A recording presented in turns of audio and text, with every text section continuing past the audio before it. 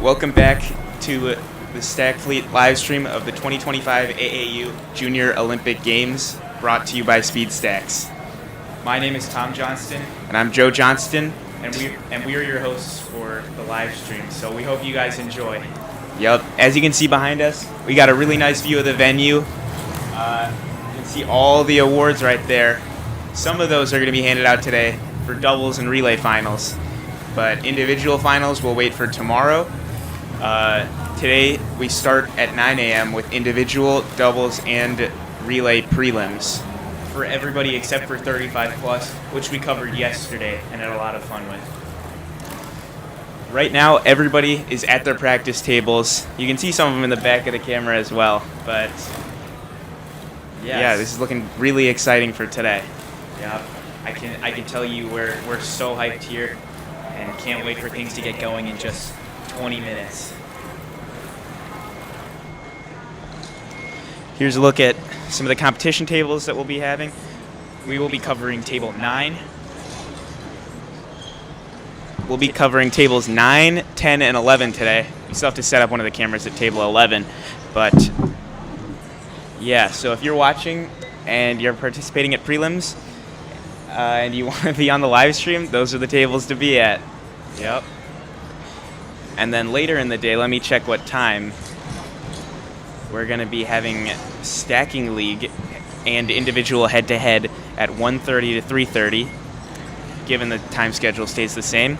So we're going to be moving a little bit across the venue to cover Stacking League. So today for Stacking League, it's matches 1 and 2 at tables. Tables are kind of weird on the schedule, but and then there's individual head-to-head on the other side of the venue.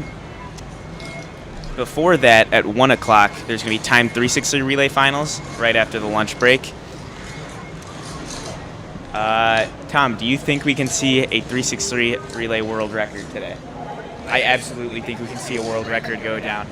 I think with the depth in USA sports stacking right now, I think any combination of 4 top guys could really make a difference and break that 12-second barrier for once.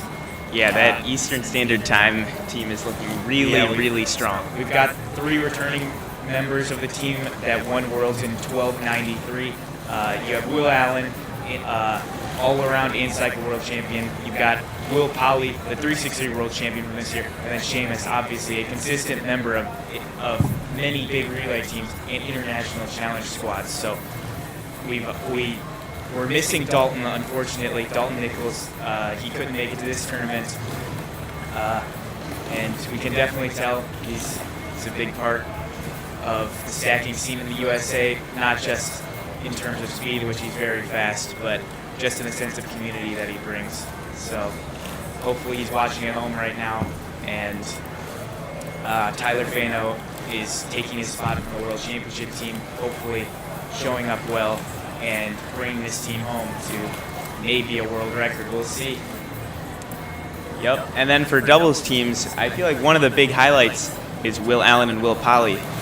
I think they're probably the favorites going in. They've been practicing a decent bit out of tournament.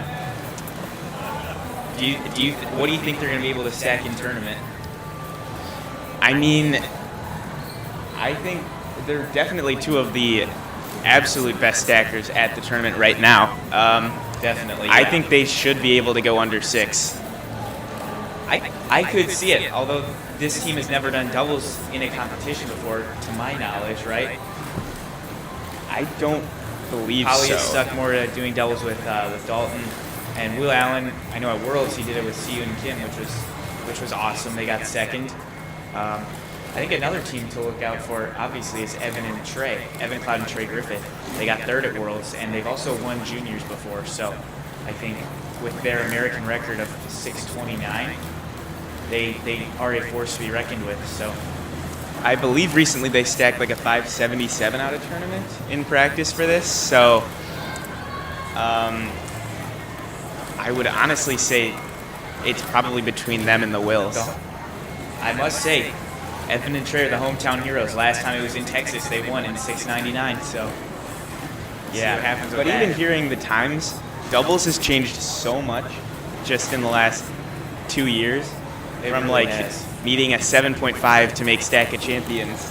We stacked at 7.8 and we made it to Stack of Champions in 2022. Which is just crazy. We dropped that to a 7.3 state record. But doubles has just exploded in recent times.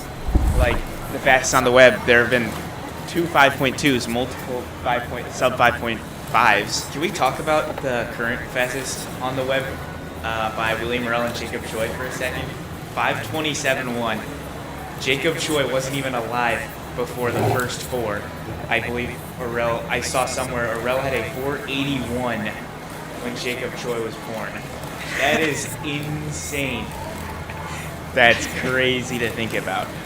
And Jacob Choi is just another stacker who exploded the last year. Absolute monster. So we could see a lot of things happen. I'm excited to see what Jacob can do in individual prelims. Yeah, I think that'll be really telling of his finals. Absolutely. After his 5th place finish at Worlds, I really think we can see some big things. Man, this is going to be so exciting for today. I'm just like looking around, getting super excited. The competition practice tables are filling up like crazy. I imagine it's impossible to find a spot. And there's definitely no empty tables back there. Yeah, this table actually is from back there. We were told we could just take it. So pretty awesome. Yeah, we have 2 of them actually. One's over there for our stacking league coverage. We're very excited to see how that turns out. Fun fact, the 2 of us were actually in demo for Stacking League in 2024 at the Northwest Illinois Sports Stacking Championships, which I believe can be located on a playlist by the WSSA on their YouTube channel. If you want to take a look at that sometime. Maybe you don't want to take a look, but yeah, maybe you do, maybe you don't. I don't know, but it was fun. We tried the Korean version of Stacking League as well, which has been going around, and then obviously we tried the American way. Not sure exactly which one this is that it turned into, but yeah, it was fun. So hopefully the teams that qualify for that find some enjoyment too, because I know it's a pretty fun event. Yeah, as Lisa said, this format could be the future of the sport. So it's great to be getting tests out. This is the first official running of it. So super exciting. I see Peter Ford out there at the practice tables with his Stag Fleet shirt on. So speaking of the Stag Fleet shirt, I'm gonna go grab anyone out. All right, and we will be right back.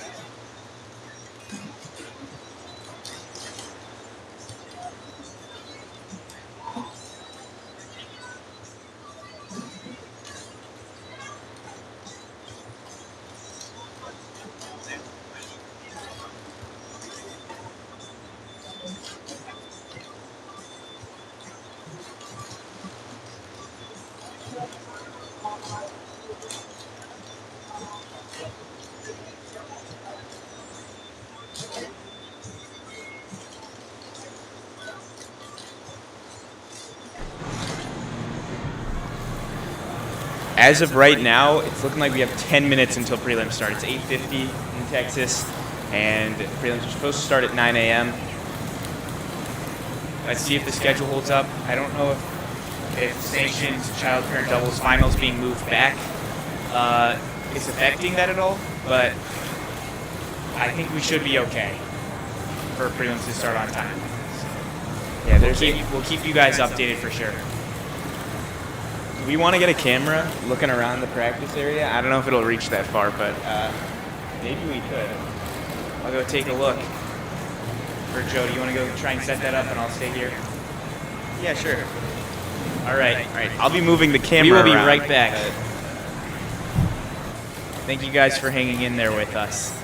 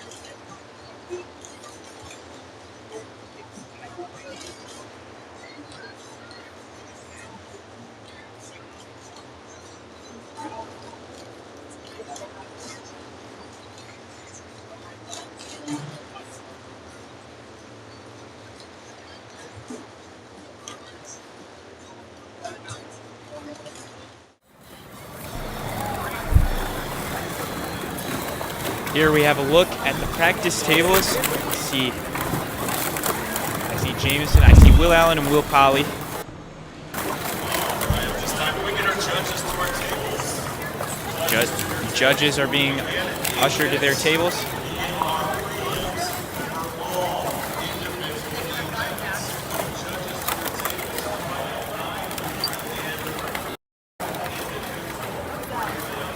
Say hi. Hello, Sarah.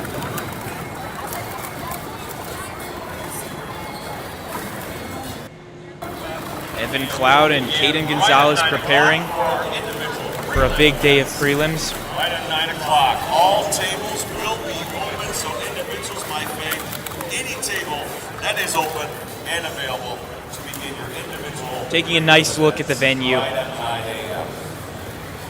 The AAU Junior Olympic Games Sports Stacking Championship poster. And now we have the main stage. Take a look at that. Isn't that awesome? Buckets of jumbo cups. And so many trophies. Joe, if you want to go take a look, we can get a little view for you guys of what is to be handed out over the next 2 days.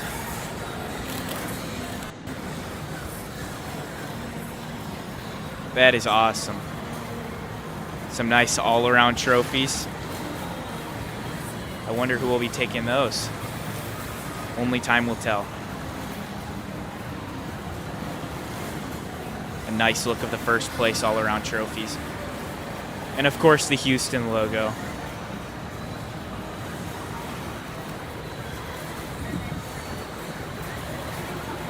So much hardware. Fun fact, they actually changed the way medals are distributed for the Sports Stacking Championships this year. Top. Switch. Switch cameras. So they changed the way that the medals are distributed. Only the top 5 in each division of finals receive them. So you had the mic. Welcome to day 1 competition for Roswell competitors. Of course, the best. Of course, you forgot, right? I'm sorry. So we are ready to get started with our prelims. As soon as judges are sitting at a table, you can come and get on deck. Once you come to the on-deck table, you have committed to compete. Sorry, a couple technical difficulties right there between the two of us. That is our bad. We are on great terms. Some people like to do the relay first. Some people like to do the doubles first. Some people like to do their individuals first. That is up to you and your team. Because you come up to the on-deck table, and when a spot is cleared in front of you, here we have a look at our table 9 and table 10.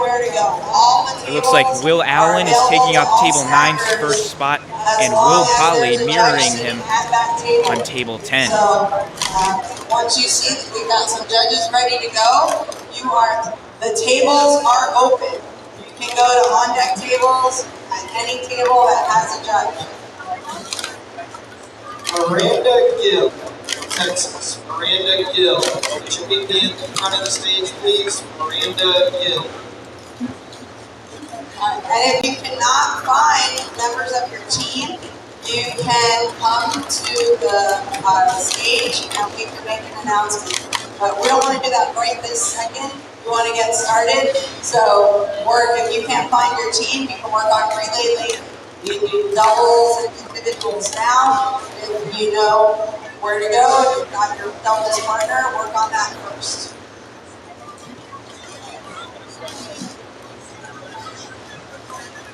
You only need to bring your cups. You only need to bring your cups to the table. A mat and timer is available to you in all spots. You have to bring your prelim sheets though. Make sure you have the sheet for whichever event you are competing. Bring your paper and your cups. You can see Will Allen and Will Polly in the backgrounds of these shots. There's Peter Ford as well. One thing you'll notice is that all 3 of them have Malaysian Open 2019 green PS2X. I think without a doubt that can be considered the best set of all time, right? Like, it's used everywhere. And even though it's Asian exclusive, so many American top stackers have gotten their hands on these. Do you guys agree that they should come back, or they should come to the United States? Similar to how the Neon Orange Pro Series came back, because those were the 2020 Malaysian Open Pros originally. And then they were rebranded as Neon Oranges. Here's a look at Mike McCoy and doing his prelims. Looks like he got a 401 and 333. Will Allen looks to be up at the table.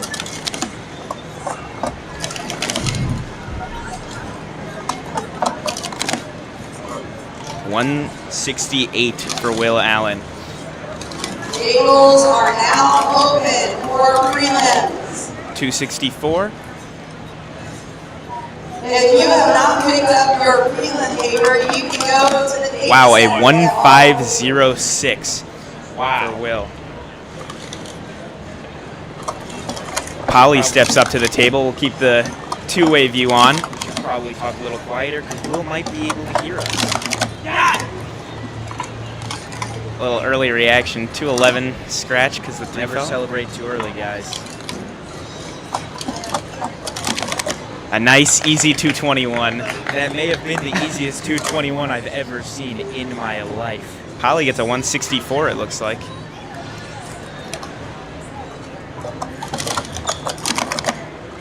$212. Polly with the 162 scratch. Tom, you want to keep an eye on Will, and I keep an eye on the other Will? Absolutely. I'm actually recording Will Allen with my camera right now. With Joe's camera. Polly with an easy 213. Pretty much clinches his spot into the final. Barely off of Will Allen's 212. Oh no. 750 for Will Allen. Will that be enough?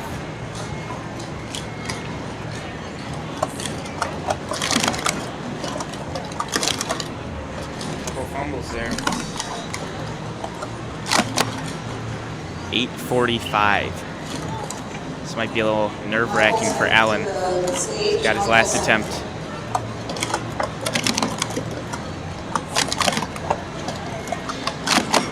Oh, clutch 589. Wow, that was scary. Never doubt the world champion, Will Allen. Polly is currently going for cycle prelims. I believe there's only 10 in his age division. I think I heard that somewhere too. We got Peter Ford up on the table.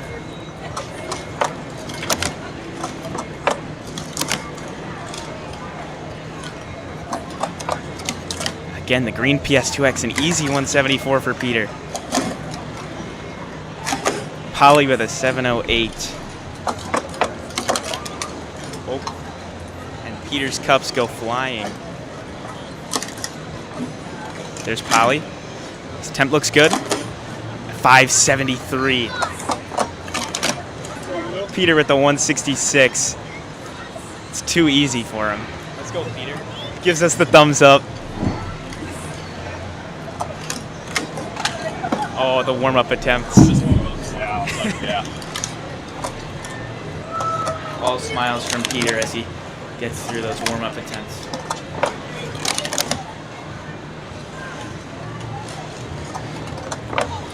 He's repping the Stack Fleet shirt well. 215 and 363. Should get him into finals. Visible slightly behind the screen is Caitlin Quinn on the warm-ups. Here's a bigger view of Peter. And a 2:05. That's the fastest time we've seen so far.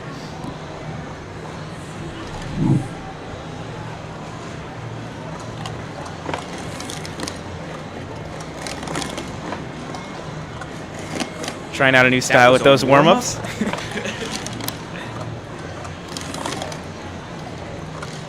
It's too easy.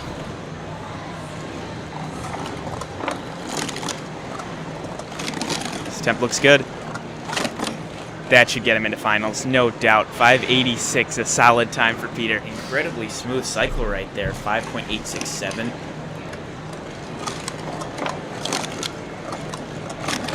What are we about to see here? A 555, that is insane. Doesn't even break a sweat. Going for the 4? Oh, a great What an attempt. attempt. And That even was- faster time. That was a really, really good session for Peter. strong showing. He Should be might very end promising. up as the leader out of prelims. Let's go, Peter. Gives us the thumbs up.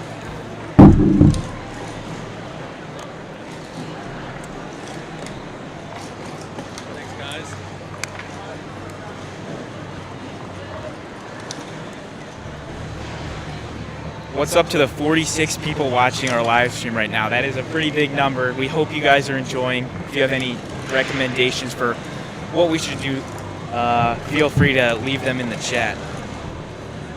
Peter, you want to say hi to the live stream? Well, I was going to ask if you wanted some, like, post prelims interview.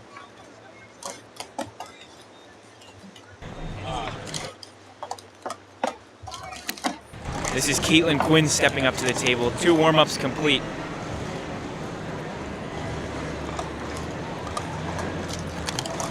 .280. Shakes her hands a little bit. A 2.412. A respectable time.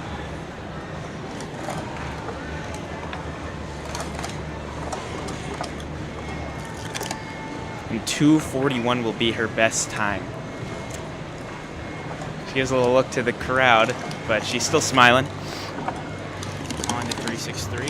How many people are in her division? Do we know? Let's check really. 2.853. I believe that should be comfortable to make. So for her division, there are 15 stackers. I believe her 333 will still be enough. 2:48, almost matches her 3:33. Very impressive time right there. That will make her into finals, 100%. There we go, an easy 2:34. Wow. Makes it look like it was nothing. By the end of prelims, that could stay as first.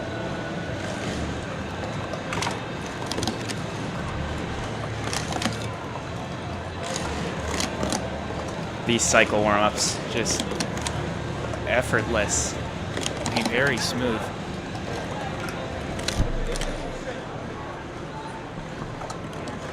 First attempt. Oh, a little fumble there.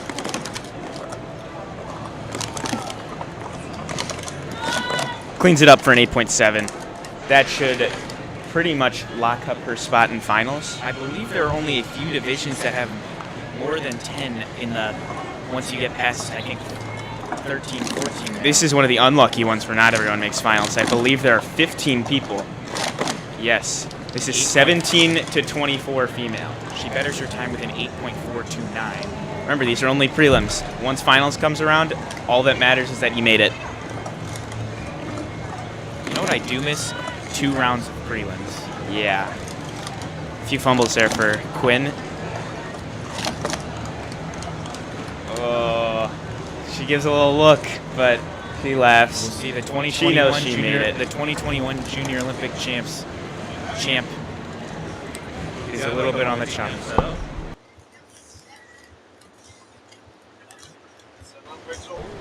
On the mic, we have Peter Ford. You want to give us a little rundown of how your prelims went? Well, the prelims, you know, going into this competition, I have 8 people in my age division, so the nerves for prelims weren't there this time. I just went up there and stacked consistent. All I needed was 1 clean attempt, and I was locked in for finals. I feel pretty good. The point of prelims is just getting into the finals. You know, you don't have to go 100%. You just have to go consistent. Ideally, like 50% on your first try, and then hopefully it's good enough to get into the next round. Absolutely. Thank you, Peter. Yeah, of course. Thank you, guys. He says not 100%. A 555 isn't 100%? We might be in for a big surprise from Peter.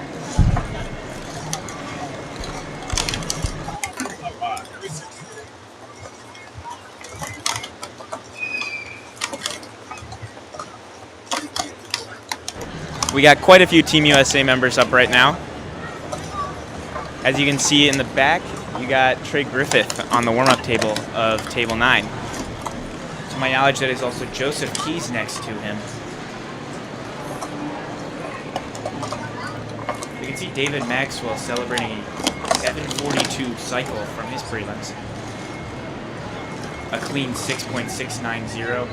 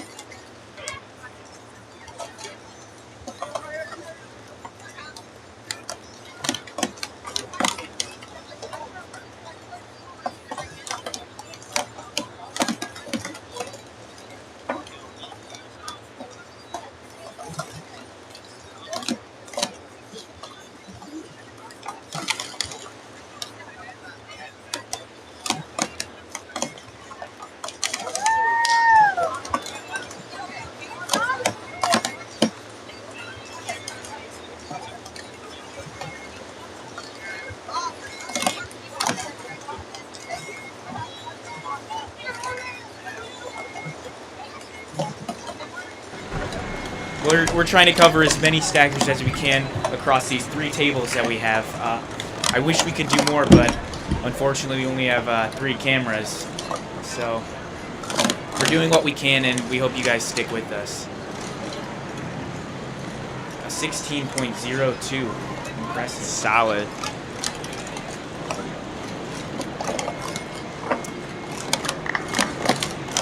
Man, I wish we had a camera just on the spectators over here. There's so many people just with their phones out recording. 9.08 over there. Looking good. Another 16.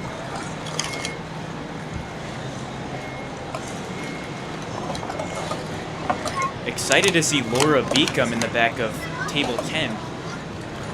Now moving up to the competition deck. Brings 3 sets with her. Oh my gosh. She has this down to a science. You can tell she is the real deal. And I think it's going to be hard to stop her in this year's Junior Olympics. We had her ranked going in as the #1, and I don't see any reason why that wouldn't stay the same. Tom just left to go take some pictures, but I'll still be here. Looks like Joseph Keys is stepping up to table 9.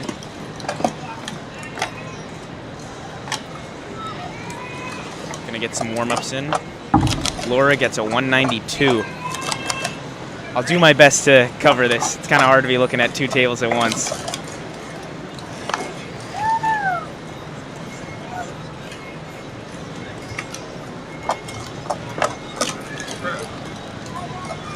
Joseph again using green PS2X, the most popular set in the world right now.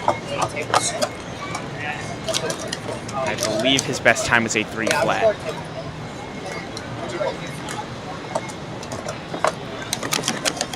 If I saw correctly, Laura got a 274 right there, and now she gets a 251. Joseph gets a 228. Should be good enough to make that. Laura going quick there. She gets a 231. Cannot see the last decimal there, but 207 scratch from Joseph Keys.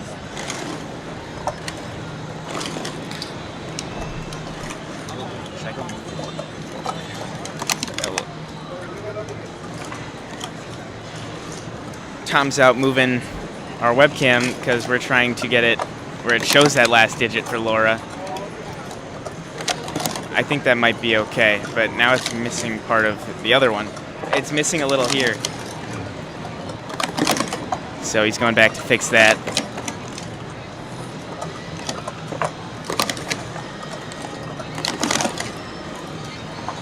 All right, looks like we're good now. You can tell what it is. Joseph gets a 780. Laura right now going fast. Laura gets a 645. Oh my gosh. Wow. That will probably end up as the leading time from prelims. You have to imagine.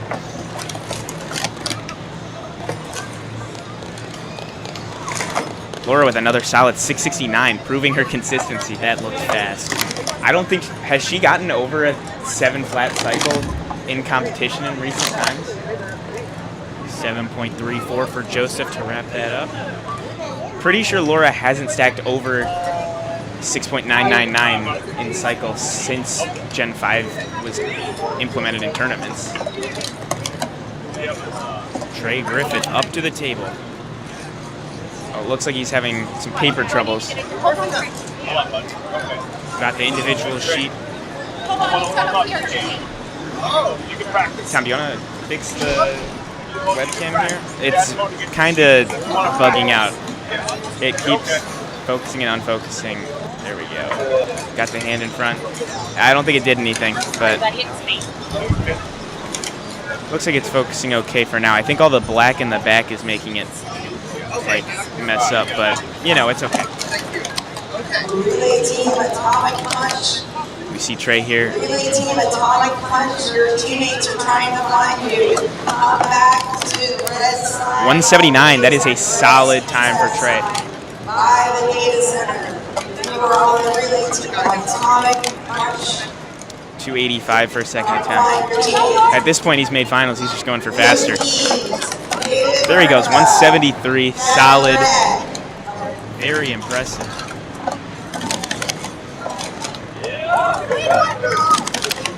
Some excitement from table 10 right there. You have 2 individual You'd love to see it. sheets. One says Trey, 240. That's today.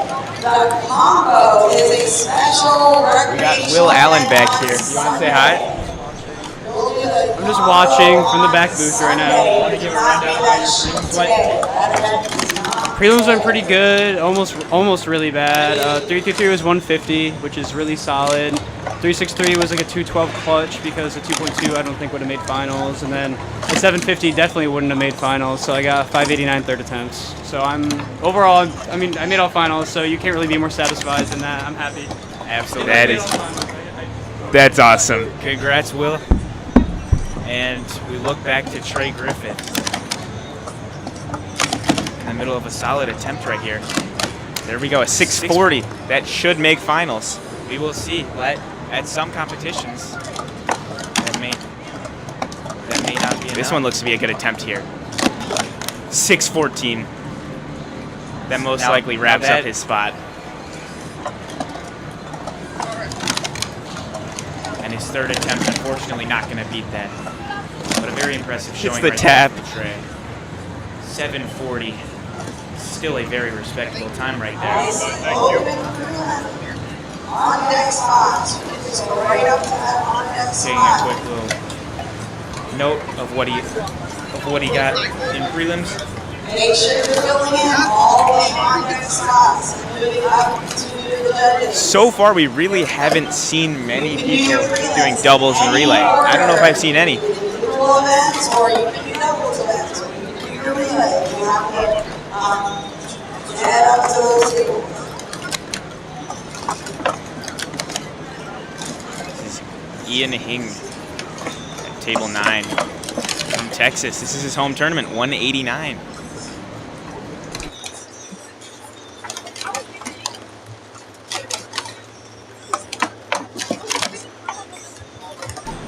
Ian with a 179.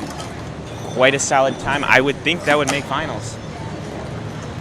We have Joey Kim on the other table, just wrapping up. I believe that was a 719. And he takes the hand towel. Ian Hing moving on to 363.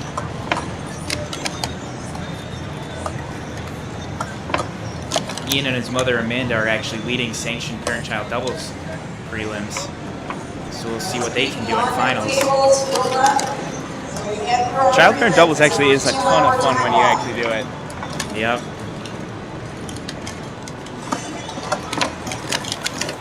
A 242 right there. Makes it look easy.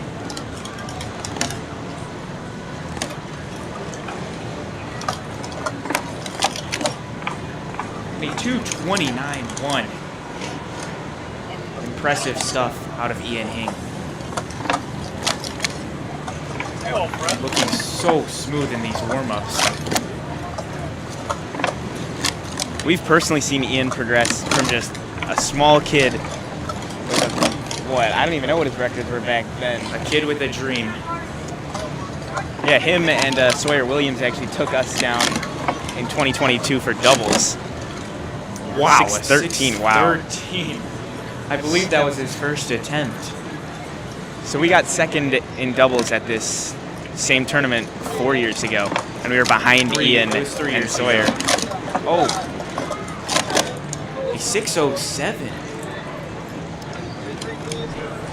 Betters his time a little bit. Any time helps. The Texan stacking on home turf. Can he get a 5? He does it. 593. That will rank him highly among the top group. Good job, Ian. Got Jamison Swick stepping up to the table, table 9. We also have Cash Osborne representing Team USA on table 10.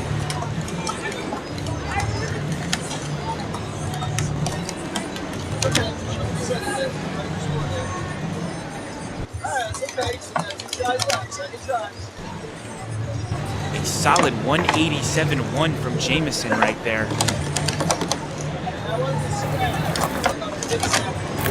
169.9 out of the prelims for Jamison. Still with one attempt remaining in 3-3-3. Trying to navigate all these camera angles. Looking like a fast upstack right there. See Gianni Barletta on the leftmost side of your screen, 184 scratch. Julian, easy 180. 1.809.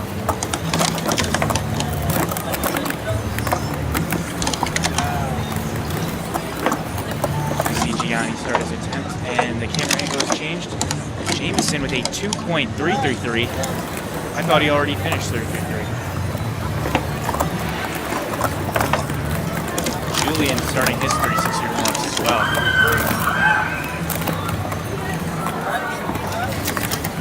A 2.243. Isn't Julian's style just mesmerizing?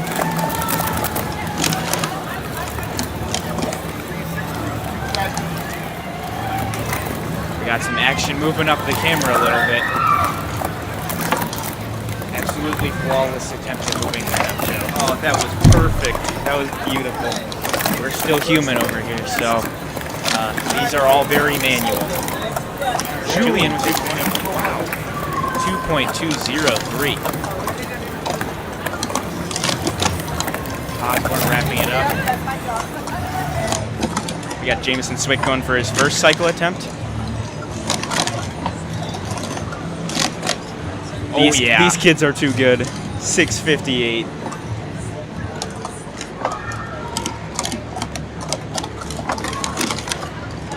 You can see Will Allen and Will Polly getting ready for doubles. 8.616 for Jameson as Julian begins. Julian, a very popular live streamer. He live streams himself stacking. 723. Jameson with a 595. Oh my goodness. Where did that come from? Gives a little thumbs up. He knows what's up. Julian dropping a 617. These times are fast today, ladies and gentlemen. Julian's approaching 50,000 subscribers on YouTube. A milestone we reached pretty recently, so exciting. Yeah, thank you all. Julian looks like he'll be ending with his 613. Still quite the solid mark.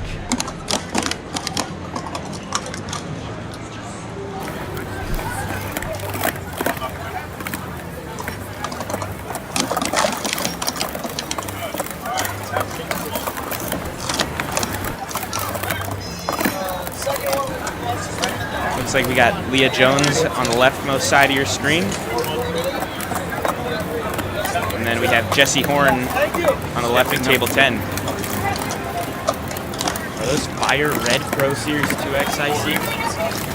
That's back from what, 2021? I believe so. I remember that set was amazing back in its prime. I know Evan Cloud was a big fan. I was a big fan. I got a cycle record with them back when I had a 590. Back when we used to get cycle records. Yeah. Long past our primes.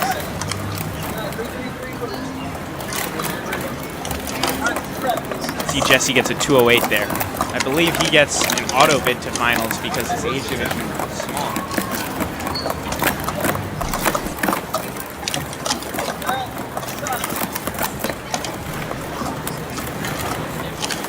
Jesse drops the cup, but it's okay. It's 5.035. In the back of table 10, we can spot Will Allen and Will Polly practicing doubles next to Betsy Sanchez, the Joel Farrell Award winner.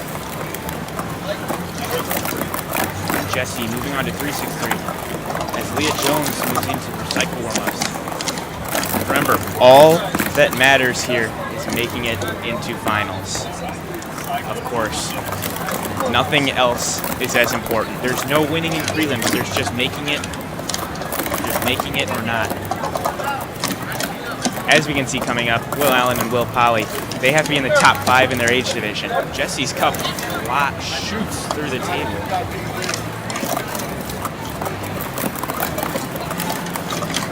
Leah looks to be having a solid attempt. Would this be a 7? Yes, 782. Impressive. I feel like we haven't seen much of her competing in recent times. Yeah, I don't remember many times that I've seen her. It's good to see her back, though. Such a strong competitor.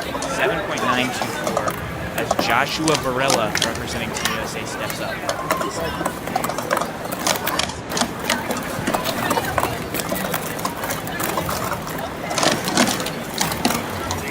Jesse Horn looking great through his cycle.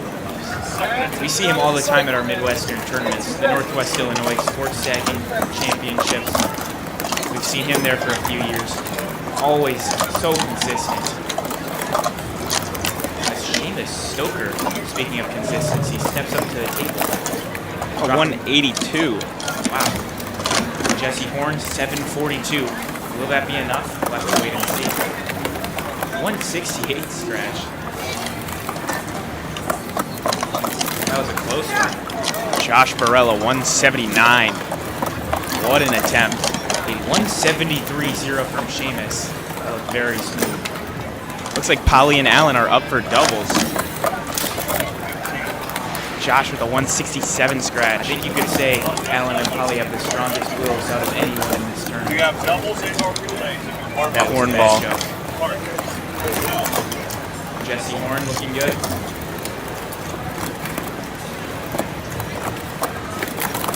I believe Josh. Seamus with a 225. Pretty decent time right there. See if he can improve. Seamus 207. We've seen a couple 2.0s, but that one looked pretty effortless to me. You see Polly and Allen up doing their second warm-up. Betsy Sanchez comes up next to them.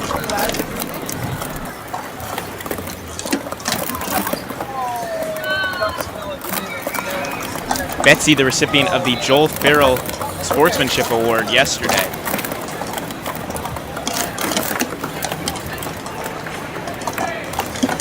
Polly and Allen get an 8.8. That's their first attempt. Fumble on their second one. Probably looking for a 6 or a 7 here. Getting 11.7.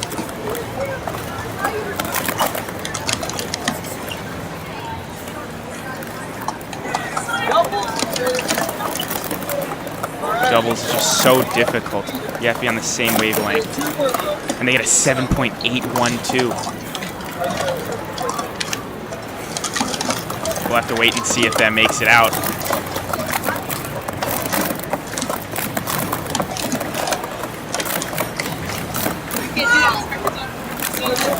Seamus gets a 10 flat on the dot. Looks a little surprised there. I got a nice close-up of the Wills, 7.8 in doubles. Betsy Sanchez up on the table. We're gonna check out some live results here. Betsy with a 2.564 right there for her 360 prelims. Jacob Grandsinger up to the table.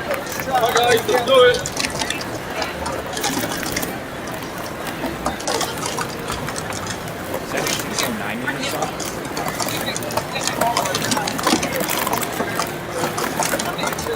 Josh Barella actually has the fastest first 4-second cycle ever, with a 4.881, the only ever sub 4.9 first 4. Just incredible. He might just be one of the most underrated stackers at this tournament. Absolutely. Anyone was really anyone who had was in extreme contention. And Josh with a 580. That has to put him in the talks for the podium. Betsy Sanchez next to Tyson Parmalee. Tyson still the 4th fastest stacker ever over 333. His 147.5 from, I believe, 2022. I believe that was at St. Louis. Yes. Does not feel like it was in 2022. Is that Kellen Wu I see rocking the Malaysia jersey? Last minute registrant. And we also see Caitlin Quinn and Kaden Gonzalez, Team New York's doubles team right now. Betsy, 6.479. I'm not sure if that is first overall right now, but very, very fast.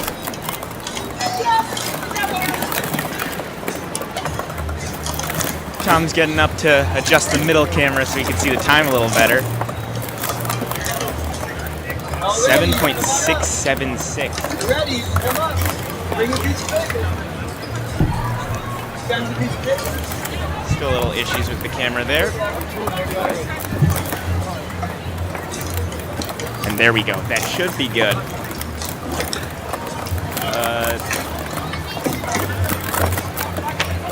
There we go. That's perfect. Kellen onto his 363 finals right now.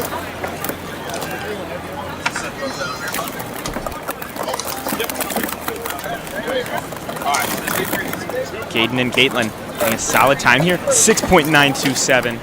That must be leading them through prelims right now on their third attempt. Kellen Wu cleaning that up. 741, I believe, in 363. Oh, Kellen drops the cups.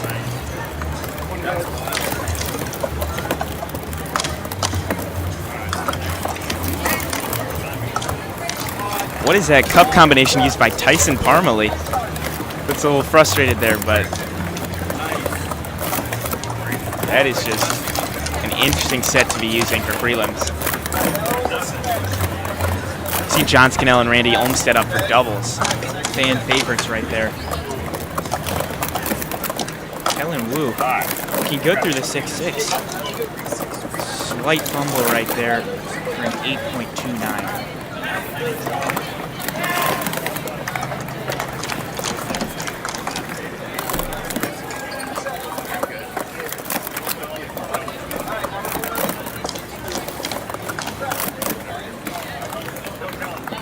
Kellen with a 6.864. This time in cycle. And the first three. Oh my gosh, a 382 scratch in cycle. That could have been a world record. I don't know about that. It's pretty close. We see Naoki coming up.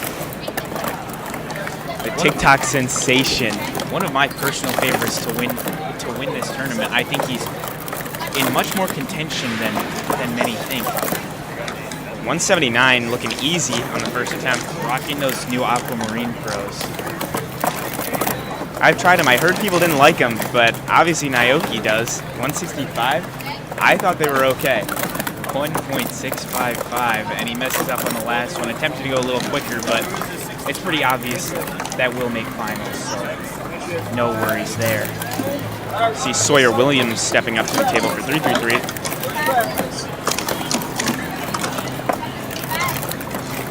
Next to, I believe, Sam Epstein. Naoki with a quick little scratch right there, but still has two more. Easy 230. 2.3 on the dot.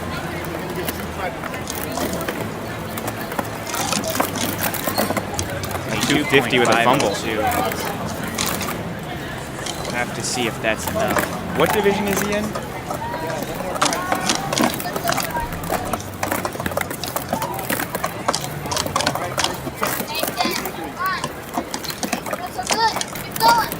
Looks like Sawyer just got a 199.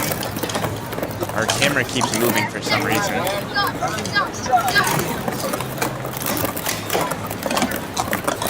Naoki fumbles but recovers really fast. It's a 672.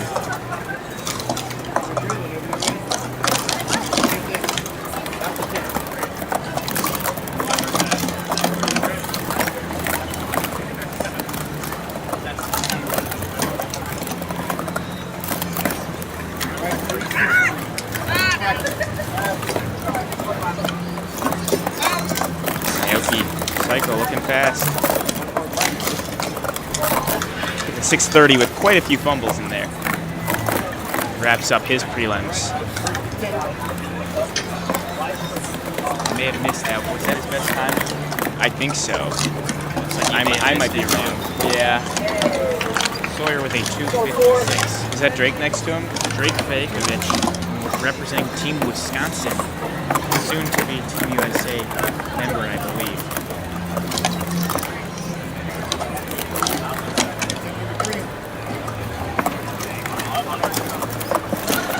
2.035. Benjamin Eriksson from Team Denmark.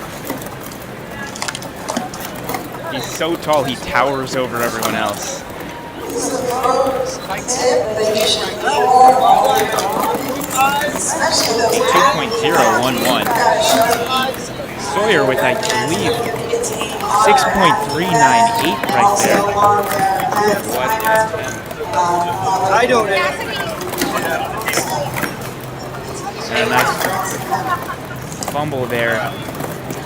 Apologies if there are any loud noises that come from behind us. We're in the middle of the venue, so people walk past us. Doesn't harm us, but I see those teal Switzerland cups being used by Ericsson. Very exclusive. Only to the World Sports Cycling Championships attendees. 230 right there. Doing them right. Just saw Ian Hing. Impressive 5 in prelims for him if you missed it.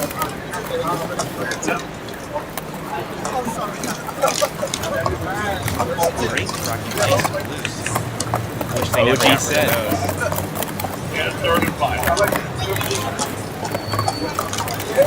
Man, can we just talk about the speed stack selection right now? There's so many Pro Series on the website. I believe they just got rid of the Neon Pro Series, if I'm correct. Those were very nice. I love those. It was a set I stacked a lot with. I almost felt like they were too fast for me. Yeah, except we personally bought more. 6.455. These prelims are fast today, man. At 7.145. Saw 7 flat on the timer for a second, but Ericsson dropping the cups a little bit, but nothing to worry about.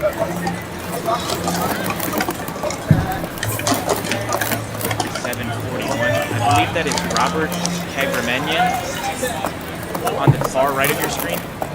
Oh, so he's using the new Junior Olympic Pro Series, the blue ones with the red logo, and a 6:10 from Benjamin Ericsson on his 3rd attempt. Drake with a fast down stack for a 796. Consistent for sure. I probably got that time a couple times in juniors and prelims. I was never great at this tournament. 6.595 from Drake. Tom, let's talk from experience.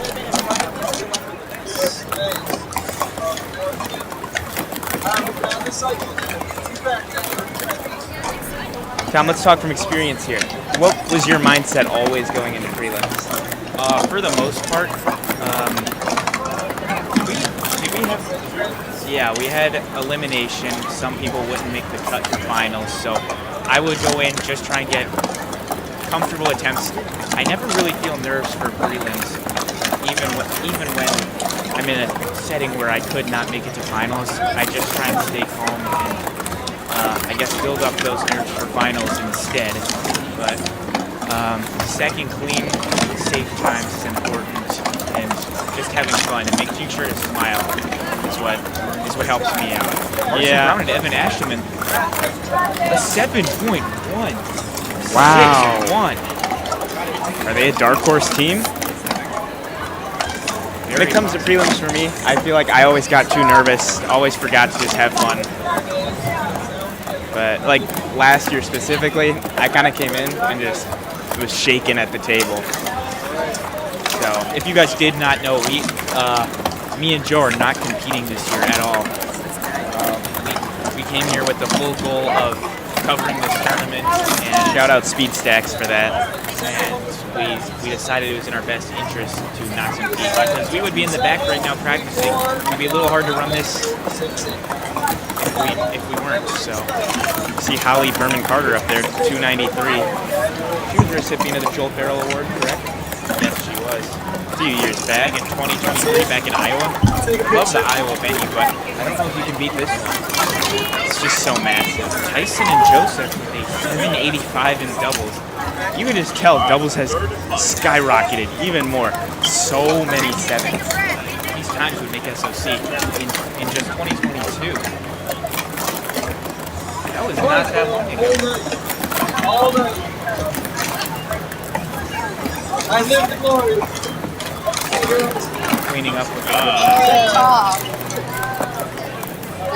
Robert Kagramenian.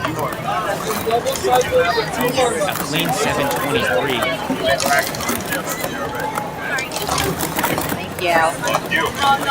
Joseph and Tyson. A 7.346 scratch right there. A 6 tipped over. Close one for sure, but 7.8 will have to do for those guys.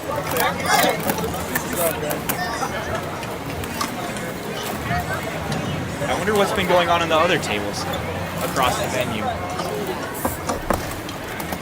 Man, it is just a sea of red out there.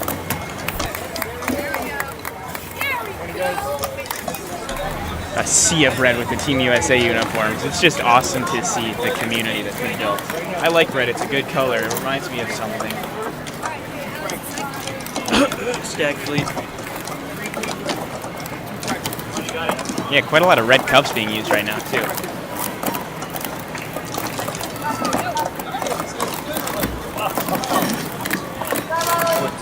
Quick little drop there. Jacob Choi gets a 160 scratch.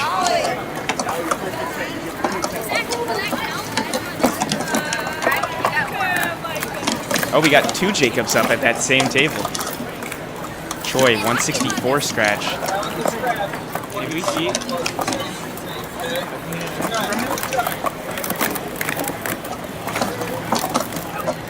He may have missed his first attempt, so we'll just have to wait and see ourselves what that was.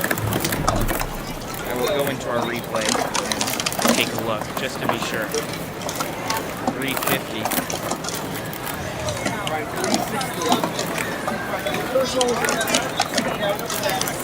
211 for Jacob. It's too easy. That's faster than Will Allen and Will Polly's time. He's got to put him up. How old is the kid? I believe he is 11. I want to see it. First one. Unbelievable. 15. All right. Thank you. Future of the sport. First time here. All right. This sheet is going to be for tomorrow. So I'm going to hold it right here, okay? That'll be tomorrow on Sunday. It's the 333 right now. You get 2 packets.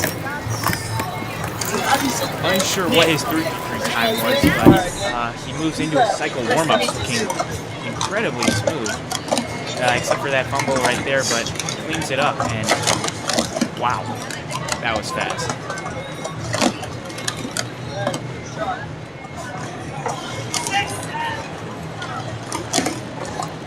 Choi, 6:01, just misses sub 6, but it'll do the job, and that's what's important.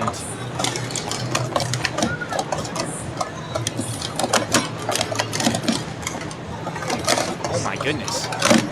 Choi with the 529 scratch. What on earth? Oh my gosh. He's insane.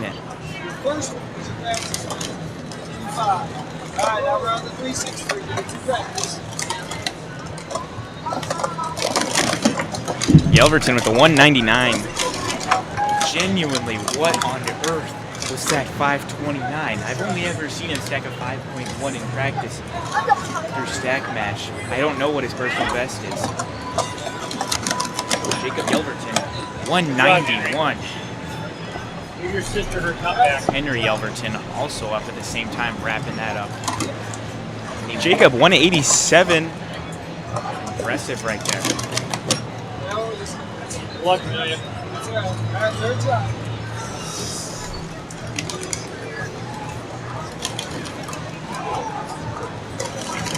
Sorry. Nice one. That was a fast goal. Trying to help your brother since we have the cycle. Practice.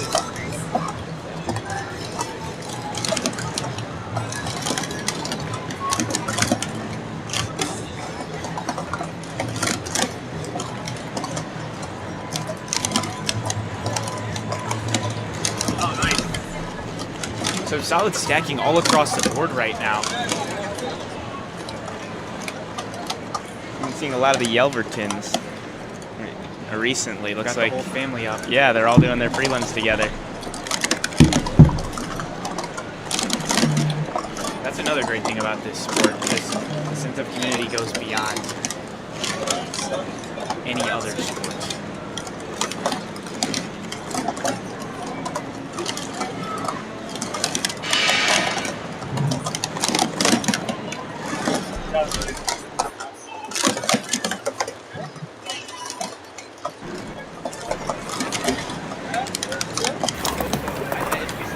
That's Cullen Dillistone getting ready for cycle prelims.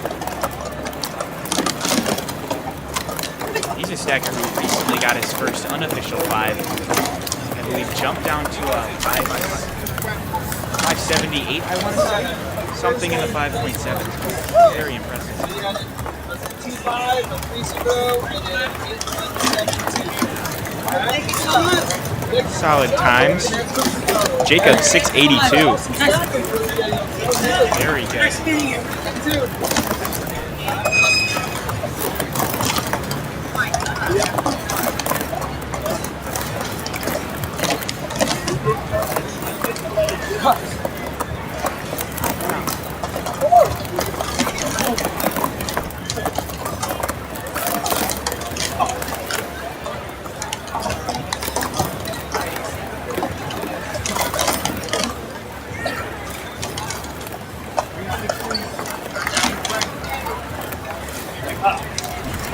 Is that your first attempt? That is Emily Nguyen. Your first attempt? Is that Chris joining her? Christopher Chung steps up to the table With the his first competition in 2 years. rocking the older 2019 Team USA jersey.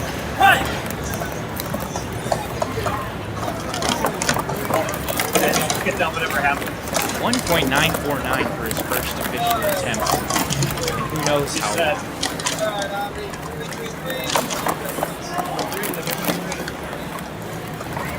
I remember back in 2022 when those green pros were debuted. 3-3 in the 15-16 male division. I stacked a 2.007 and got 9th in our division. Chris Chun was the only one behind me, so we rocked it out on the bottom 2 spots of the podium together. You broke about a whole set of those green PS2X at home. I did. I have 11 broken ones in a stack right now in our house. A 2.283 from Chris. Looking good. We have Avi, our fellow Illinoisan over there, with a 2.21 in 3.3. Good to see you again. Good, buddy. You good? Yeah, doing great. This is Judd Russell Piedad. You can see the lone star, Texas Cup as his stabilizer.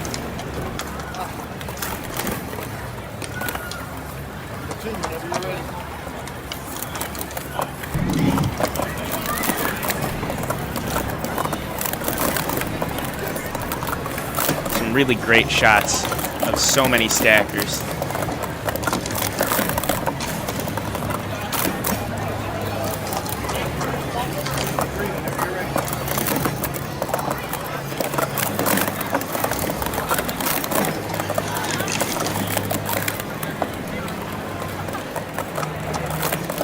.438 for Chris, a 182 for Judd. Switches his cup. See him rocking a little Texas stabilizer. 602. What on earth? Chris Chun is back and better than ever. Fun fact, we're actually right next to Judd at our own little table right here. See, turn the camera a little bit to the left, you would see us. You can also see Evan Cloud at the warm-up table behind Judd. Oh, a 226 scratch. Heartbreaking. Chris Chun wrapping it up with an 837 and shaking the judge's hand. Bobby looking clean.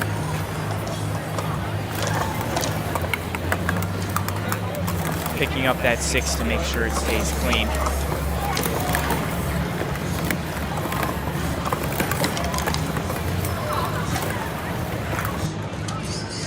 Drew Pridgeon, seen on the left of your screen.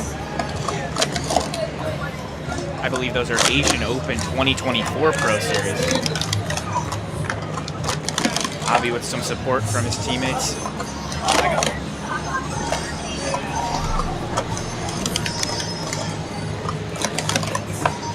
Judd looking smooth. We'll see where this turns into for his cycle prelims. We got Caden Gonzalez up. We had him ranked, what, 4th going in? I believe we had him in the top 5. Not sure where.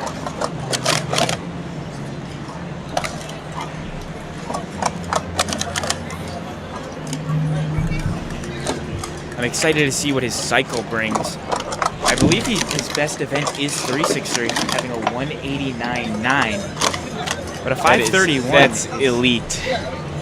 Absolutely. The surge he's had in the last 2 seasons. Oh. Very Caden impressive. fumbles for his first few 3-3 attempts. Don't know if I caught what his first attempt was. Did you? I believe he has only 10 in his division, so it doesn't really matter as long as he manages to get a clean time. Wow, 225 looks effortless.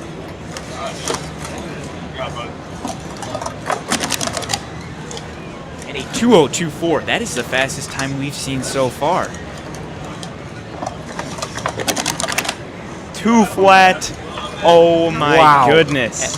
Evan Cloud steps up, 3rd place in the world in 363 with a 2 flat, so must be a little bit of nostalgia taking a look at that on the tournament display. Caden looking smooth through his warm-ups. Evan did represent Team USA in Switzerland at Worlds. Got 3rd in 363. Caden looking good. It looks so 110.1. easy. 6 flat. 6.001. Oh my gosh, he has a 2 flat and a 6 flat. Unlucky. Evan gaining a lot of experience from Worlds. And other international competitions. He's podiumed at many juniors and in many events throughout his competitive career. I believe there was a time he didn't place top 3 in any individual events, and he still was on the podium. Yep. That is indeed true. And Caden fumbles his final attempt. I believe that ends his prelims run now with solid times across the board. Cloud gets a 186. The hometown hero. Forgot to mention, but Caden Gonzalez with the new bleach buzz, I believe. Lily Miller, one of 2 female stackers to have achieved a 5 in tournament In the U.S. I believe one of 3 stackers here to have a 5 in tournament. as Laura Beacom from Great Britain, Northern Ireland. And survived. Caitlin Quinn having the American record. Evan Cloud with the the 2088 scratch. The 3 landed on the timer, which makes it Automatically a unfortunately scratch. invalid.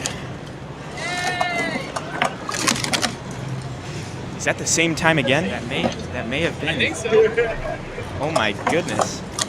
He's got one more attempt. He's got to get this in. Oh, never mind. It's hard to keep track of all this.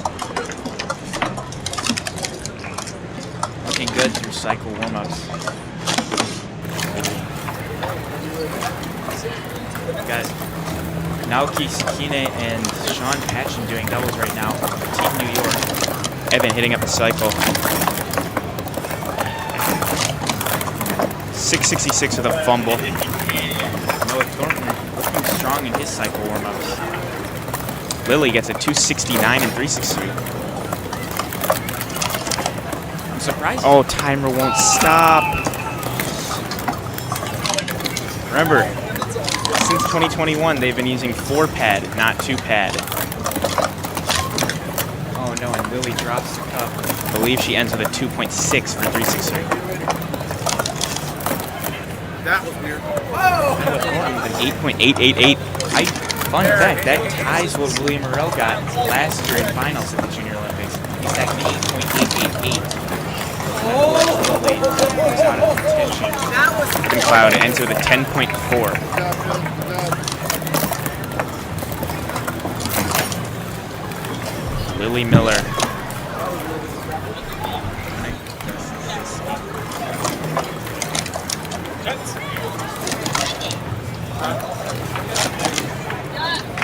Lily gets a 669.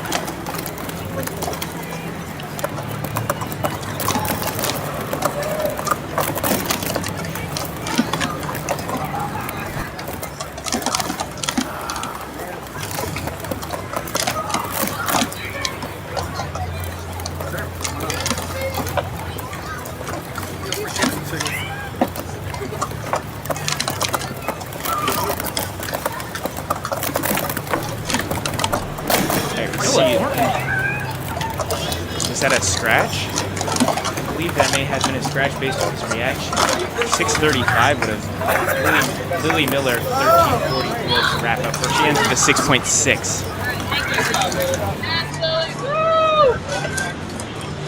On table 9, we have some younger stackers going up.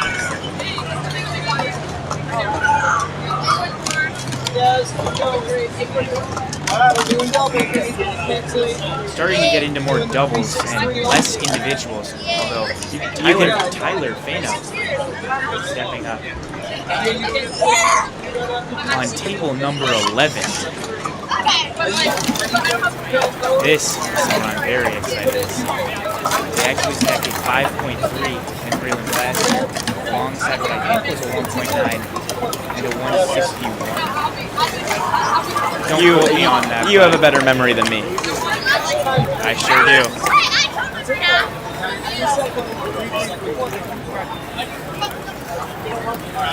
You see the younger kids there with their AAU shirts on. That's one of the coolest parts of competing at this tournament. You get one of those white shirts. We should have signed up to compete just to get one.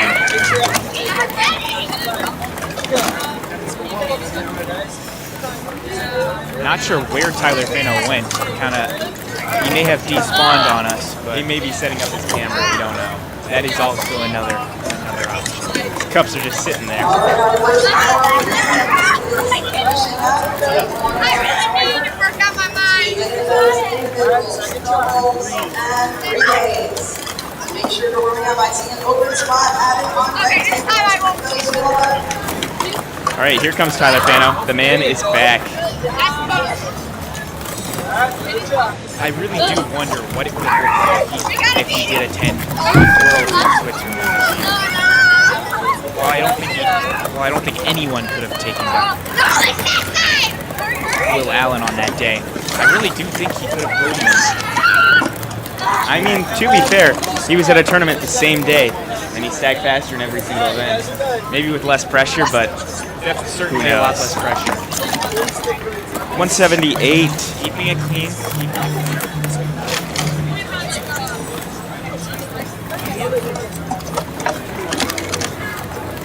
I believe that's one of the Choi brothers up there.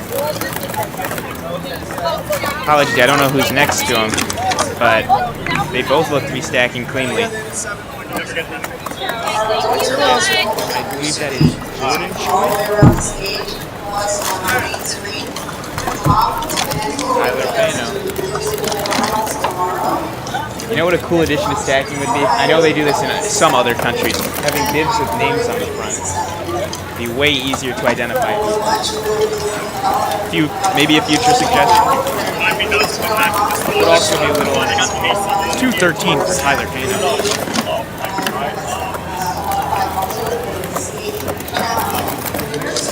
2022. Wow. Tyler has just been so consistent at juniors over the past few years. I missed what his previous time was. Can you catch that? I think We know he at least got a 178, but I'm unsure of exactly what that was.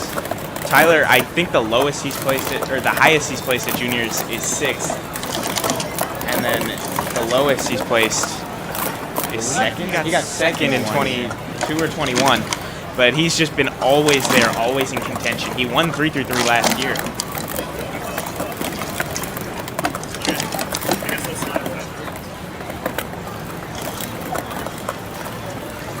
I think the pattern going on right now is that it goes individuals, doubles, relay for most teams.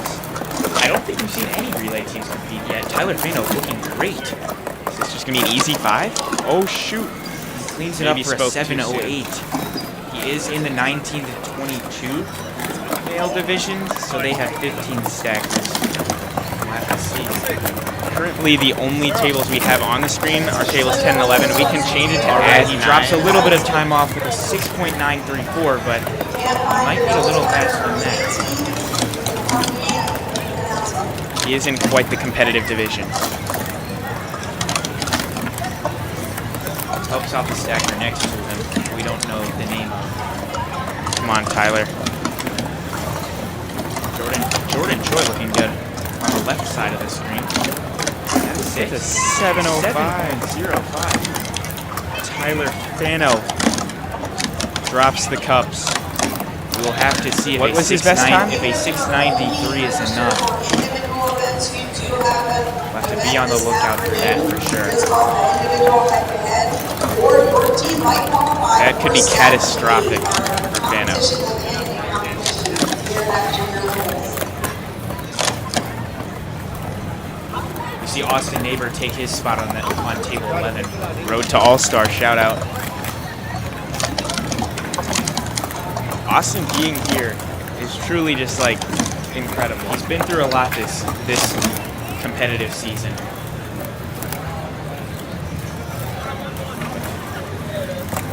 Get to deal with Starting his 3-3, 186. get to deal with pretty bad illness. If you watch his Road to All-Star Season 2 video on his YouTube channel, he goes in deeper there. But he recovered for Worlds, and he's back on the highest competition stage of the world. That is Sawyer Williams and Ian Hing, the 2022 Junior Olympic doubles champions. Also as an update, Jesse Horn and Sarah Raptis just got a 7.451 in doubles. 10 o'clock. Got to update Matt with the time. It is officially 10 o'clock, so we look to be moving pretty well on this schedule. David Maxwell and Jacob Choi, 8.633 for doubles. Austin Neighbor.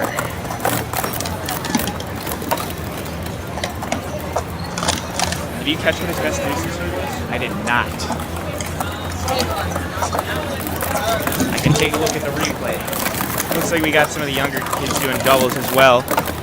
7.8 right there. Was that a scratch?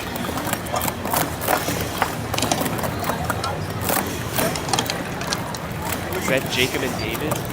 Jacob Choi and David Maxwell. They got a 7.8. I don't know if it's Two clean based on their rising reaction. stars in this court. Austin got a 231 and 360, so he did get a good clean attempt. And he's 6.588. The 2022 AAU Junior Olympic champions in Ian Hing and Sawyer Williams are back. They are leading through prelims now. Austin's what I think was a 6.642 scratch. It might be time to start talking about Sawyer and Ian as the favorites. I agree. You cannot count them out. Currently leading prelims Austin overall. with a clean time. That looks oddly similar to the time that he just got. I don't know if that's just me. He's got Saskia and Laura starting their doubles prelims on the other end. Here come Seamus and Sarah Quinn.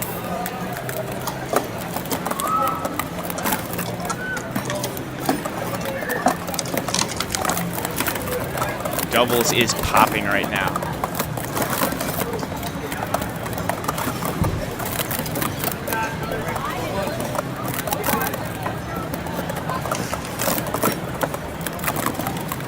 It's looking that in most of the upper age divisions, you need at least a 7 to make it for sure. Two solid teams going right there. Lauren, Saskia, Sarah, and Seamus. The cutoff for the divisions might be 7.5 to below. I believe Sarah and Seamus, being in the open division, have a free bid to finals. As from what I know, there's only 5 teams in the division. There may be 6, but for being open, that means it's wide open.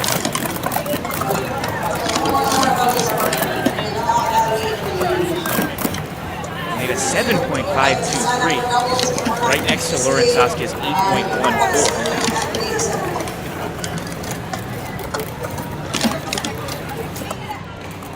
Gonna take a closer look here.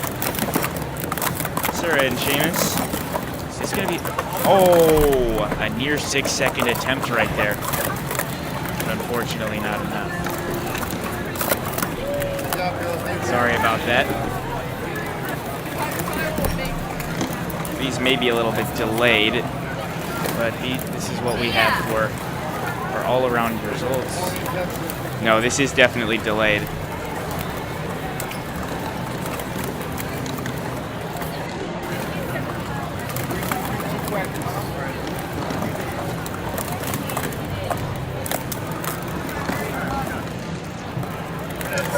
back to our two-table view.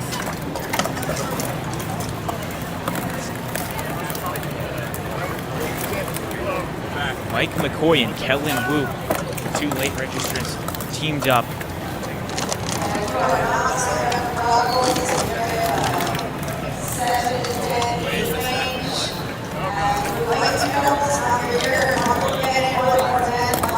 I wonder what we'll see from them.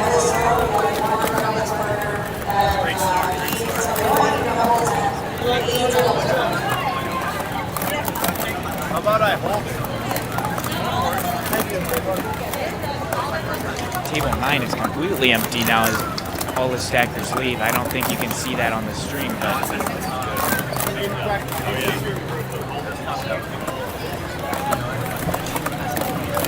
see Mike McCoy and Kellen Wu up there, table 11. We did not get a chance to see Mike McCoy's prelims. We do not have a camera at the table he went to for his individuals. Now we can see their doubles. Shaking out some nerves right next to him.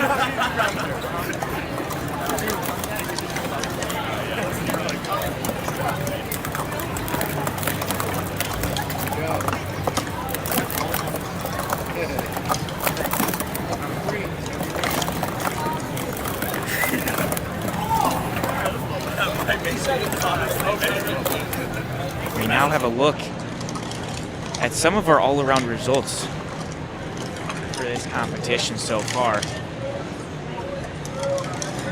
I need a quick refresh there. Apologies for the delay. This is a new feature we're testing out.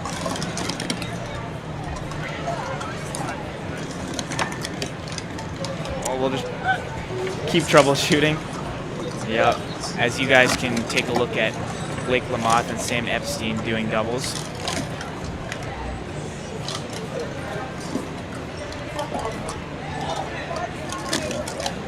Looking good for a 10.560 in a competitive division. We'll see what they can achieve.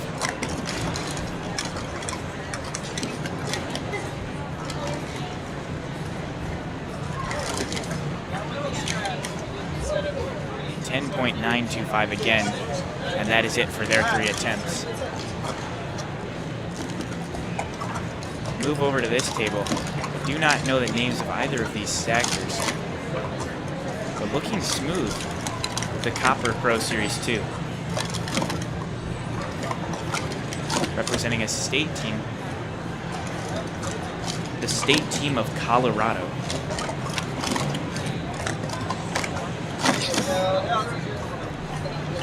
All right, here is the leaderboard. We finally got it to work. Apologies. There's a little bit of a cutoff in there, but it's okay. Ian Hing's name is cut short. A little bit cut off. Not sure why that's happening, but Peter Ford is currently leading all around for the males, 927.6. Will Allen is in second with a 951 overall, and William Polly, 9.647. Jacob Choi and Seamus Stoker looking pretty similar to their world's placements right now. I believe that may just be switched around. Jamison Swick with a top 10 with a sub 10 all around. Very impressive from those guys. There's only one on the table on each side, but you want to come right up to table 6. You're all warmed up and ready to go. Now Tay Cook steps up to the table. 2,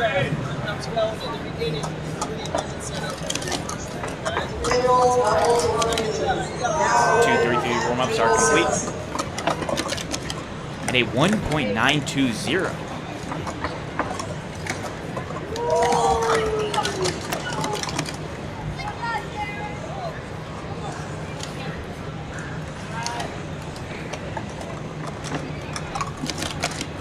From what I'm aware, this is Jared Choi's prelims. He just got a 2.042. Very impressive for him. I think he is the youngest out of the Choi brothers.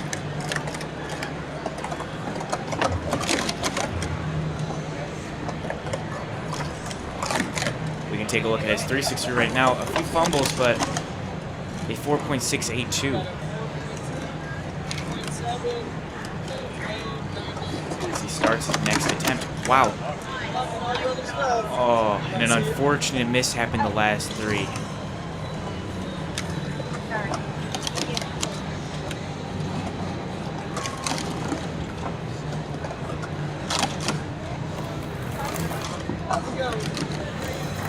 Apologies for the spamming of those transitions.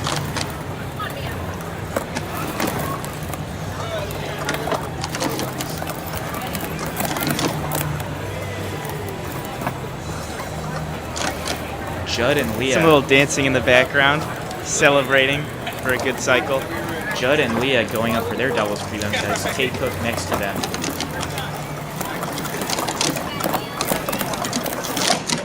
Looking good for a 7.677. Solid mark for him.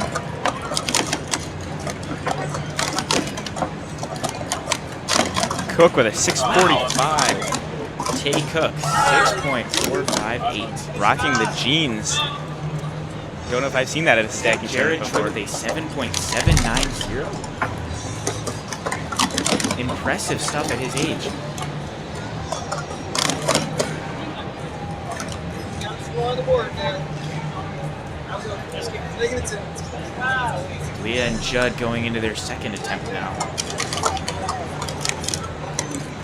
We have a younger stacker on the far right of this screen. Looking to be going through the 6.6 with pretty solid speed. Cleaning up the 110-1. Some fumbles there. I don't know if that was clean. We'll have to see what the judge warrants that. Judd and Leah halfway through the cycle, and it falls. Unfortunate. Gonna pull up some results. And I believe on my we have phone. our first relay team of the right side of the venue. Kaden Gonzalez leading off. WSSA website. There we go. Pulling up some results on prelims. Neighbor on second leg. It drops the cup a little bit, but Judge keeps it clean for him. Joseph Keys making sure to keep that good. And Tyson wrapping it up. Tyson might be one of the most underrated relay teams of all time.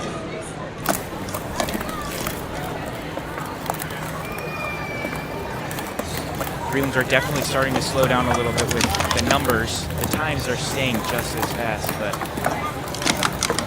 most people are becoming wrapped up as they prepare for relay. Joseph with a little fumble, but a good recovery right there considering they fell in front of the table. Quick little update here. It looks like Tyler Fano will not be in cycle finals tomorrow. He's currently in 11th place for his age division. That'll be a heartbreaking result for him, but he's the 333 champion last year. He'll be looking to add another 333 first place and 363. He's also in extreme contention for that 360 relay world record tomorrow, for today and tomorrow in SSC.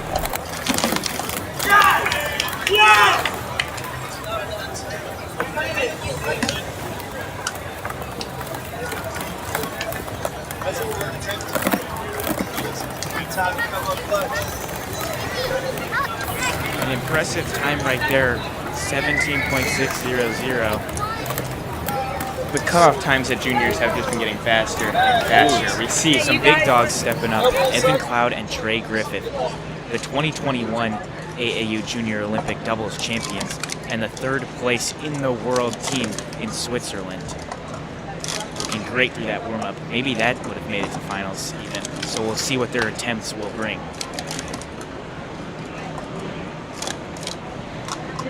Got the big screen up for these guys because some things can happen. The time to beat, I believe, is a 6.58 by Ian Hing and Sawyer Williams. Apologies for the focusing of our camera. It is way too easy for those two. Too easy. They get it done. 7.214.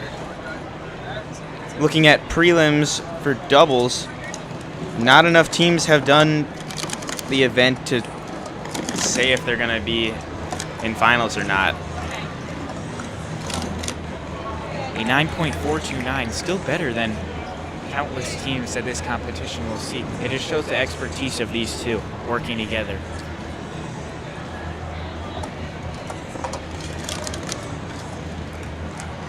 An unfortunate fumble right there. Cleaning up together, showing how important teamwork is in an event like doubles for a 9.143. This is their home turf here.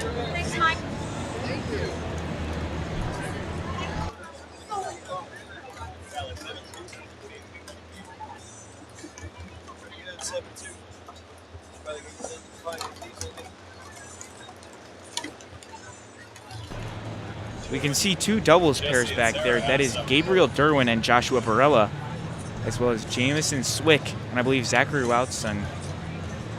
So we'll see what either of those can bring to the table. But for now, we move on to table 10 as we jump right into this relay. And another young stacker finishing up his cycle prelims, looking good. Outside of our region, we see Peter Fields and Terry Williams. Doubles they celebrate over there. You got a decent time? I believe in the 25 plus division.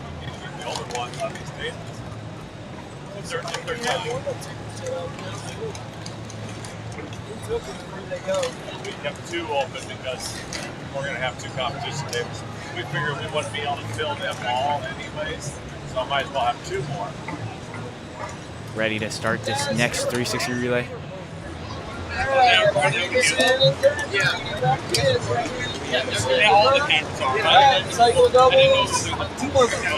Both double teams have now stepped up to the table using the exact same set. The Mint Shockingly. X. I've only stacked a few cycles with them. What a nice looking set of Pro Series 2. What do we think of the bottom step? I'm not sure. On the Arctic Foxes, I didn't seem to have much of an issue, although the bottom step cups, when the logos eventually wore off, they did get a little bit over the cups. As long as you don't overuse them, though, I feel they just look so clean. I fully agree with that.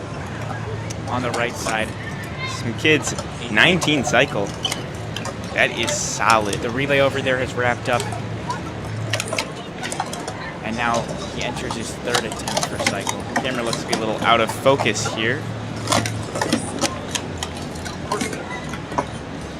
Oh, it focuses back in. There we go. Gotta love autofocus, everyone. Yep. A 22 for Jameson and Zachary. 17.715 on the far right. These are just solid times all across the board.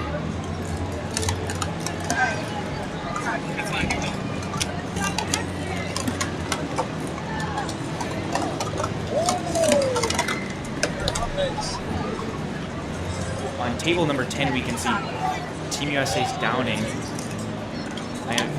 I apologize. I do not know his first name, but I could see from the background, or from the back of his jersey. We got Seamus Stoker up here. You want to say what's up? Hello. Do you want to give a rundown of how your prelims have gone so far? Yeah, I'd love to.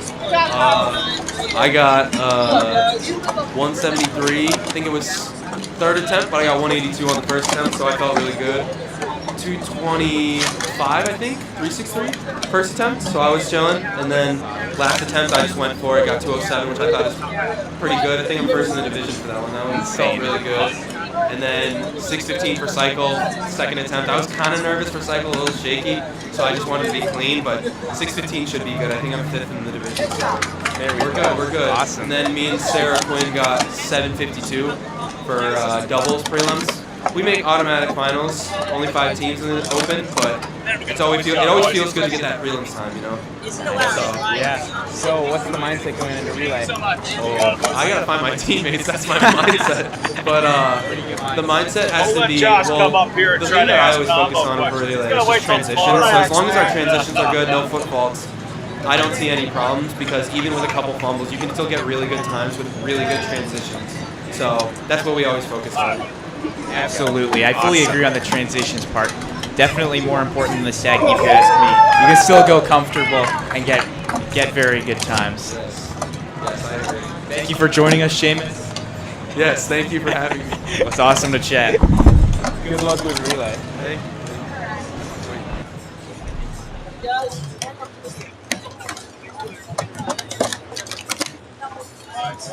Doubles and cycles and 2-1.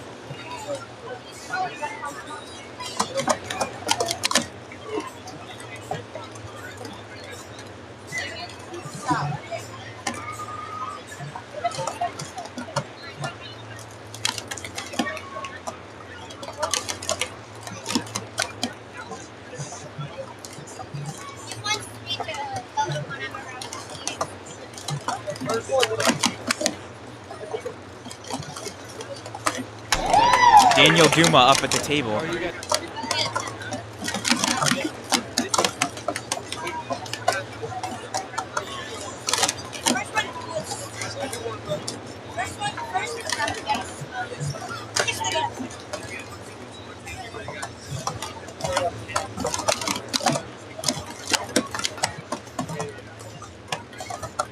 A 2.843 from Daniel Duma.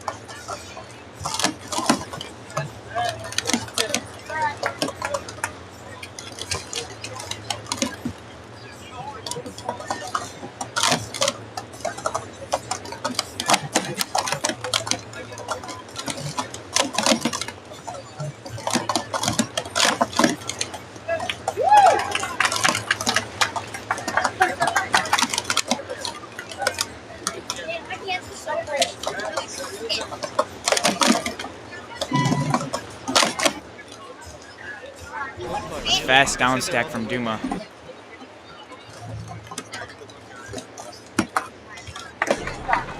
Behind Daniel Duma, you can see the all-female team.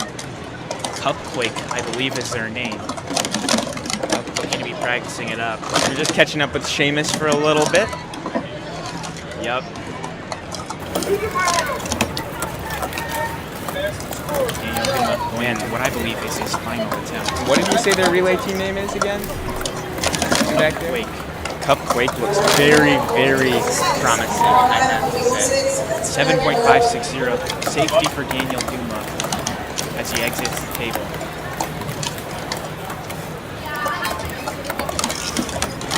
Kotansky and Chen doing doubles right there with the blue and orange. 19.5. We're now another young stacker with zippy leopard snap tops. I remember seeing some classic Willie Morel videos of him using these. A nice throwback. We have Jasmine from Team Germany beginning her prelims. Yes. And you can see two relay teams picked up to the tables now. Cupquake, the all-female team. I really think this is a sleeper to make stack of champions for tomorrow. It is not often that you see an all-female relay team. Sarah Quinn leading off a solid first leg. Caitlin following up very strong. Just focusing on those transitions. Lily, you can totally tell. Wow. Betsy, expect the consistency. And wow, a 15.9. Starting off strong. No time to waste with that first attempt. The youngsters relay over there looking very solid. Leah Jones, good start. Caitlin fast down stack after a little fumble in the up. Lily Miller. Oh my goodness, what could this be? A 15.5. The consistency is just unmatched. Incredible. The young stacker with zippy leopards on the right. 6.317 for 333. And Jasmine looking great through her Cup has been dropped. You can call that a cupquake. Jasmine 2.7 and 363 it looks like. Oh, they're And throwing the cup has- around. This is a very different kind of relay. Maybe they should try doing this sometime. I think that would be a great addition. Look at the 26. Betsy looking fast as always. 25. Close that out. Grabbing the cups. The consistency. My favorite quote, so clean right after that attempt. It looks like Sarah is coming over right now. We'll ask how she believes her prelims went. Sarah, how did your prelims go? My individuals, it was okay. My cycle was an 8.2, but it should be fine. I think I made state challenge, so that's cool. I missed it out last year, so I'm glad I made it. My doubles with Seamus Stoker, we got 7.5, so we're chilling. And we just did relay, and we got 2 very consistent 15s, and I sold on the last attempt, but it's all good. It happens. It happens. I'm very happy with how I did, except for the cycle, but I think I should be fine. So, That's great to hear. Good job. thank you. Yeah, we were actually longtime relay teammates with both Caitlin and Sarah Quinn. We were on double trouble for 3 years, I believe. 2022, 2023, and 2024. Some of my favorite memories from the Junior Olympics are relay. Truly one of the most fun events to ever grace this sport. I love how much they do with relays at the Junior Olympics with head-to-head. That's somewhat what Stacking League is going to look like. Absolutely. It is going to be a packed day of relays today, to say the least. So expect a lot of coverage for those. Jasmine, Team Germany. Sub 9 right there. 8.284. She is shaking. She's showing her hands. She gets it done, though. We can see Mike McCoy and Randy Olmstead from the back cheering them on.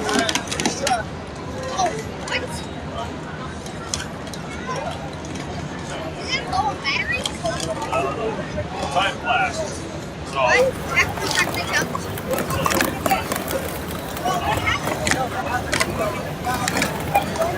Some clarifications going on at table 9. So we can, we can't look at third-party video. Looks like nobody is using table 10 right now. Inadvertently, they would just shut off the timer on the Back. Gotta fix the battery of the camera.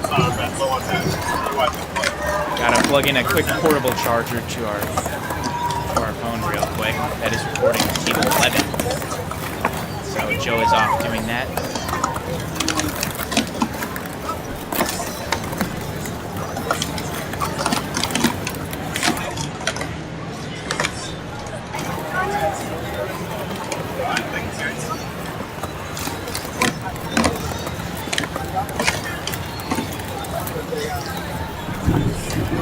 Good times and doubles right there.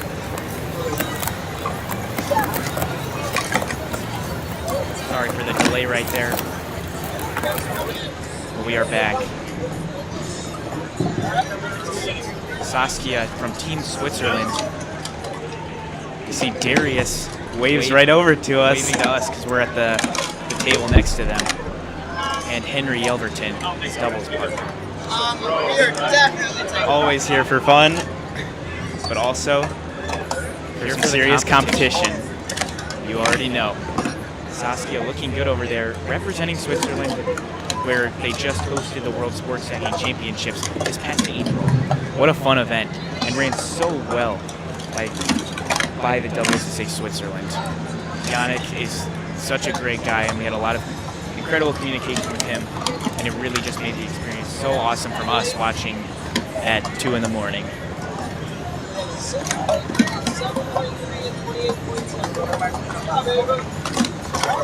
Warm-ups are done for this Team USA doubles pair over here. You want to see it? You can see. I can give it to you. You can look at it. You want to take a picture? Hey, get your thing, Abe. Get your thing on the floor. It's locked. Thanks. This goes to the judges.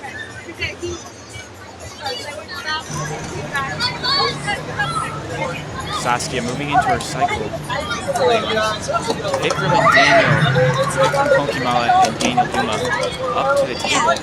Table 9. It looks like we're going to be having 30 more minutes of prelims if everything goes to schedule. It's 10:30 right now in Texas. Prelims are supposed to end at 11, and that goes into the start of head-to-head relay for an hour.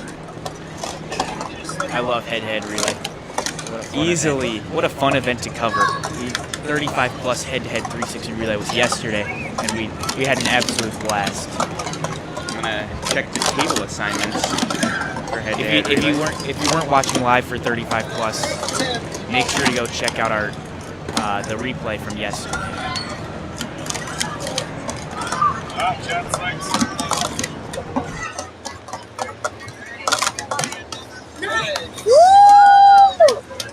Well done.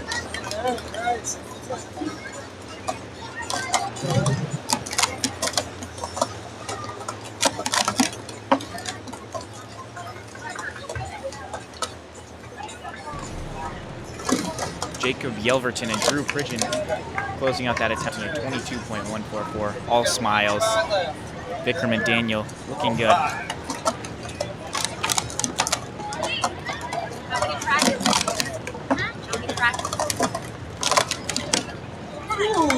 9.190 for Vikram and Daniel.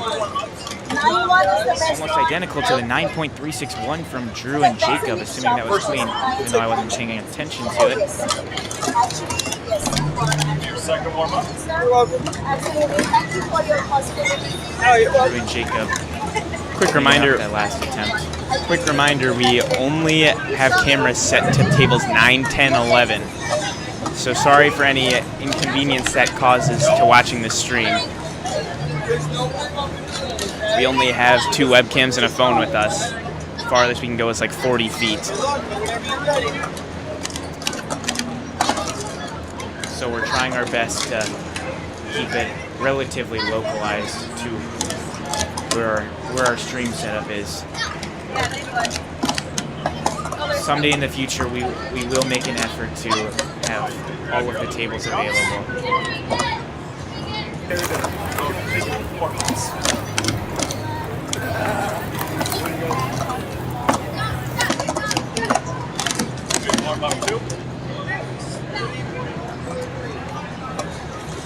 Some rising stars on the left, and some veteran stackers, Noah Thornton and Joshua Kleindienst, doing their doubles. They've been a consistent doubles pair, I think, since 2022, I must say.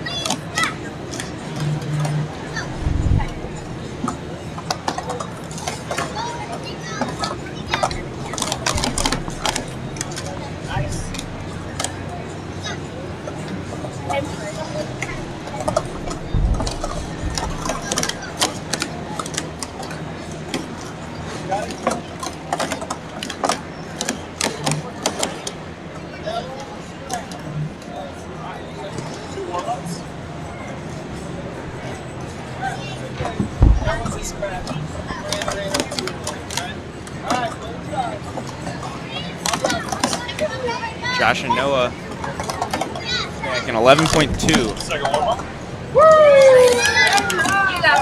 Some excitement going on over there. These relays are looking like a lot of fun. Seem to be enjoying themselves. As well as an individual in the middle of her cycle prelims right now.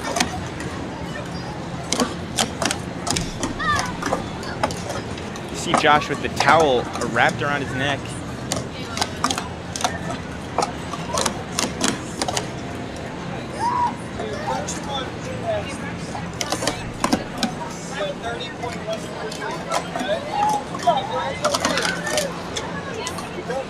Gotta get it. That was one of your times. Apologies if there's any glitches on our stream. Not entirely sure. Okay. The second one was a Thornton and Josh scratch. Kleindienst just got, but One of the girls ran up too early. the display is a little bit dark on that side. I believe that it's at the fault of our camera. We're doing the best we can. Trying to get Mike's big head out. Good luck with that. Yeah, this hearing works really well. She's a teacher, of course it does. Got it, second grade. Put them in order, get yourself ready.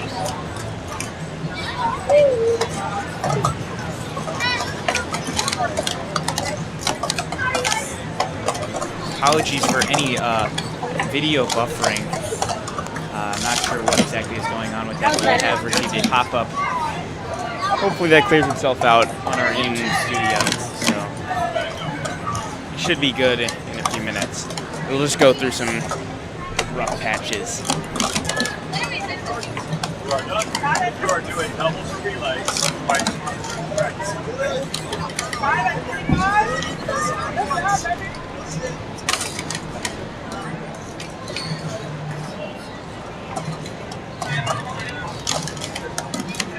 Got some Team USA members doing doubles right here. Ariston and Yelverton.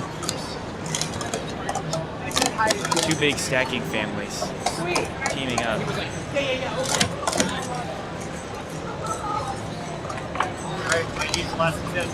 Got it. On to their final attempts.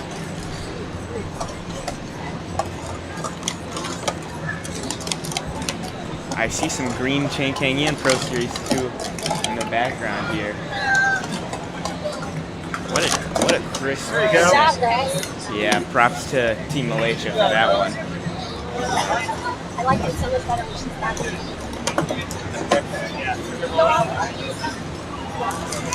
Speed Stacks Inc. has just accepted our collaborator request on Instagram for our day one recap that we made. It's always awesome working with them. If you don't already, make sure to follow us on Instagram. We're posting all sorts of coverage, and we'll have some more posts out soon following the finish of prelims, if things go well.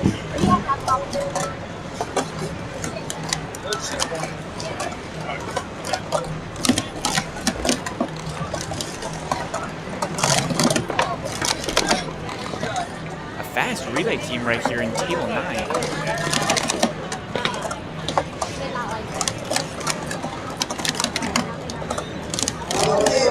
Sawyer Williams to close it out. 16.445. High-fiving everyone.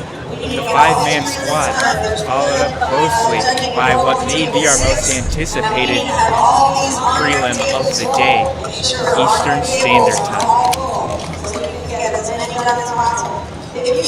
Some solid 363 times on the right, 480 it looks like. You can also help to finish up prelims. Come to the center stage if you're a 14 plus age stacker and you don't have coach. You need your help getting finished. Tom's up taking some pictures, but I'm still here.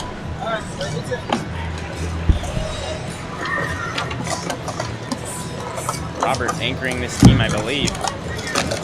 Oh, he was actually the third leg. What an interesting color combination. It works really well, I feel like. Now your relay team is looking for you. And the Nam Shah, I believe you were on that team and they are looking for you too. Nam Shah. This looks like Betsy Sanchez and Matthew Wims coming up for doubles.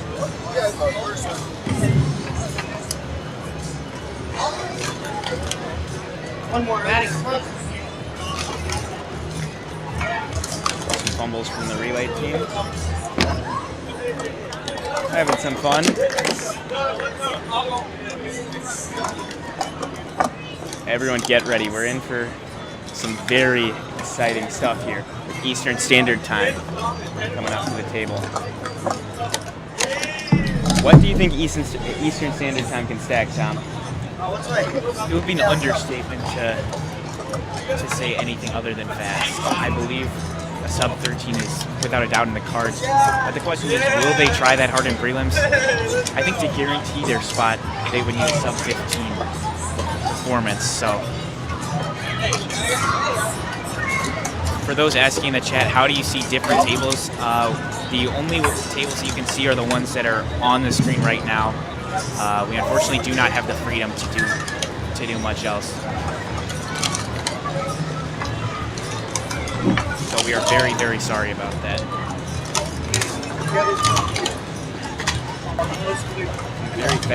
Some very fast practices going on back there for Eastern Standard Time.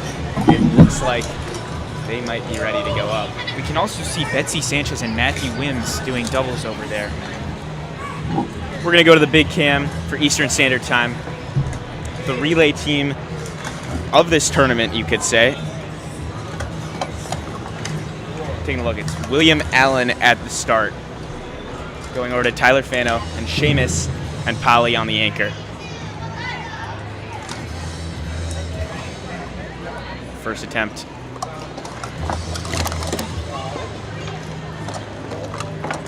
Solid halfway through.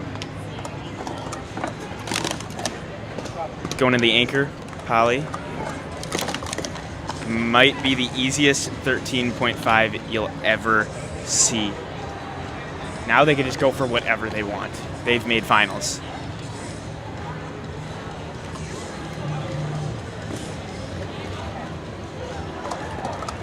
Oh, and a fumble early. Remember, it does not matter. They made it to finals, which will be happening in about an hour and a half, I believe. Fano showing his consistency. Just Seamus drops a cup. This is all out for them. This attempt is essentially voided. Polly, consistent.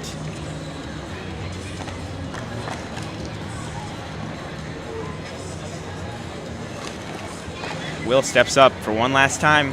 These prelims are over after this. Clean. Tyler Fano fumbles a little bit. Team will still end with a 13.55. Recovers for a 16.4. That first attempt was legendary. Polly eased up so much at the end to keep that clean. A little bit of buffering there, but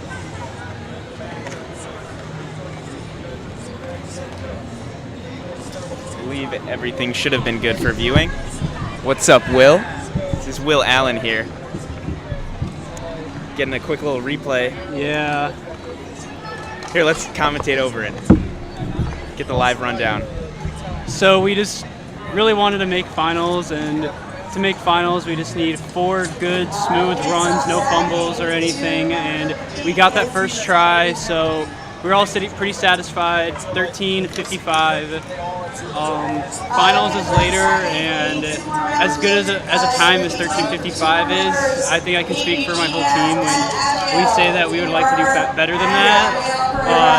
Honestly, you know, world record is what we're looking out for, but you can never be too confident. So, yeah, very satisfied with our prelims time, but I hope that we're more satisfied with our finals time. I think a 12 at all would be good. 19 plus record is like, we got it at Worlds, so it's like a 12.9. I think we could really easily get that. World record is obviously going to be a bit hard to push, but I don't think it's out of the question like at all. I think we have a really solid team before here. I have to ask, are those the cups that you stacked with at Worlds? 11 of them, because I broke one afterwards when I was practicing for juniors. Wow, those are special then. They are. They are special, yeah, but, you know, they're just cups. If they break, they break. And they're also a good set, so I'm not going to sit here and be like, I'm not going to use these cups ever again. Like, no, they're a good set, so I'm gonna use them until they're gone, you know? I don't think I'm going to... Actually, I think I threw away the 12th one after it broke. I don't know. But yeah, these are the cups, 11 of them at least, and an HY blue at the bottom, which sticks to all the other Pro Series, so it shouldn't be at the bottom. Awesome. Nice job.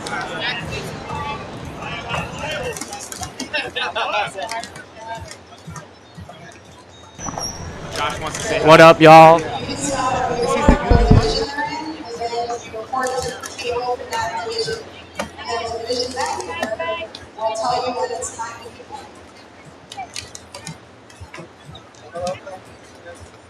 I haven't seen y'all forever.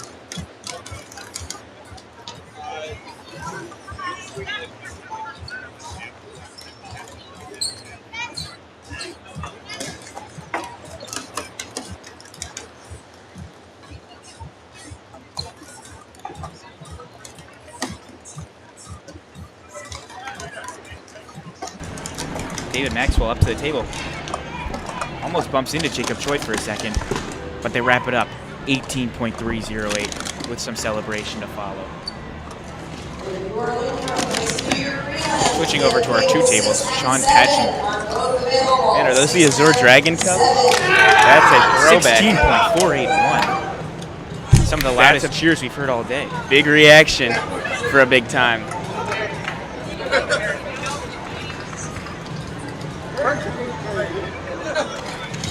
Only their first attempt. Wow. A little fumble there.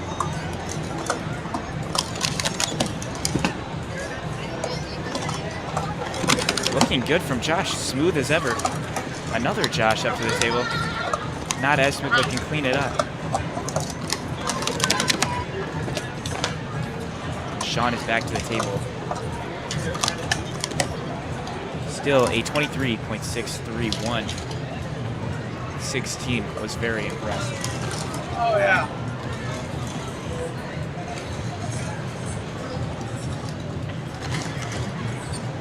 We see Joey Kim on the right side, table 10, leading off his team. A little fumble there, but no problem for him. Tay Cook and Josh Brella mirroring him. Sean, so close. Abi anchoring the other team with a 17.341. I'm happy. Yeah, same. Based off the schedule, we have 15 minutes left of prelims, so we're looking good.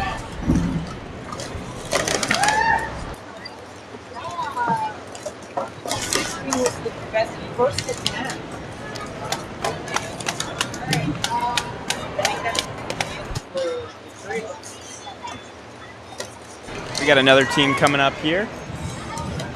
Looks to be made up of Texas Stackers, if I'm not mistaken.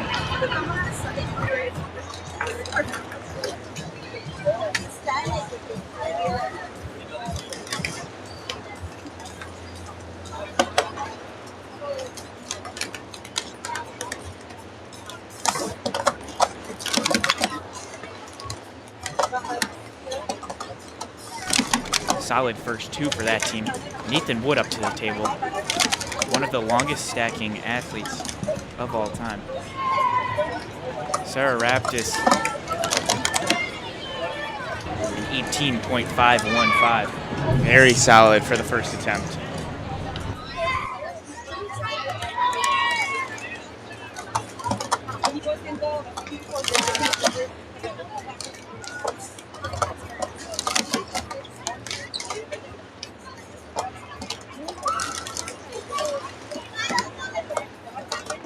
Some fumbles here on the second attempt.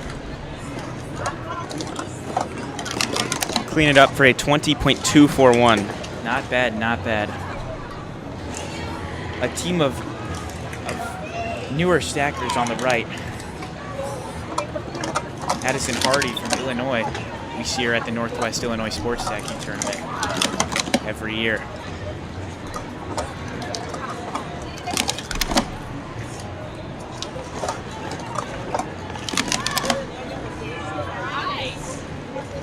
.784. That is solid. That deserves some more cheers than it got. Looks like it might be a scratch. Prelims finish in 10 minutes. We'll get confirmation on that later. I'm not going to forget, we have two open tables on stage. Please come to one of those tables. Any missing relay team, so missing individuals, and a lot of stuff. So if you have something to get, please get to on that table. Thank you.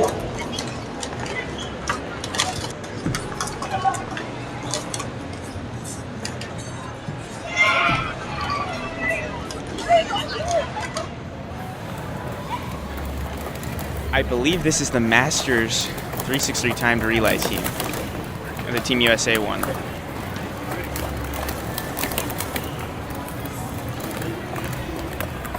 This is Randy at the start.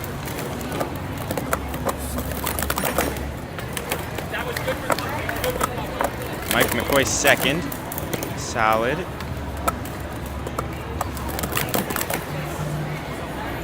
Peter's going to anchor this out. Solid for 16:02.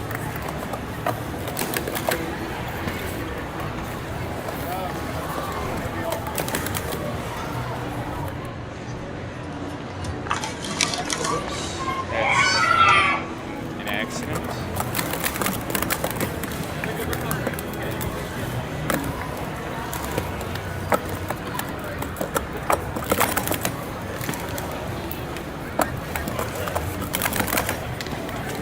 This will not better their time, but still solid. An 18.9. An aggressive downstack there from Ford. Looked to be fast, and I think I may have found a solution as to why our cameras are moving forward. It doesn't. I don't think it's the cameras at all. It may just be the tables moving forwards. Thanks, Peter, for fixing that up. We appreciate that very much.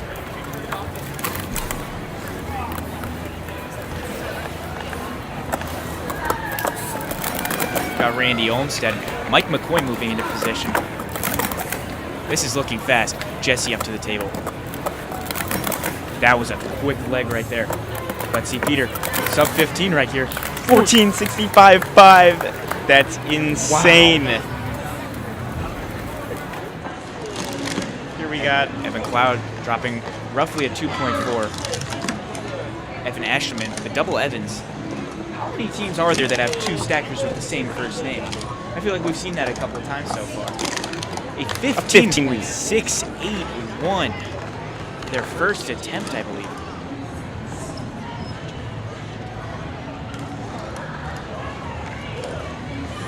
They move into their second attempt.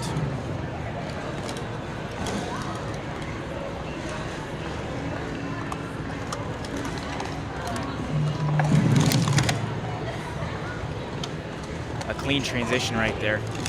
There are a few fumbles, but Carson Brown almost makes it a 4.53. Cleans it up. Trey with a little fumble there too.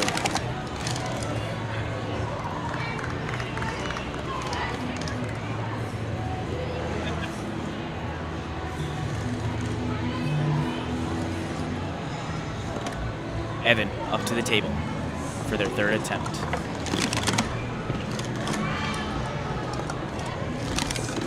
The duo of Evans looking great. Now Carson is up at the table again, putting Trey in a perfect position, adjusting the cups real quick.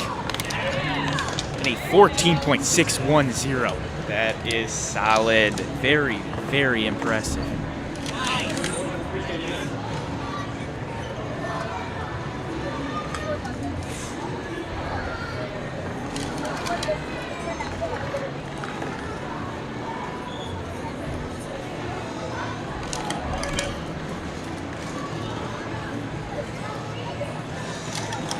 We now move to a table of a very international team. We can see Switzerland, Germany, Team GB, Denmark, and of course the United States with Jacob Yelverton.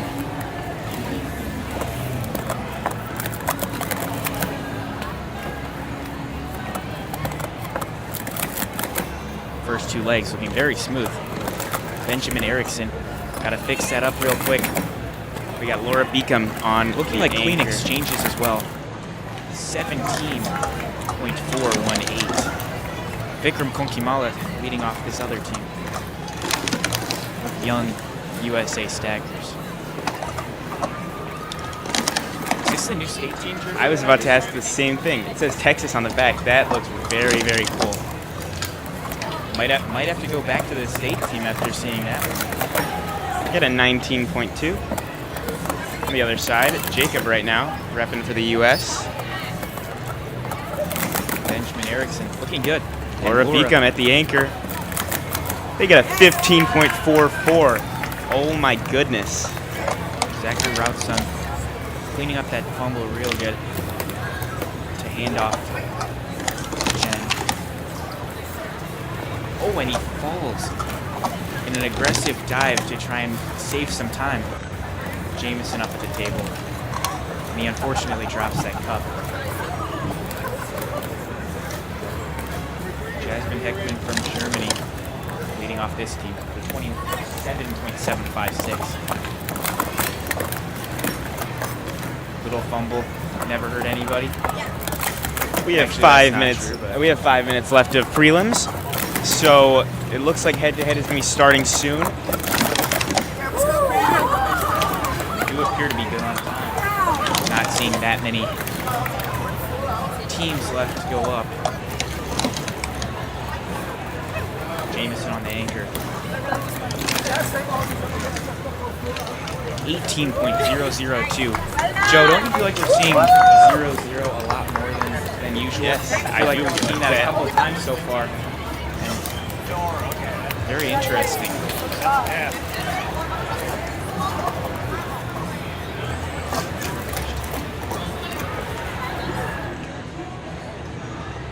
Back to the single cam for this team. Got a group of nice young stackers here. The Worldwide Stackers is written on their shirts. I believe that is their team name. I also like the Speed Stack sticker I see. The fifth person on our relay team. It's time to just go about. You only need 4 people on your relay team to do the prelims. Wrapping up pretty good. 27. We'll see what. Alright. I believe there may have been a foot fault in that exchange. That's okay. If you haven't finished all your prelims and you are not on a relay We've had team, many relays scratched due to foot faults in our time as competitors. you have an event right now that's all individual head-to-head.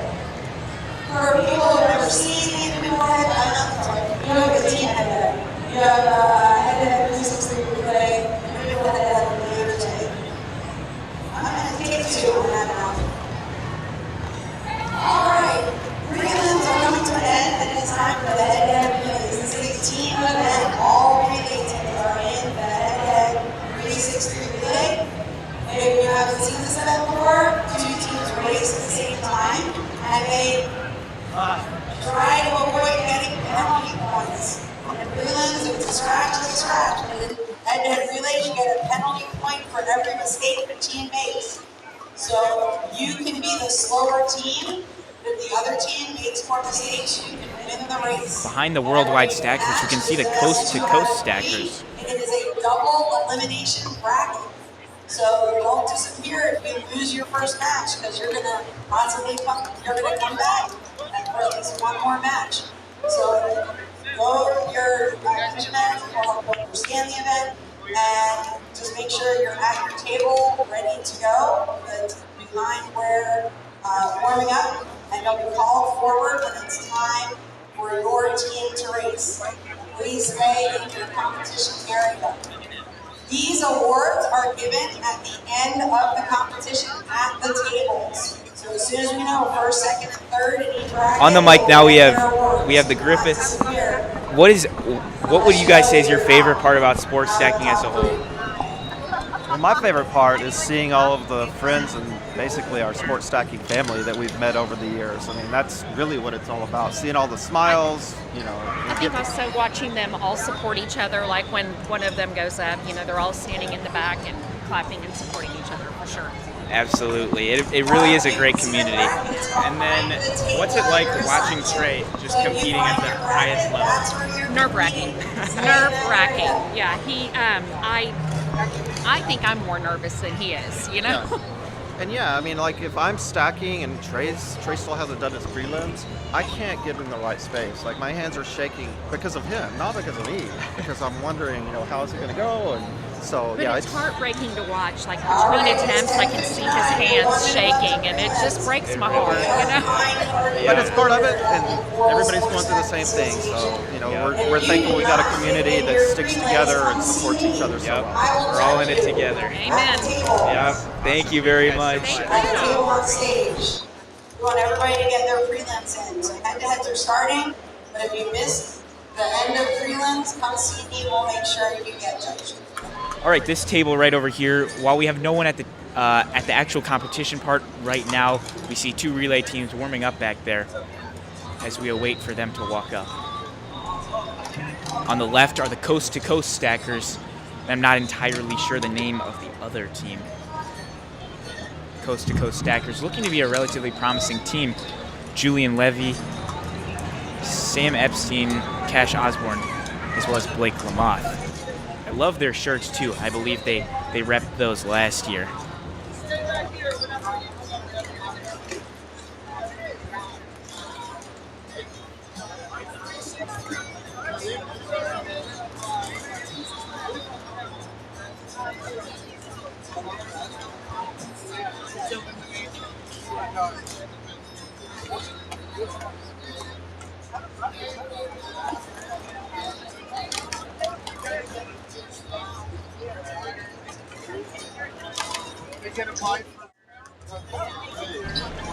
Moving over to table 9. Oh, table 11. My mistake. We got Austin and Tyler up right now.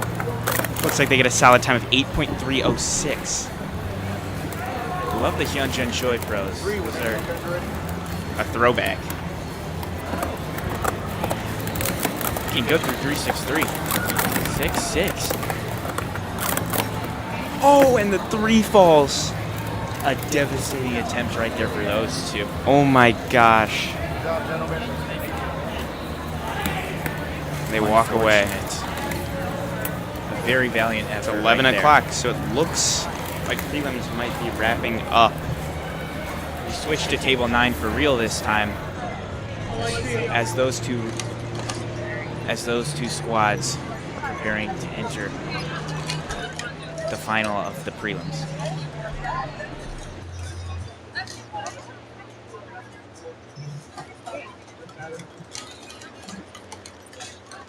All right.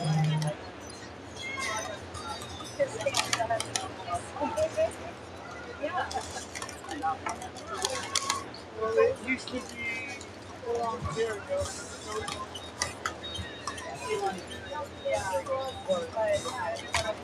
These are your table assignments for head-to-head relays. At tables 1 and 2, we have special stackers and the 9 and unders. At tables 3 and 4, we have the 12 and unders. At table 9 and 10, we have the 18 and unders. And at tables 11 and 12, we have the 19 plus. 35 plus did theirs last night, so they are not competing right now. So basically, if you're a 12 and under team, you're going to be on as these teams warm up, right we're going to be. Oh, they might be warming up for head-to-head. And if you are 14 and up, 18 and up, you're at the. We'll give a little replay of the fastest relay team. This is Eastern Standard Time. Will Allen, Tyler Fano, Seamus Stoker, and Will Polly. As mentioned before, stacking with the World Champion Cups. 13.559. Incredible stuff. Now we will be taking a quick break from commentating as we try to set up for for head-to-head relay.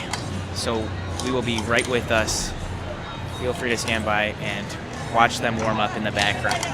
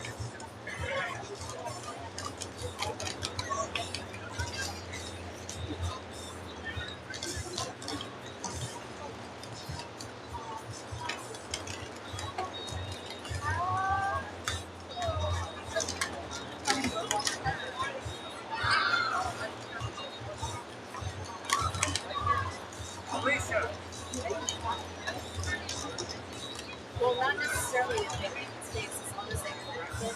But there's certain ones where there are penalties. Like if they cross over the yellow line, then then they get a penalty. But here's something you should know. When any different team is faster, if one team has a penalty and the other team does everything clean, the one that did it clean wins.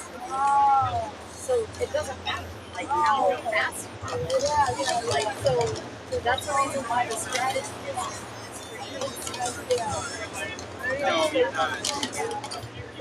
so if you know that the other team has a point against them, all the other team has to do is Come on, you're over here. so it becomes a game of what do you do in this situation? Yeah. I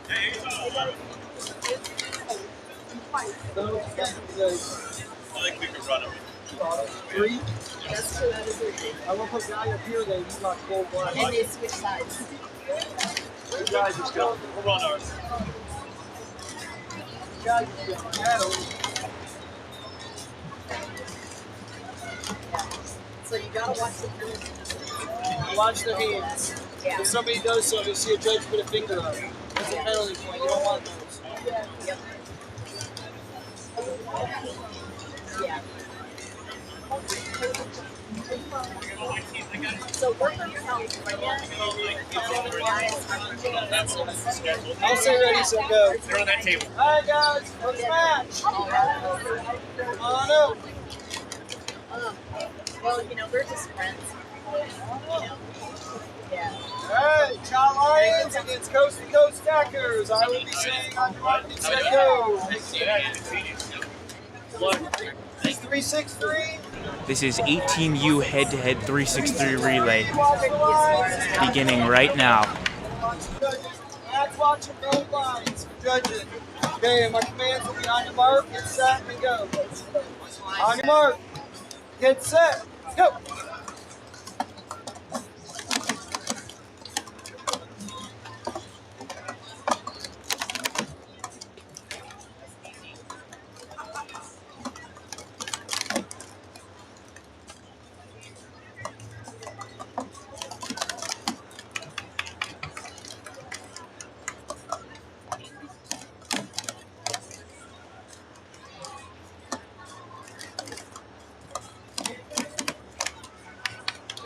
No points, just on slowest time and 1 point.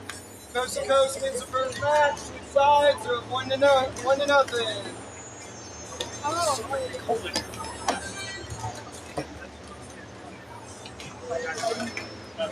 Okay. Okay, I got you. Okay, race number 2. Stackers, on your mark. Get set, go.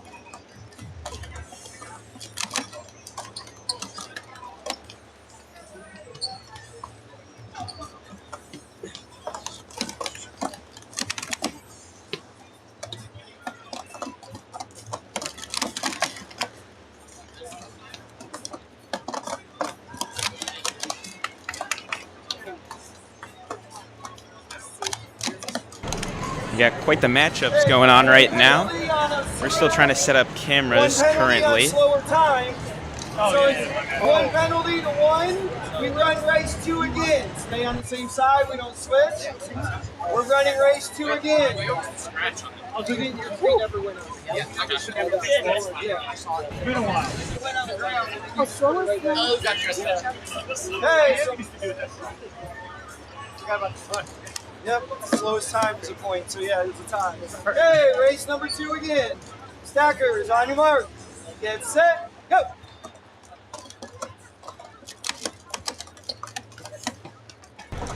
Match is underway. There's Julian on the right. These are the coast-to-coast stackers. Oh, cups go flying. That's going to be a point against them.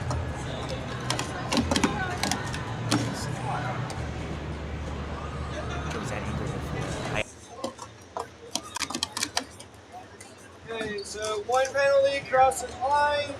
2nd penalty on slower time. CHA Lions win race 2, go into match 3. Got a two-way camera going on here. There's a close race, it looks like. Down to Sean Okay, race number 3. Trey makes the comeback, 19.8.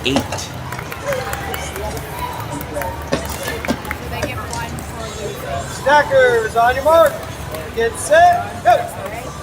On the left, table 9 is now off. Coast to coast stackers. The lead. Julian fumbles. No, you were supposed to win the third point. That's all.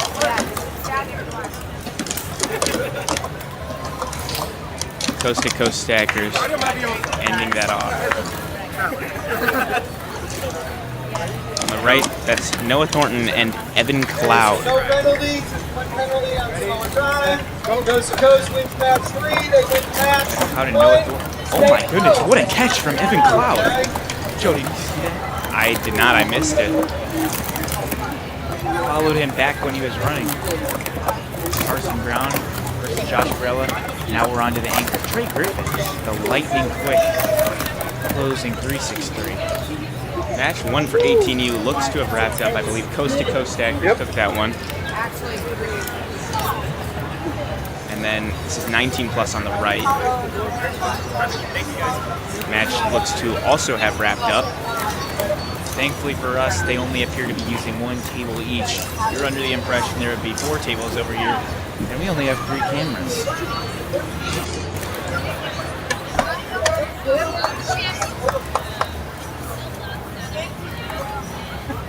As we await the second team for 18U.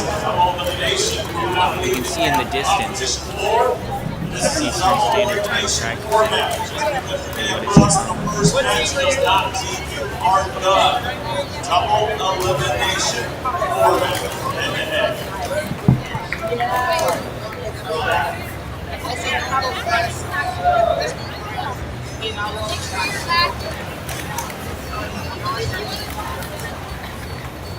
Apologies for the delay.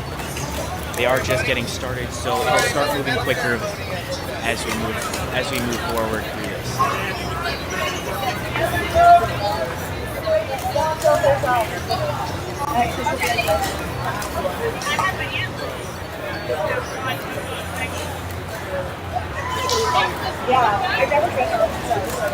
Here at the bottom, you can see the divisions that we are showcasing in our head-to-head relay. 18U is getting started now. You see Eastern Standard Time for 19 plus. I wonder what the fastest time we'll see in head-to-head relay today. Joe, what do you think it could be just in the head-to-head setting? I mean, for head-to-head, I almost feel like sometimes it can be faster. See, I agree. For head-to-head individual cycle, it feels like there are a lot of people who meet their individual finals times. But I think in head-to-head relay, it's a little harder to go fast because all 4 of you guys have to be locked in, which they're all prepared to be in prelims and finals. But for head-to-head, it's more of a enjoyable environment than competitive. One thing is, there's a lot more pressure, I feel like, with messing up, because a foot fault or any fault of any kind means a lot more in head-to-head. Because if you win the match, but they have a point over you, you don't get the win. You see these 2 teams facing it off. Jameson closing out for .293. Okay, so we have 1 penalty on the Good cup attempt ball. from the second team. 1 penalty on slower time. So it's 2 penalties to 0. Champions of tomorrow. Respect to the judges and those volunteering their time as judges. It takes a lot of work, especially for head-to-head relay. It can't just be me, but it's getting a little chilly in here. 19 plus, Will Allen off to a strong start against Drake. Tyler Fano. This competition looks to be heating it up. Hey, race number 2. Stackers, on your mark. Polly on the anchor. This is looking to, a little fumble there, but wraps it up 16.391. Did not affect them in the slightest as they keep the win. Gabe Derwin closing it out. This 18U team, this competition is fierce over here. I believe this is 18U, correct? I'm fairly certain. I don't know what the other divisions are. Yes, this is 18U. Every team from 13-14, 15-16, and 17-18 are in this division of head-to-head races. The 19 plus are off a tough Neck and neck. Near tie for Drake and Will. Tyler drops the cup. Emily keeps him up. Neck and neck through halfway. Nice little fumble fix from Tyler.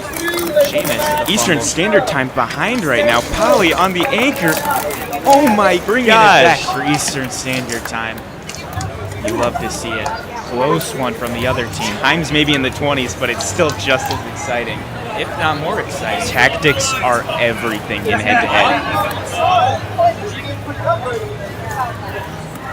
As these teams walk away, I'm excited to see what others show up to be displayed. Some good work from our judges here, adjusting the tables as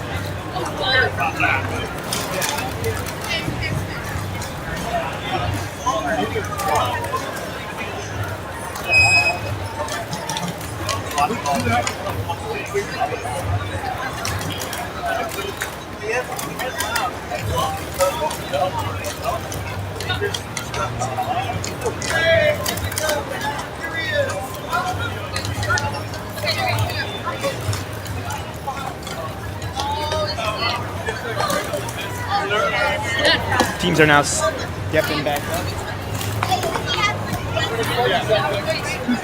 18U. teams are up. I wish there was a better way to have live results for head-to-head. I'm very confused. What are those cups? Wow, on the right. Have you ever seen those? No. I wish we could get a close-up of it. That's just insane.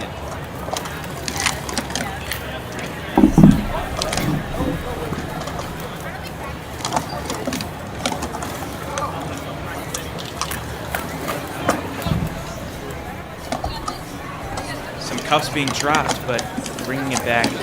Definitely one of the crazier cup sightings of the day. 19 plus is getting ready. And it looks like 18U, team on the left, takes the win there.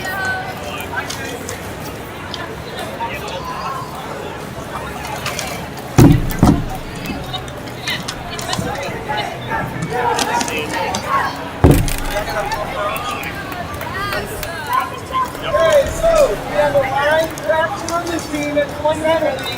This team has slower times. That's one penalty. It's 1-1. It's tie for race. Wow. Stay on your side. That race is voided now. Okay, make sure you're running this way.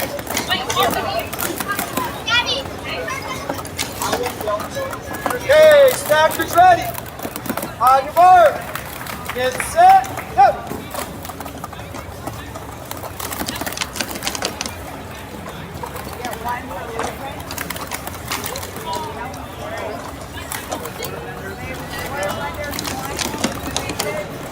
19 plus. Looks like team on the right took the win for that one. With 16.4. 18U. Oh, cup goes across. That'll be a fault. Team on the right takes the win. Ready, set, go. 19 plus is off. Pretty close right now. Scratch, a cup cross, and slower time. So it's 3 penalties to 0. That might be a fault right there. Cups cross the line. Switch sides, race number 2. 19 plus, Laura Beacom anchoring. Oh my goodness, and they scratch.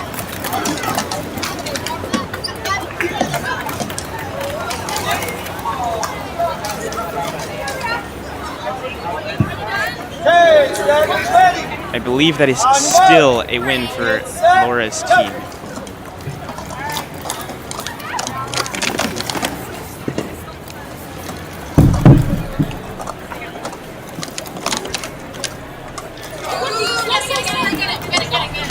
Some big fumbles over here, but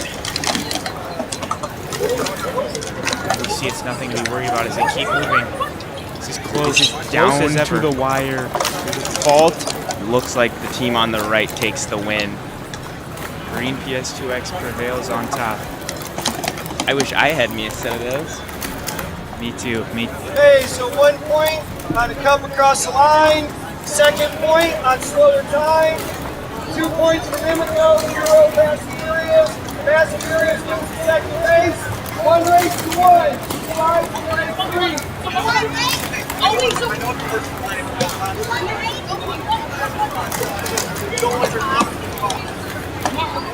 All right, this is heating up for 18U. The kids are just excited and ready to get this going. Hey, stackers ready. This is going to be all strategy. On your mark. Get set. Go. Clean stacking. Pretty close right now. Everything's on the line. The cup falls over. That's a fault right there. They need to win this if they want to be in it.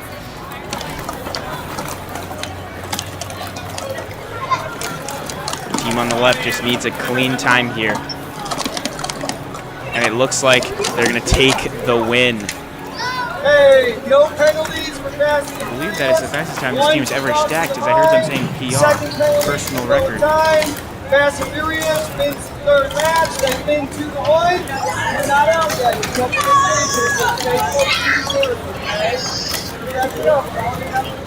Good job. Good job, guys. Good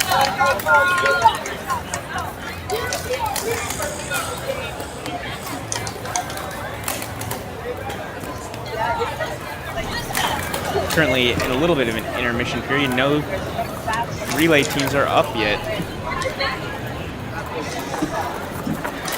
Although you can see him practicing in the back for 19 plus.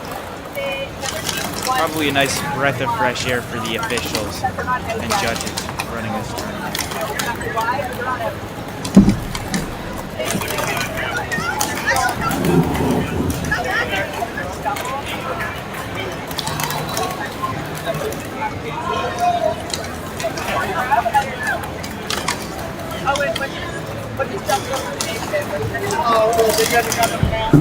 Man, there's some fast stacking going on right now. It's just incredible to watch.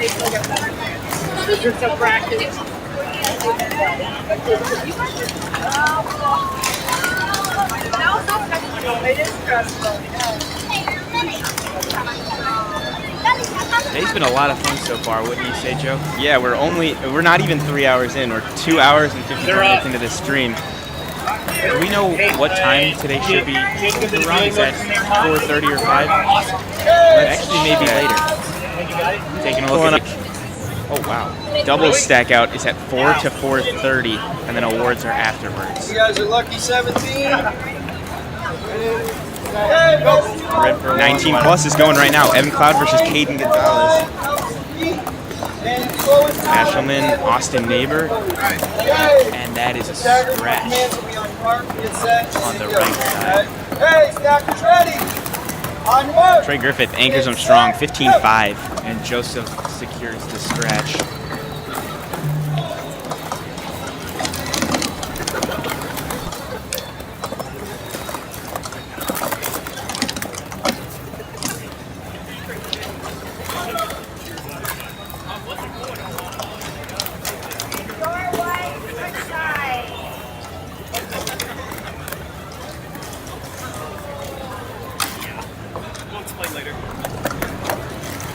Up for 18U, the team on the right took the win there. 19 plus is getting ready to start again.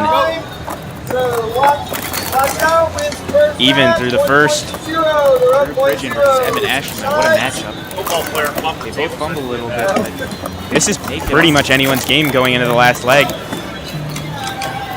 Trey versus Jay Harris, and Trey lands on the win. They don't even stop the timer on the left. 18U getting ready again. Joey Kim on the left. Not sure who's on the right, but they're both rocking the pink throws. Oh no. And 1 penalty point for the left. Darius Berman Carter on the right against Kate Cook. It looks like they're catching up. Harrison moving past. And that's another point. Not sure what happened there, but Avon did look a bit. Looks like the team on the right will be taking that win. Okay, so you had a scratch on stacking, 1 point on a cup over the line. This team had slower time, 2 penalty points for 1 penalty point. This team wins the second match, lucky 17. 1 race to 1. Switch sides. They're Match switching 3, sides race now, 3. and we are ready to start this matchup. Hey, stackers, you ready? On work. Get set, go. And they're off. You can hear Michael Senf calling out the ready, set, go every time. It helps to have someone who understands this sport so much in a position like that. This looks It's pretty close. Bobby up to the table versus, I believe, Wendell Rogers. an 18.612. That is solid, especially for head-to-head. 7 on slow line. 1.0. So, up. Watch out, 2-1. Don't go anywhere. Yep, as Michael just said, this is double elimination, so everyone is going at least twice. Some fist bump action in the back. Sportsmanship at its finest. Looks like 19 plus is still warming up in the back. Oh, I believe that is. here comes Team Cupquake, Cupquake. An earthquake of cups. and they will be going against, I don't know the names of all the teams, but I see Naoki back there, Gianni Kellen, and Matthew Wims. giving some fist bumps before the rounds even started. High fives, having some fun back there.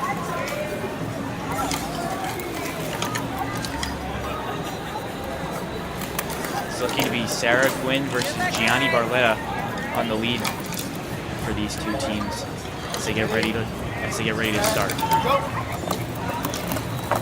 They're off.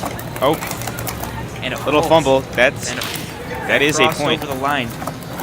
So the judge does bring up a finger. Cupquake's going to need a pretty big comeback here.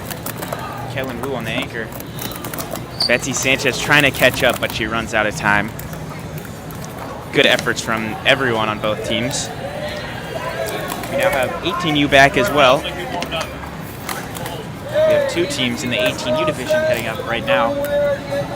Coast to coast stackers, and I may want to check what the name of the other team is. Okay, stackers, my commands will be on mark. Get set, and then go set. Go, stackers. 19 plus is off. Leah Jones versus Gianni. Oh no. It's going to be hard to make up that deficit. Matthew Williams just keeping it clean as they have left. Daniel Duma with a scratch right there. So that adds a penalty point. There's not much that could have been done for Cupquake. 20.413 to 25.133 for 19 plus. And then slower time. So 2 penalties, 1. Bob Holmes wins first base. To the side, race number 2. Good confirmation. This is Bob Homies on the left and Coast to Coast Stackers on the right, I believe. Yes. Okay, we are correct with that. They're off right now. Blue versus red. That was fast from Ian Hink. Cups fly everywhere for Coast to Coast Stackers. All the Bob Homies need to do is just get clean 363s in. Sawyer anchoring The them. Bob Homies are actually these two. Oh my gosh, and he scratches it. I believe they still win that based on penalty points. These two teams are nearly tied out of Oh, prelims. no, they do not win. Oh, Julian is right. What just happened? And then you stop the timer, cups up, so 2 penalty points. Football on the season, that's 3 penalty points. a foot fault is causing Bob Homies to take the win. To 2. Bob Holmes wins 2-0. Remember, This is ridiculous. remember to always stack like you're in contention. Don't just make silly mistakes. It could cost you. 19 standard plus. time. versus what I believe is Oh, Will Allen with some we have fumbles, some and Judd stack- also fumbles. Houston, we have some stackers on the left versus Eastern Standard Time. Tyler Fano keeping it clean for Seamus Stoker. Chris, I believe, just tripped up. There's a I scratch believe they are there. still on their first leg. No, that was their second. It was their second. Eastern Standard Time, 18:06. No, they. Oh, maybe. Sarah Raptors to anchor. Maybe you were right. 31.7. All good, all good. 18U, no teams up so far. Man, head-to-head relay might just be one of the best events. This might be the most fun to commentate for sure. I just wish there were a longer version of it. Oh, wait. Cycle relay. We got some 19 plus action going on now. Some fumbles from Houston. We have some stackers. Eastern Standard Time looking so smooth. The transitions are just effortless. And that's a 13.273. They just beat their prelims time. Fastest time we've seen all day. Do you think we can see a sub-13 time? Who knows? It could happen. We'll just have to wait and see. I believe in finals later today. That's 100% in the cards.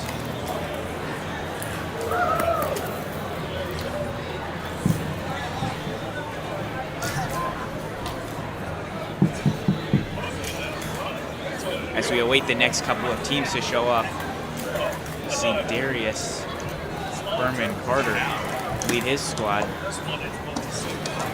to the right side of the competition table. For him, it's left.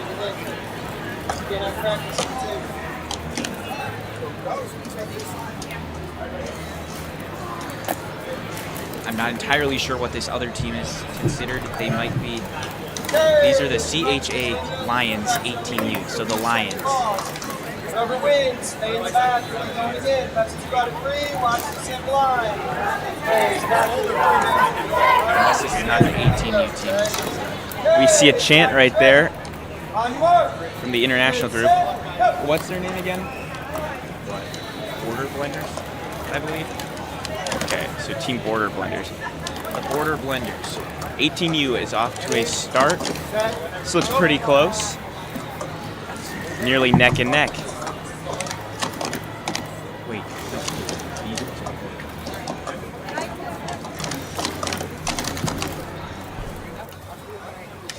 No penalties. No penalties. Whoa, 23:05 to 23:44. That was pretty close. We have Randy and Saskia going against each other. Mike McCoy with A quick lightning leg right fast leg. Jesse Horn, slight fumble, but very smooth nonetheless. And Peter Ford to close it out against Laura Beacom. Almost a comeback right there. Didn't see them coming. Hey, race number 2. Stack ready. On your mark. Might get some moving around action of our little table here over the lunch break. It looks like table 12 is going to be 19 plus time 360 relay finals. And then pretty much immediately after that, I think A we'll little have drop from Darius Berman Carter, but brings it back. Ready, set, go. Oh, they try to get back, but Penalties. Unfortunately, not enough. One penalty on slower time. Prestige Worldwide and Border Blenders going at it right now. Reporting in. I believe the Border Blenders are about to wrap this up. Stay back there. Watch the back. Not enough room for Ford to make it up. 18-28, 20-33.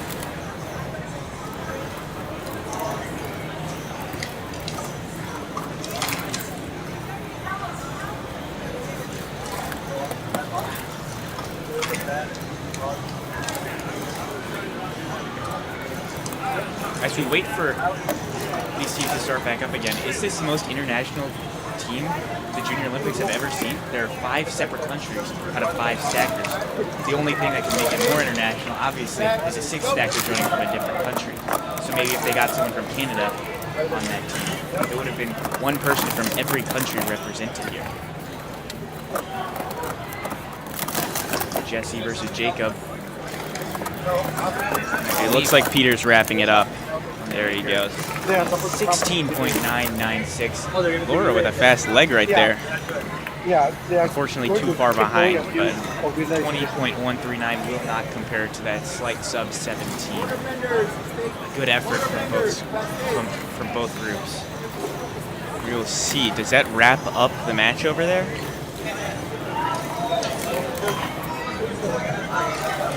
I believe it does.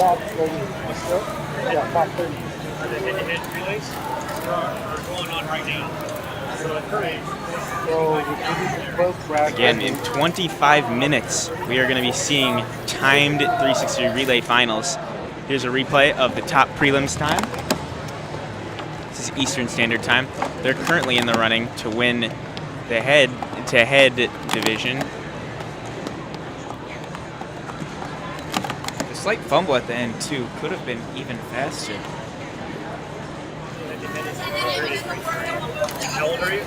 Well, look at that. The tables are filled up once we exit that replay.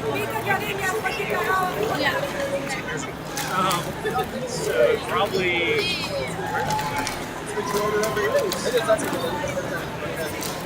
Over here.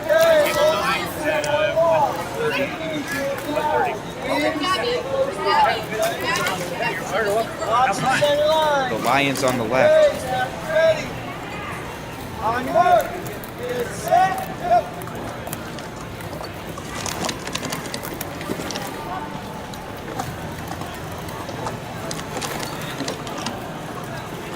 I'm not entirely sure what this team on the right is.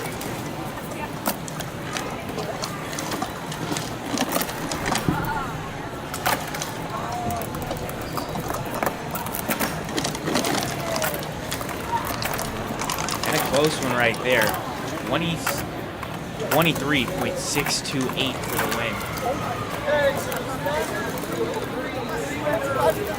I believe this is Mimico Magic on the right compared to the Lions. One penalty that crosses the line, and then one penalty that slows Head-to-head relay is the only time these two teams will have to face each other, as they're in different divisions in timed 363 relay. Mimico Magic are in 14U, and the CHA Lions are in 18U. Okay, stack ready. On your mark, get set, go. And they're off. An excellent first leg from the Magic. Oh man, a comeback is very possible here. No. Third legs are right with each other. And a slight hiccup at the end for the Lions. Oh no. The comeback. That's neck and neck. Oh, that was .013. .013 difference. And it looks like the Lions come out on top. That I believe they deemed that clean at the end, that final down stack. I thought that was going to be scratched for sure. In shocking fashion. That was the closest race of the day. Sorry about that. Quick angle change, but I believe 19 plus is starting to get close to wrapping up. Ready, set, go. Noah Thornton versus Saskia Floman. Josh Kleindienst versus Jacob Yelverton. This is very close. These two neck and neck. Oh my gosh, down to the last leg. Laura Beacom anchoring her team to glory, 15:29. There's no stopping Beacom. She came here to win from across the planet, and there's no stopping that. She's going to take whatever she can. On the legs, the leg. Okay. Here you go. Some more 18U teams up to the table. This is almost entirely Team USA here. One state team member representing Texas. Still an incredible accomplishment. Soon to be Team USA superstar. On your mark. Get set, Go. Wow, Ian Hing off to a blazing start. Tristan on the left with a little bit of an fumbles there. explosion. Oh my! Both teams getting in each Fumbling other's ways. around. What is going on? Gonna make sure that's clean. Can you hear them in the back saying, go slow, go slow. They know what they have to do for this win. Very confused as to what is going on, making sure it's a clean 36-3. I believe the win is in the hands of the Bob Homies. 42.243. Jameson looks a little bit confused there. I would be too. I would be too.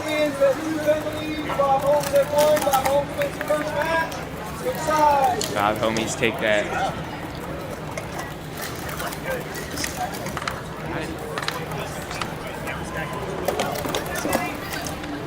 These are, on your right, is the champions of tomorrow. On the left, the Bob Homies. Ian Hing, an undeniable force in sports stacking. Jacob Gransinger just takes the lead. Daniel. This is neck and neck into the last leg. Sawyer versus Jameson. Sawyer.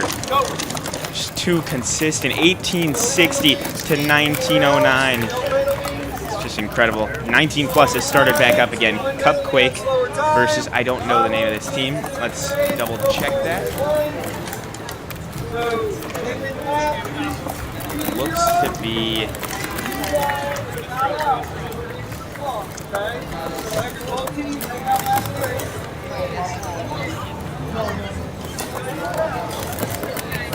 fact checking real quick. Apologies for the delay. We're just trying to make sure this is minus mountain time.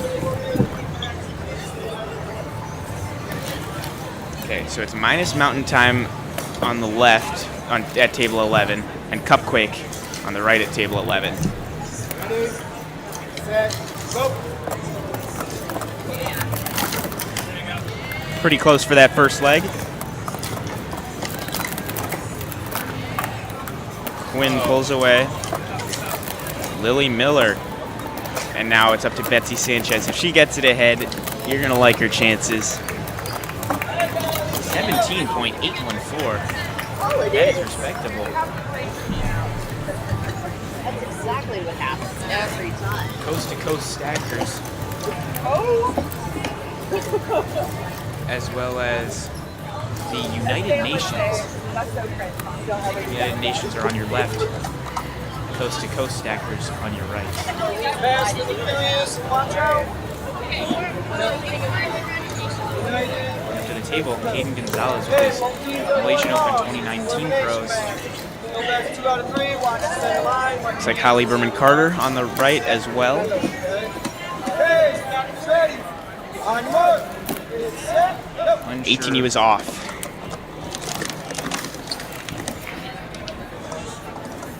Julian Levy.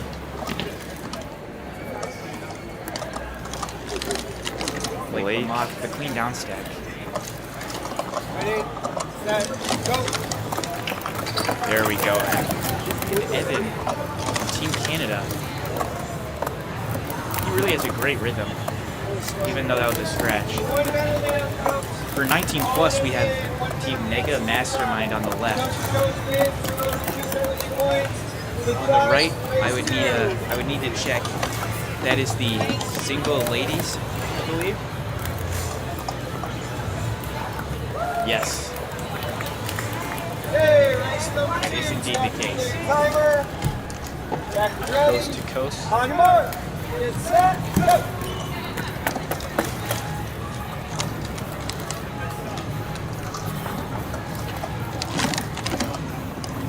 Coast to coast taking a pretty comfortable lead here. United Nations still hanging in there. Oh wait, they do not have a lead, my bad. The United Nations taking Surprising. You guys win the second race. Race number 3. go into a third race. Tied up, 1 race to 1. Okay, race number 3. Stackers clear your timer. Stackers ready. 19 plus right now. Looks like Tyson Parmalee secures the win for his team in 22.777. Another very interesting time. I believe in Europe that warrants chocolate. And Cash Osborne wraps it up in 18U. No faults there, so fairly clean run. Oh, spoke too soon. There was an unfixed fumble on the United Nations. Drew Pridgeon versus Lizzie Farragut right now. A few fumbles up in there. Joseph Keys, single ways. Jayton Ferris of Mega Mastermind. Closing it out in an 18.951.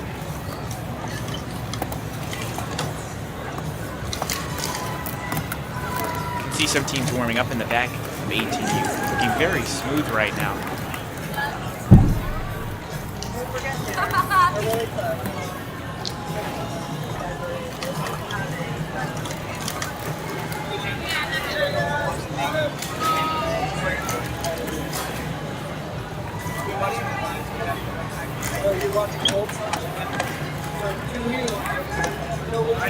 Teams step up to the table.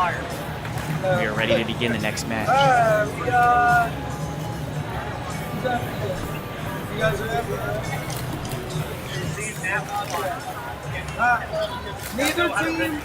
Neither team has a loss. And no matter what happens, neither team is out right here.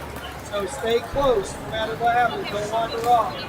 Okay, that's 2 out of 3. Watch the center line. I believe this is for third place Okay, on the left. Ready. On your mark. Get set. Go.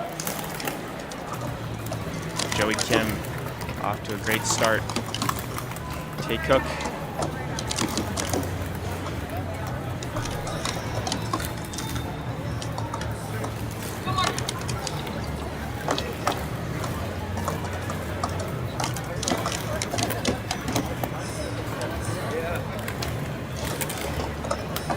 Abby wraps it up. 20.155 for the win there. Hey, no penalties except on slower time. So watch out, wins first round. 0 penalties. 19 plus is back. Evan Cloud versus Gianni Barletta at the start. Some fumbles there from Cloud. Gianni takes the lead. Oh, cup has been dropped. So Evan Cloud hands off to Evan Ashelman. Ashelman hands off to Carson Brown. Now they're on to Trey Griffith. Oh, the cups fall. Great to you. Joey Kim to Tay Cook. 363 out of this rope. Need to report to table 2 on deck immediately. Did see some fumbles up in there. Almost falls off the table for 18U. But keeps it together. Abby with an easy finish right there. Extremely comfortable. As his team wraps it up. 29.87. Evan Cloud. And on the other side, Gianni Barletta. Wow, Evan Cloud just explodes off. As Gianni also explodes off. Carson Brown right here. Trey Griffith. Such a strong anchor, like 16 flat. Wow, Naoki was just flying. What on earth? We keep seeing these flat numbers. And Helen Wu just throws the cups around. Tosses them at the judge. What is going on over here?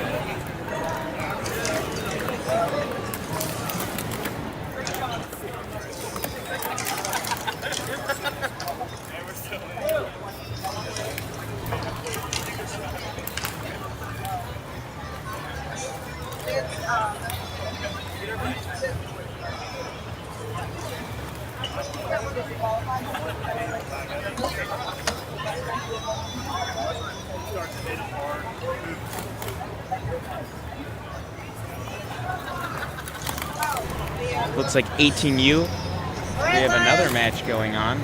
Not sure how many more matches are going to go on. Oh, correction.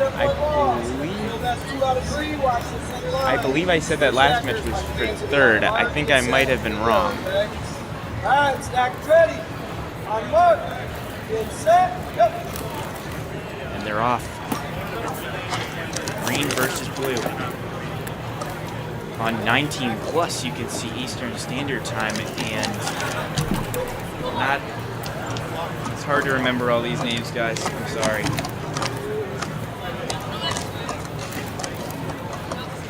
Checking the 19 plus results.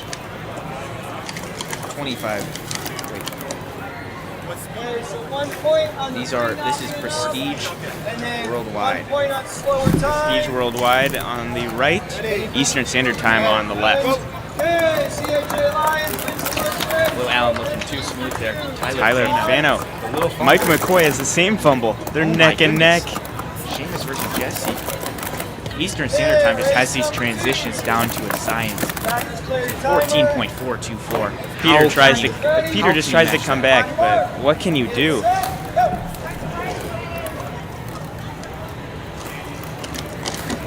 (18U) neck and neck through the first leg. Taking a look at the timed relay overall prelims, Eastern Standard Time is actually in second. Team Forney Chill is in first with a 3.570. Might need to give that a look from Stack Track standpoint, but being for real, Eastern Standard Time is in first in 13:55, and the time they stacked in the last round was fast enough to win. 14:05, that is also faster than any other team has stacked in prelims.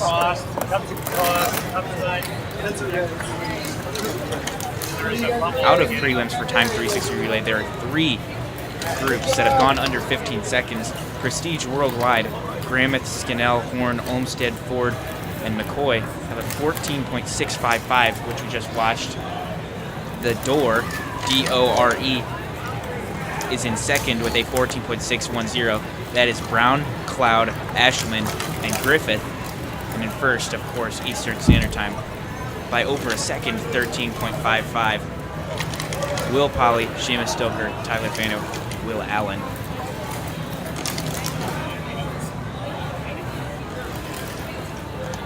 Looks like 19 plus is resuming.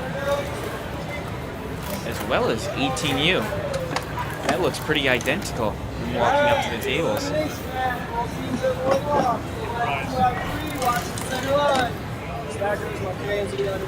Red versus blue. Those are some pretty nice matching cups right there.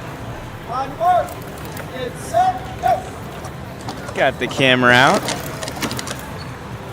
Even through the first leg. Let's see what happens for the second. Still pretty dang close.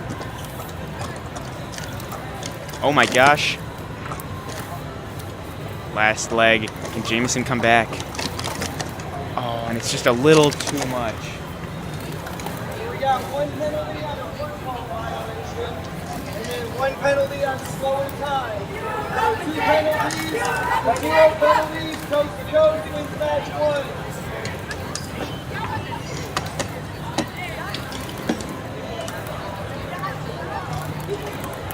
Ready, set, go. Looks like 19 plus is off.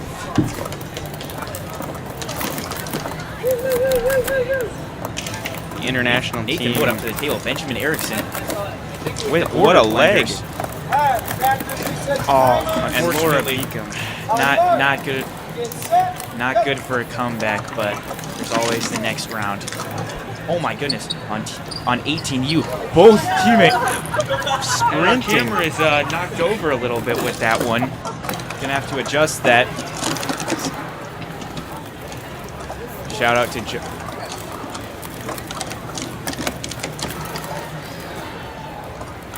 Got it all fixed up, but a chaotic round, ending with the Jameson's team on top. 19 plus looking close. Fumble from Jacob.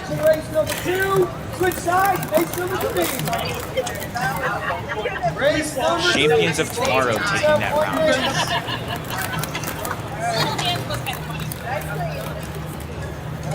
Sam Epstein and Vikram Konkimala rematching again. Hopefully what happened last time does not reoccur. Although it was quite exciting. Here they go, neck and neck. Once again. Julian and Tristan. Tristan surges away. Blake Lamotte.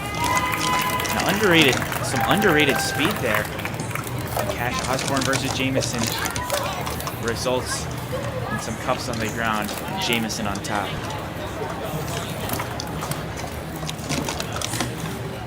And a clean run right there. No penalties on football. The penalty was hanging. So just one penalty on slower time. So champion wins 3-1.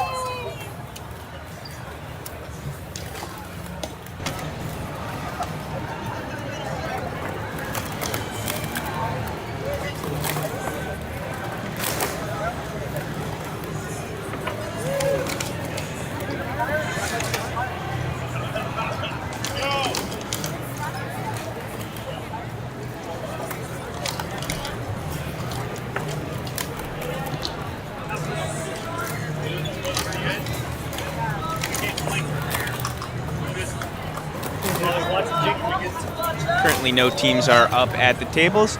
18U is back.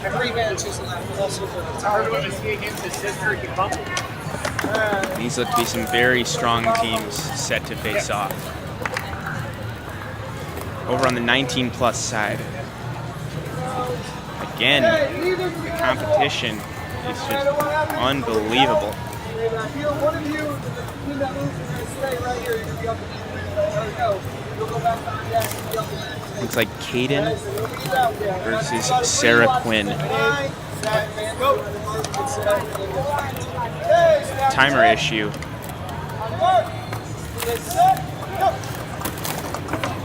18U is off. Caden still looks like he's messing with his timer. I think they're restarting that match. Ready, set, go. Sawyer Williams finishing up that one strong as Avi closes it out clean. Going back to their teammates. Looks like Lily's trying to catch up. It's Tyson and Betsy's on the anchor. Can she come? Oh, it was close, but not meant to be. 15.3 to 16.2. Very, very solid times. Race number 2. Stack is clear your timer. Stack is ready. On your mark. Get set. Go.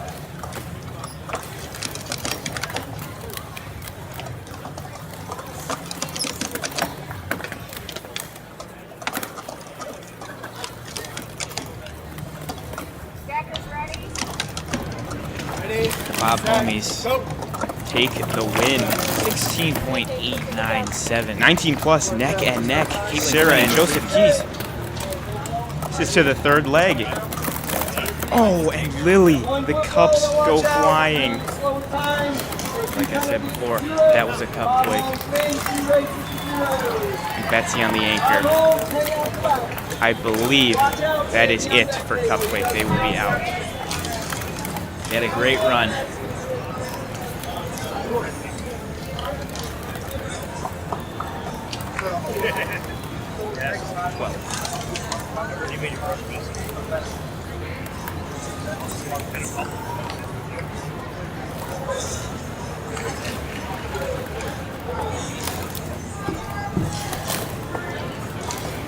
Yeah, no teams up currently.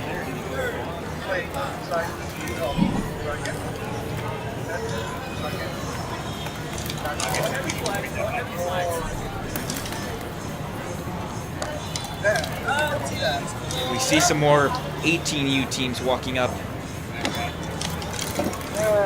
CHA Lions. The Lions Champions of and tomorrow. the champions of tomorrow. Solid lineup right here. Hopefully, going to be a good match. This may be the final for 19+. 19 Eastern Standard Time. My boy, this is the door. D-O-R-E. Neck and neck, Evan William. Tyler Fano fumbles. A little shaken. Seamus is coming up. Trey on the anchor. I don't think they're going to catch him. Is this 14:37. This may be the first time Eastern Standard Time has not taken a round.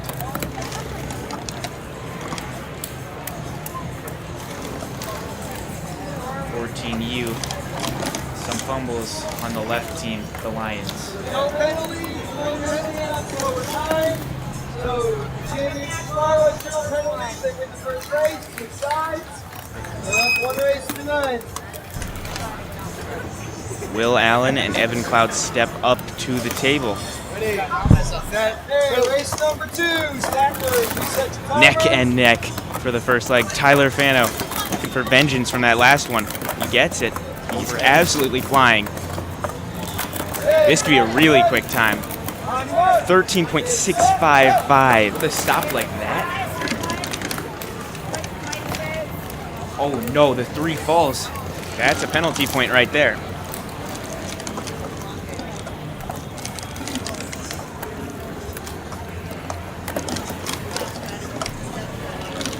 Jameson is back with an 18.622. Evan Cloud and Will Allen facing off. Ready, set, go. Off to a blazing start. Again, neck and neck. Tyler fumbles. Asherman pulls ahead. Seamus, can he bring him back? That was an insane leg.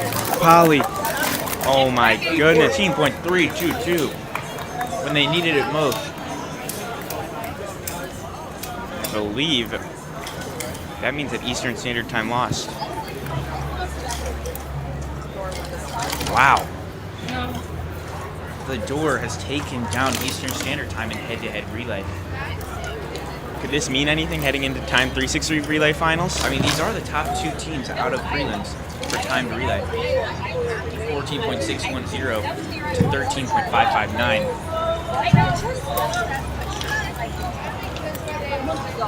And this may be the 3rd place round coming up for 19 plus. Oh, 3rd place race for both, I think. It's going to be an exciting screening.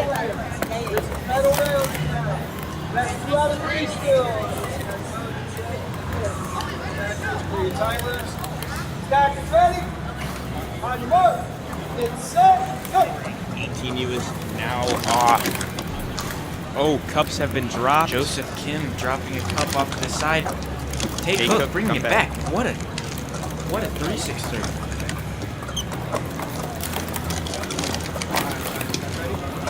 Avi leading Jameson. Set, go. And a huge fault at the end. On feet, none. Results. Only one penalty on slower time. So, 19 Champions of plus. tomorrow take that one. tomorrow wins the first race. Wow. Switch sides. 1478 to 1576. There's so many rounds that a 1576 would have won by a lot. It really is incredible to see to see 2 times that fast right next to each other. Okay, second race. Stackers clear your timers. Stackers ready. On your mark. Go. Set, go. Both matches have officially started and are underway. Mike McCoy versus Chris Chun.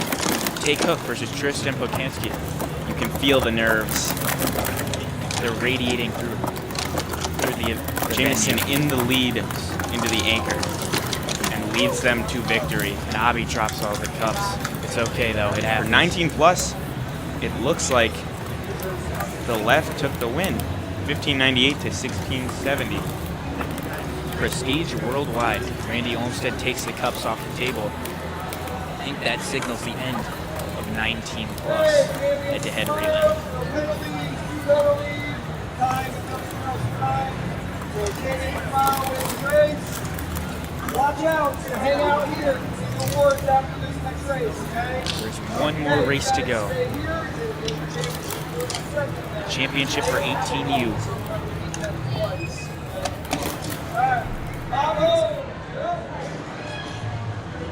We have the full screen angle now that 19 plus head-to-head is over. You can see some of the practice tables have been taken up.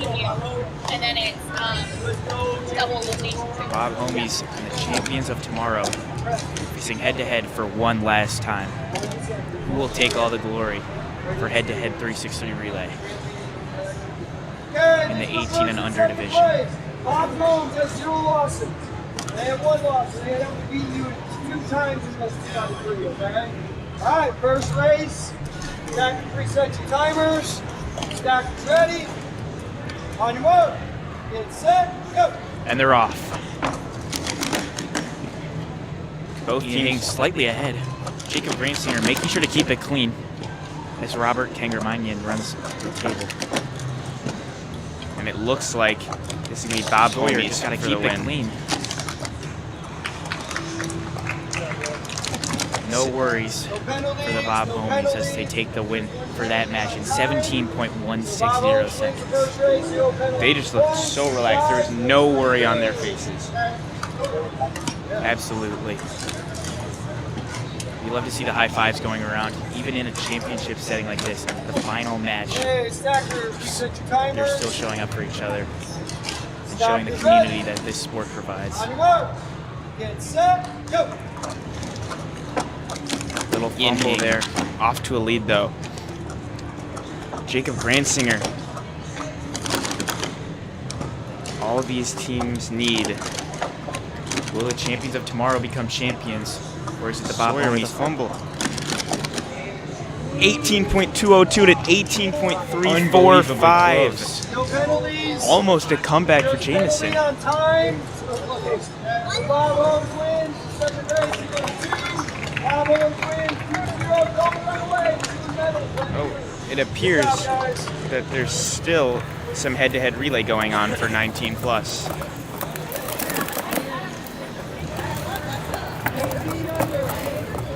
Not sure what this is in the bracket, but we apologize for missing out on that. This is certainly not the This may be championship, this may be the 3rd place round. It looks like Kellen gave up there. Gives a smile. We've all been there, Kellen.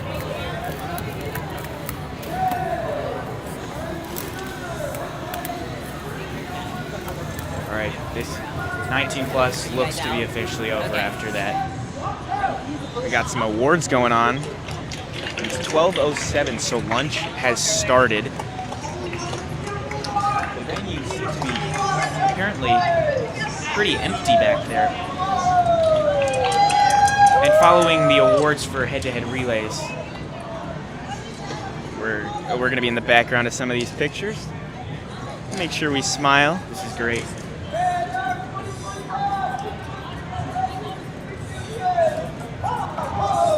Wait, there is more to 19 plus. I don't know what is. Does it ever end? We are incredibly confused over here, and unfortunately, there's no live results for head-to-head relays, so it is fully on us while we're working with a bunch of other stuff. So we're back to covering 19 plus full time. Set. Go. Caden Gonzalez versus Randy Olmstead. Caden takes a look back, thinking he may have scratched there, but it's all good. It's Jay Paris. Hands off to Tyson. Tyson navigates around him. It's Peter closely on his tail. A little scratch at Scratches the it out. end. 1598 to 1780. Saw a lot of speed there from Peter. High-fiving it out. Again, apologies for not realizing that 19 plus was still in progress. We thought the championship had already occurred. So that is on us. Ready. Set. Go. Luke Grandin steps in. Part-time judge, part-time stacker. Austin Neighbor. Jesse Horn, the legendary downstack right there. Peter Ford. Oh my gosh! You can hear the shouts. So close. That was just incredible. Wow. I don't even know what to say after a race that close.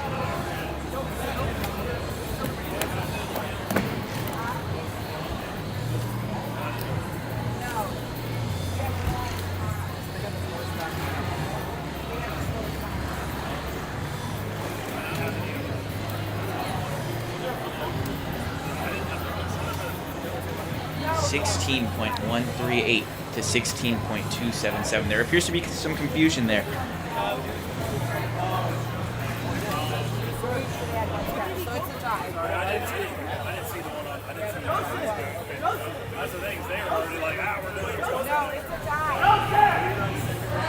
Still a little bit confused as to what's going on. It looks like The team that won that round may have actually not. And it may have been a draw. wow, it looks like that wasn't the end of it. We're going to hear that, but we've been hearing that a lot. So that was a tied match.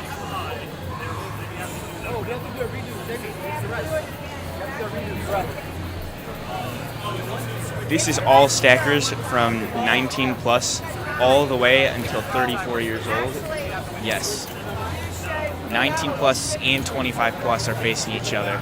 Because I believe one of these teams is A Masters 1 yes, complete team. so a little bit confusing, but the 19 plus team is Mega Mastermind, and then the 25 plus team is Prestige Worldwide. Get the fun Mega Mastermind Masters?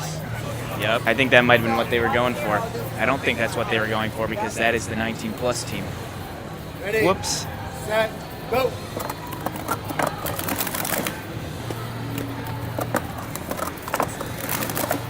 Wow, Joseph, Joseph. powerful downstack right there. Mike McCoy.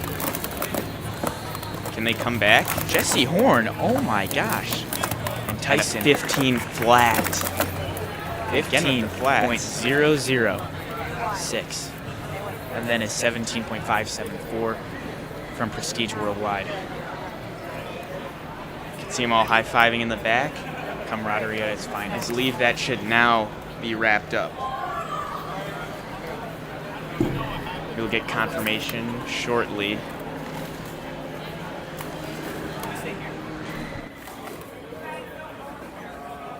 You guys, you stay here. He's there, yeah. I believe this is Eastern Standard Time showing back up. Oh, as it is double elimination. I believe this might just be.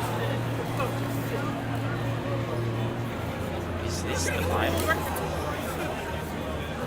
So confusing, but Will Allen and Will Polly were just chilling. Seamus on his phone right now. Looks like they're back up. And this is going well into the lunch break. We're getting hungry, guys. Stack faster. I think these guys are getting hungry. They look to be chilled out a lot. Will Allen getting left undelivered there. Hasn't stacked in probably 10 minutes or so. Rocking the classic Team USA jersey. I believe those are back in 2012. Simplicity. 2013. Caden Gonzalez wearing a uniform I've only ever seen him wear. The blue logo. Here we go. It looks like Set, go. they're about to go off. Here we go. That was very even. Tyler Fano with an That excellent was leg. fast. Seamus taking it easy, it looks like. Good transitions from these four. And Polly. And the Cups fall wrapping that match up. 14.907. And that's Jay Paris wrapping it up for them. He just leaves the timer going.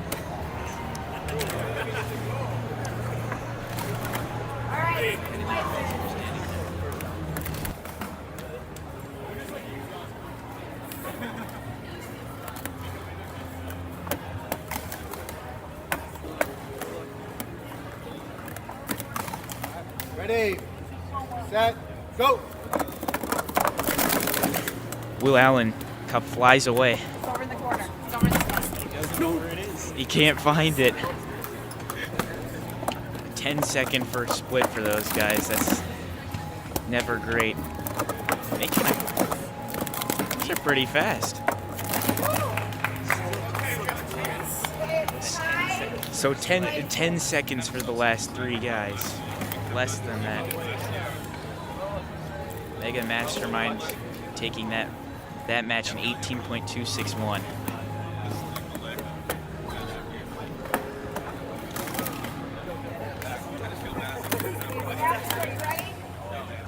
Ready, set, go. They're off now. Not sure what happened there. I believe Caden had a late start. Caden's been having a few timer issues recently. Seamus better know this. Polly's got to go. Oh! He is able to keep that. Even with the early start compared to the other team. Eastern Standard Time takes the win again. Alright, these guys. Somebody has to race next. Back and faster match. Like my team is 4. Sadly, no middle. And your Eastern Standard Time and your. Eastern Standard, you guys all stay here though. Check that again. I don't think it started on it when he lifted his hands. Yeah, mine's an hour. A few talks going on in the back. There's a few issues with the timer, it looks like.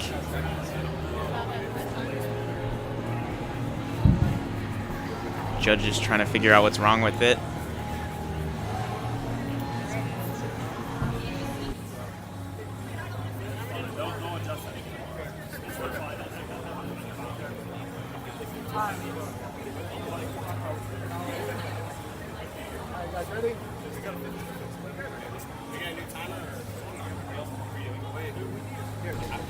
Still some complications with the timer. Joseph Keys testing it out real quick.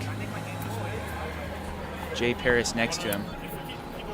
Austin Neighbors' turn. Seamus waving over to us from the back if you could notice. So we've got 3 teams up there, all collectively in agreement that this timer is not agreeing with them. This is also during the lunch break, so these guys might end up going right into time 363 finals.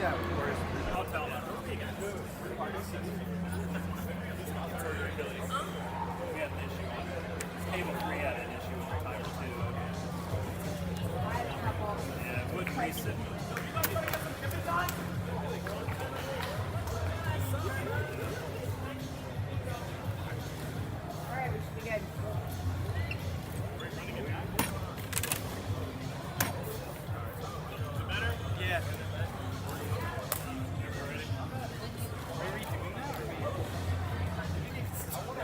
Is it better?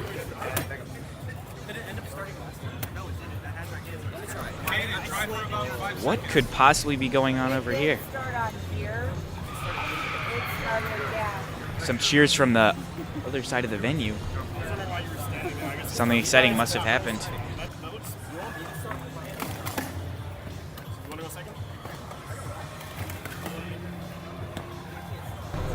Looks like we might be nearing a conclusion.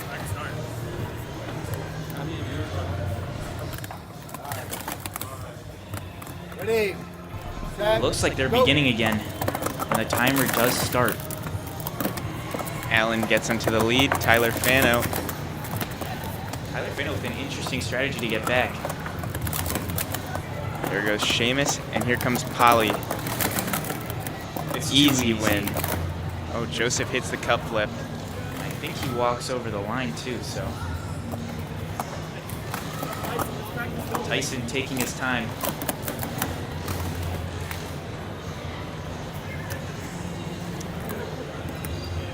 That wasn't a timer issue by the timer, that was just their issue. Caden must be hungry, putting a stop to that early.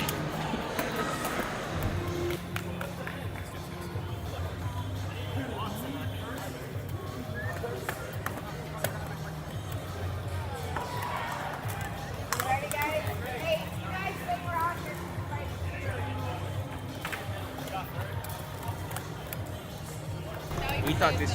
It looks like this is the final here. Set, go. pretty even through the first leg. Oh, fumbles on both sides. And Asherman cleaning up. Tyler Fano. We're going to need a comeback from Seamus and Polly are going to have to... against Trey Griffith. And it's not going to be enough. 16.725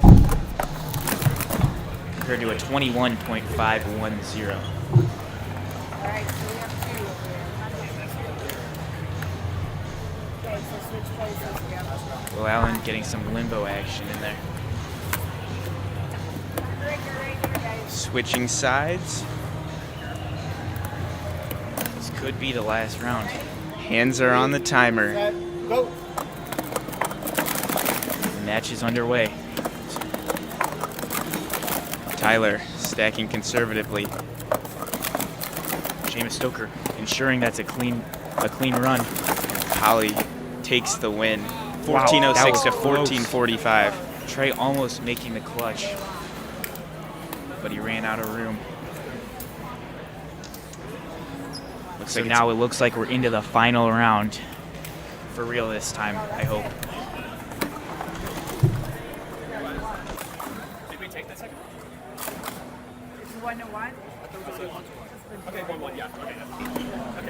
Here they go. They're switching sides again.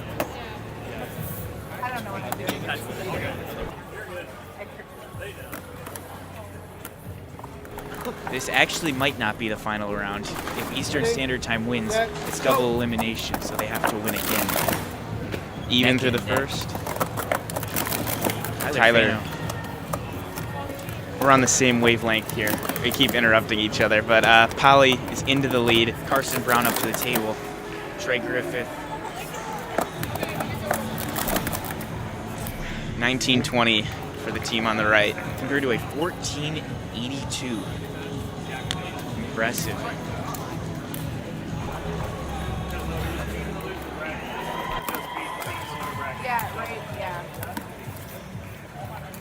We have one final match. In between us, we have Naoki Sakine. If he wants to give us some input as to what's going on in head-to-head relay. Hi, everybody. So, all right, those were his words of wisdom, but Evan Ashelman drops the cups as Tyler Fano keeps it clean. Polly's into the lead. Looks like this is going to be pretty easy for them. Seamus being a perfect segue for them to win. 16.8 to 20.5. We're on to what could be the last. This is match head-to-head. Match point for these guys. Both have been eliminated one time. It's double elimination. Game, set, go. Oh, they are from off. Evan Cloud. Oh, and that could be it. Tyler Fano taking his time. Seamus knows what has to be done. They hand it off to Polly. And that is a wrap. Congratulations to Eastern Standard Time. This would be not good if there was more after this again. 31.038, almost double the time that Eastern Standard Time achieved. But in all good fun and lightheartedness. Evan Cloud and Will Allen walk away from the tables. And I believe that signifies the end. We just have awards, then that will take us into a short remainder of our lunch break.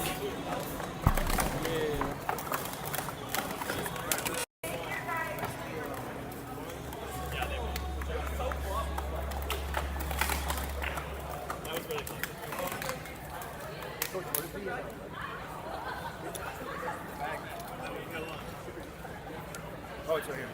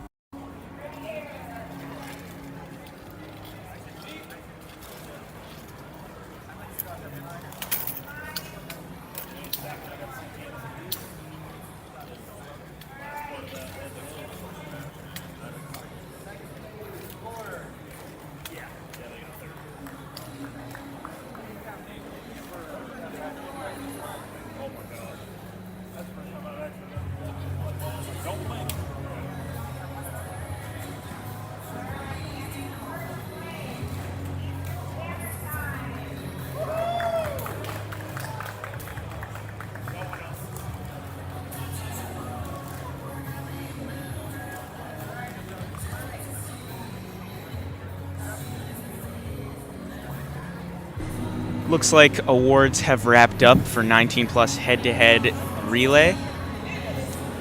So on that note, we're going to go on a little bit of a break, and we will be back around 1 o'clock for individual or timed 363 relay finals.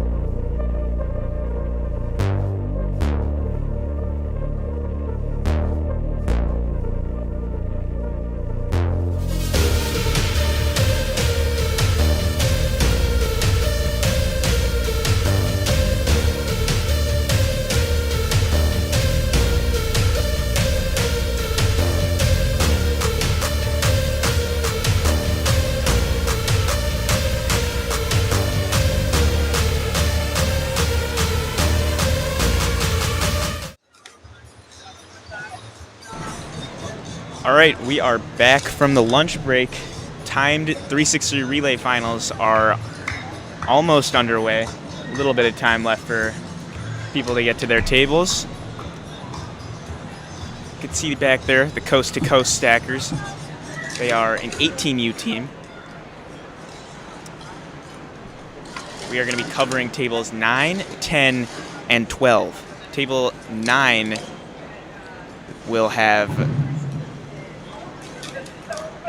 Wait, checking here. Table 9 will have 14U. Table 10 will have 18U. And table 12 will have 19 plus.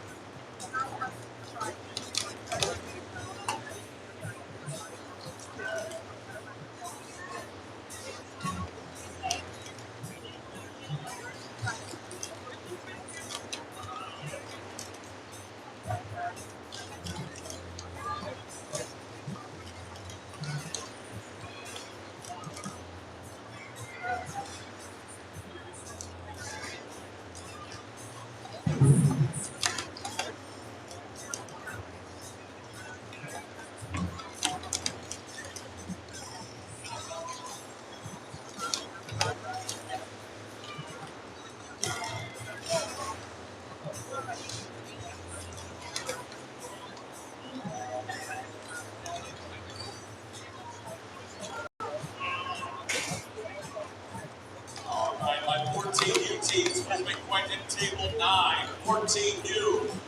Time 363 relay teams, make point in table 9. 14U, table 9. Here is a look at the current all-around male standings. Through prelims, Peter Ford is in the lead with a 9.276 overall. He's also leading in cycle with a 5.559. And then Will Allen is in second with a 951 overall. Polly rounds out the top three with a 9.647. Gonna try and get some more results here.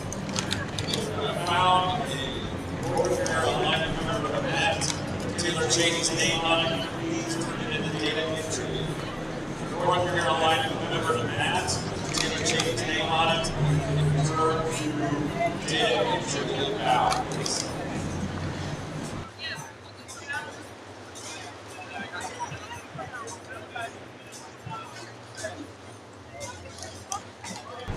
These are the current female standings for all around.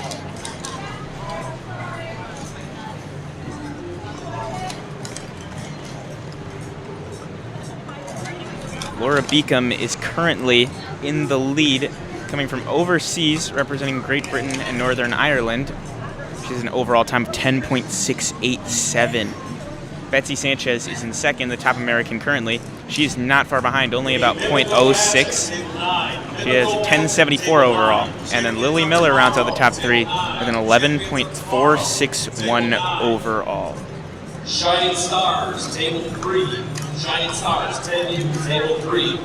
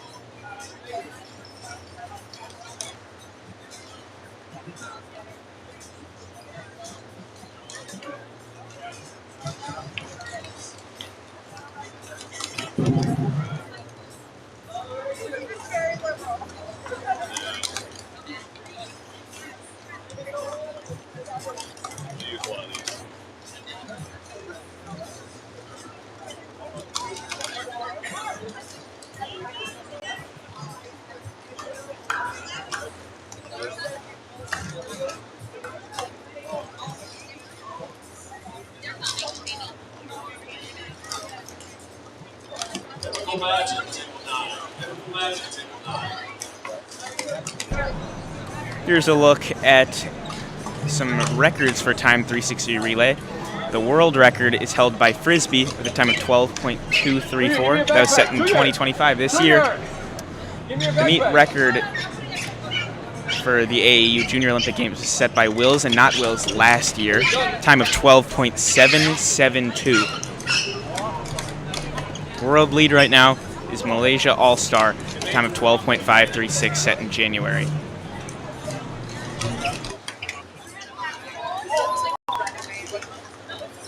I know, like.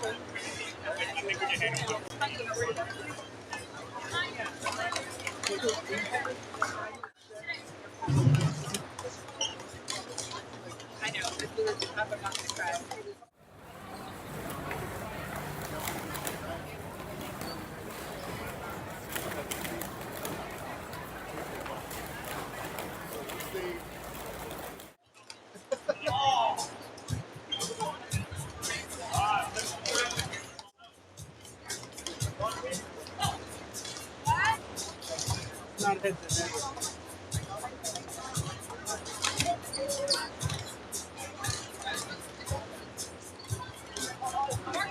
Mark, lock in, Mark. Don't worry, we'll record it for her.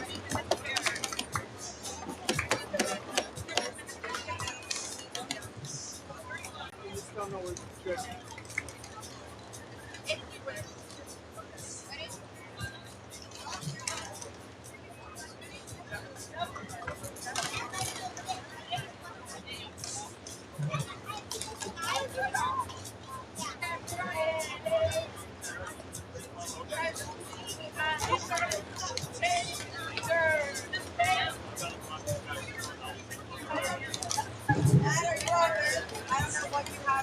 I got 14U. I'm gonna knock them out. I'm gonna meet with these guys on mine. Yeah, no, but you have your Wrangler, you have line guys. I got Wrangler. I got camera. And I got the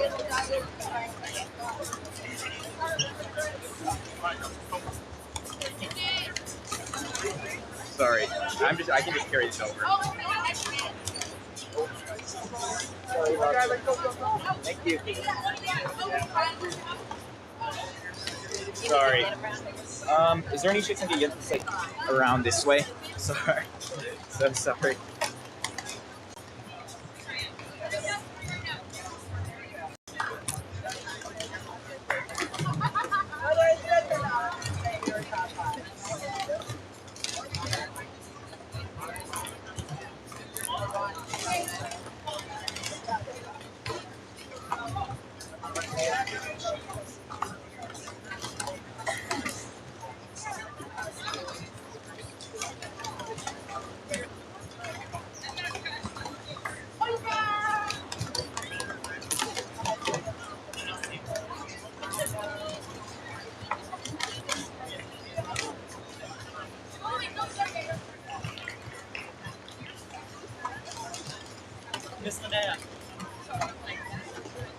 Miss Linnea, can you film it for me? Sure. We're going up first. Yeah.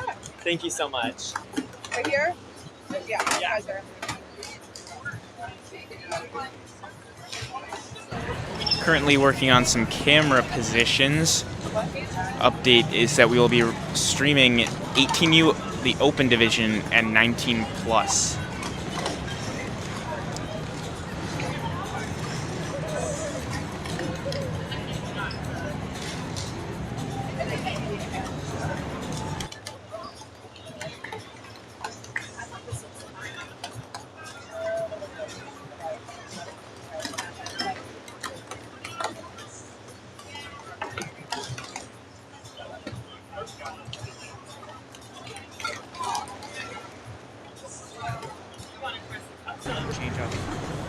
All right. So what you're looking at right now is 18U. The first team to go up. Let's check here and see who this is. Let's see. So this should be... Okay, this is Lucky 17.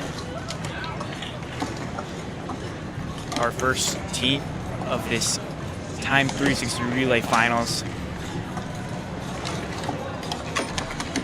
wrapping up with a 22.277.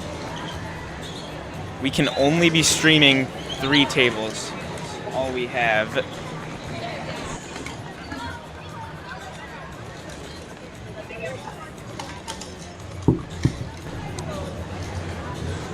Darius Berman Carter right now, getting prepared for his second attempt. A clean up stack from Darius.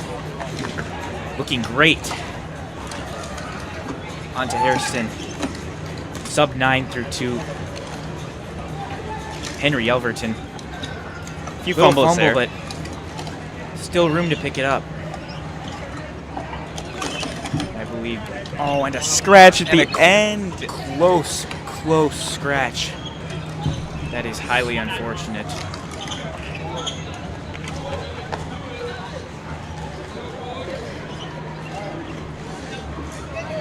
Getting prepared for the final attempt. For the first set of finals, that's what makes Time 360 Relay so hard. It's the first time you feel that sense of pressure, and unfortunately, it looks like their first time is gonna have to stick. Lucky 17. Goes up to Leah Hairston. Currently underway are all timed 360 relay finals except for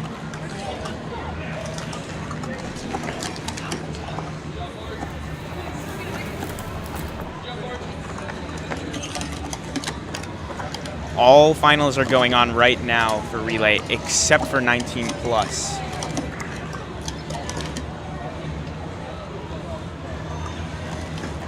Apologies if this angle isn't up to par with the others.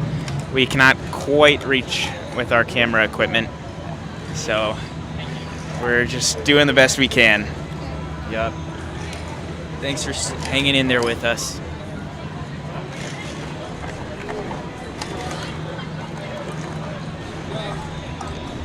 I believe this is the open division that we're watching right now.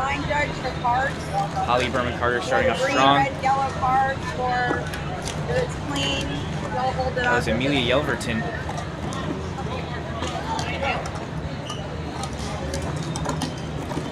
Good run so far. This could beat their prelims time, 23.829, and it just misses with a 24.435. Still solid.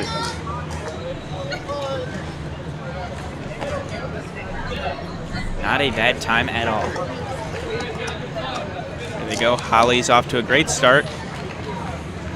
I believe that first 360 was under 4 seconds for her. Lizzie Farragon stacking smoothly with a good exchange. It looks like they're going on the anchor on pace.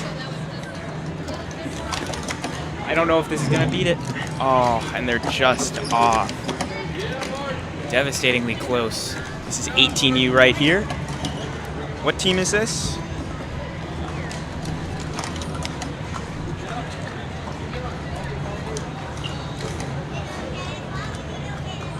The single ladies have officially stepped back with a best time of 24.439. We're heading over to the double view. We now have 18U and 19 plus. Ignore that says head-to-head relay. There we go. Picks up Matthew Ims with a solid down stack right there. Naoki Sakine, unfortunate fumble right there. Avi on the other side scratching it up at 16.272. Wow, the wind the knocking fans. over our paperwork, our one piece of paper. We'll set it under a camera. They got a time in 1933. Which Gianni team is starting that? off. That A good should be time. Stacks Across America. Matthew Wims right there. I believe that is going to be a scratch due to a one-handed up stack right there. For 18U right now, Nice little cup flip. 18U is watch out. They're currently, they just got a 19.6. I believe that was their best time. Kellen Wu scratching that attempt. It does not matter. It would not have beaten their previous time, regardless, as they go into their third attempt. Up next for 18U is Coast to Coast Stackers. They should be coming up.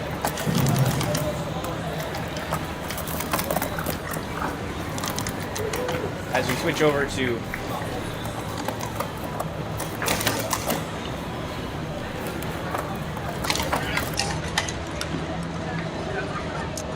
here we have the open division.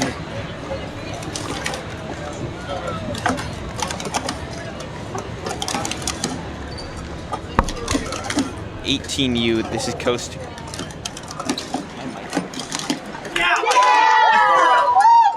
15.933 for Coast to Coast Stackers.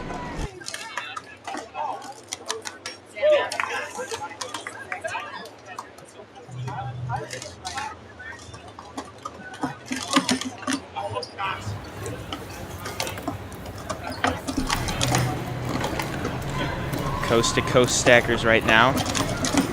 Oh, the fumble there.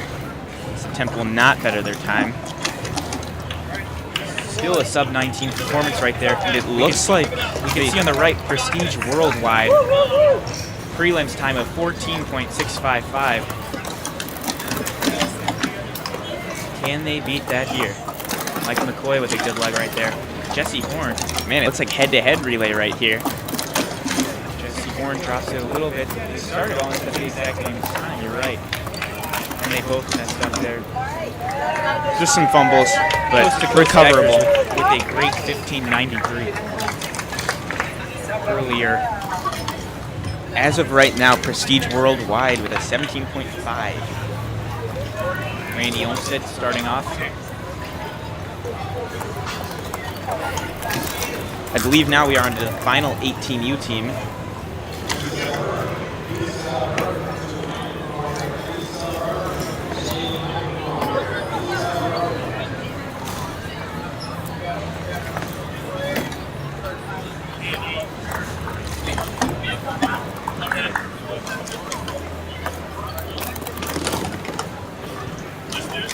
Jesse Horn cleaning this one up before handing off to Peter.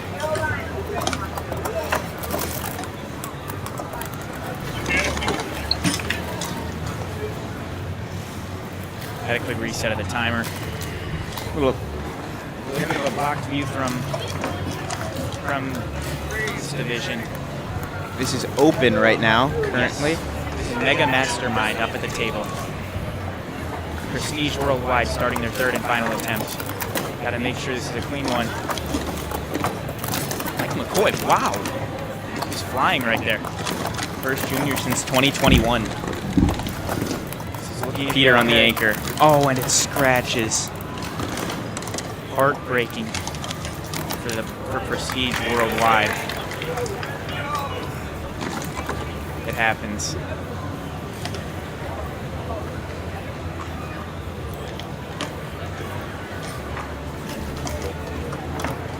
As Caden Gonzalez steps up to the table for Mega Mastermind.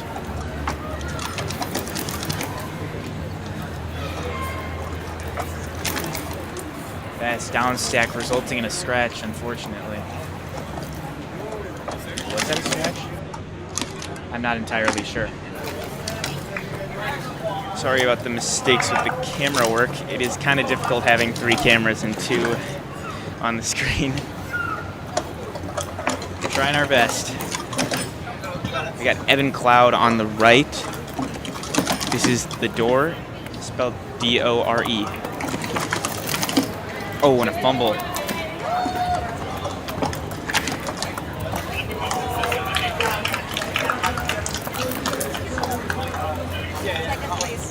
Evan Ashelman a little frustrated there. Carson Brown. You see Caden Gonzalez starting off strong. He's actually leading individual 363 prelims right now. We could very well see him do some big things tomorrow in finals. Tyson Parmalee up to the anchor. A 13.690. That is leading the tournament currently. That is unbelievable. Wow. That's got to shake up the competitors. That could very well make Stack a champions. I'd say if I put money on it, it would be. I think the question is, that may very well, could it win? Trey Griffith up to the anchor. A 16.048. Thought that was going to be sub 16. It looks like 18U is done. We are on to the top open team.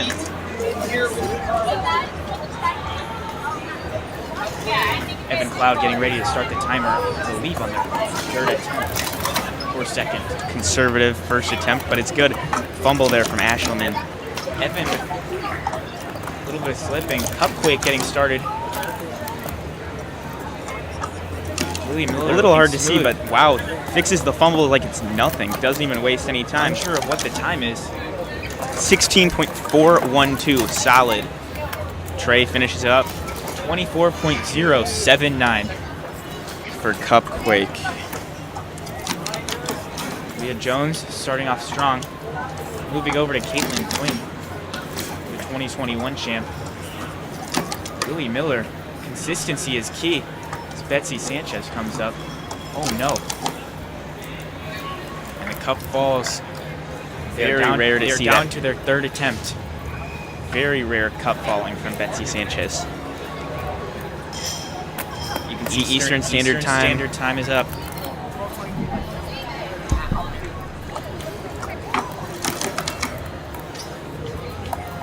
They start their first attempt. Solid. Fano fumbles a little bit. Oh, that looks like it's going to be the end for Cupquake.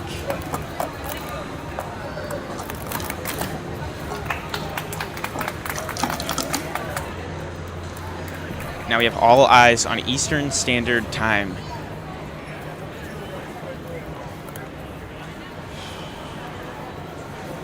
Will Allen starts solid. Tyler Fano fumbles, but he recovers. Seamus drops the cups. This is going to come down to the last attempt if they want to make it to Stack of Champions. Best time of 17.169. The nerves are there. They prove they can do it. And they drop the cups. Eastern Standard Time, unfortunately, will not be advancing to Stack of Champions. We're just left to wonder what could have happened.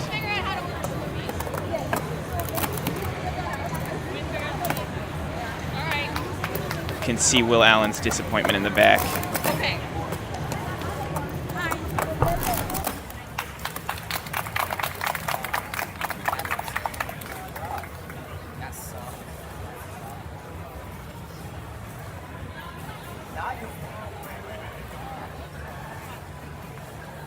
And with that, individual, or head-to-head, let me re-say that. With that, timed 360 relay is over.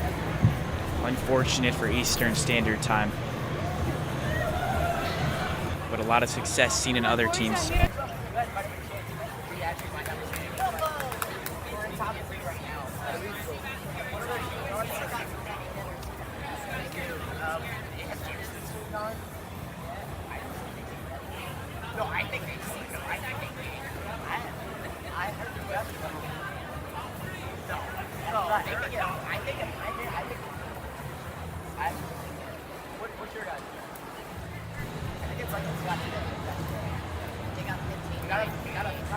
The next event will be Stacking League, and we will also see some individual head-to-head action. We now have to set up for that with camera angles and such. So we will have a quick little intermission here and we'll be back.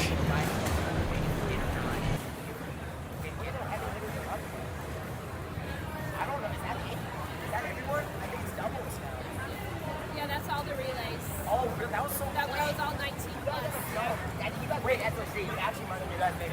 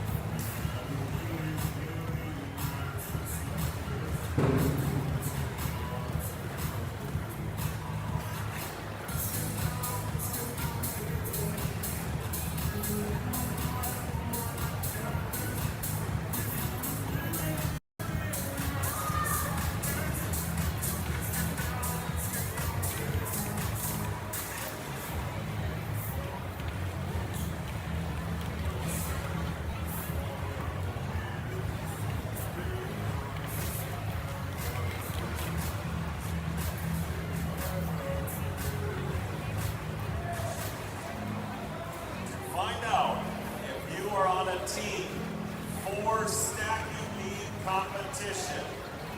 Those results and those teams are posted on the website, on the WSSA Junior Olympics competition page.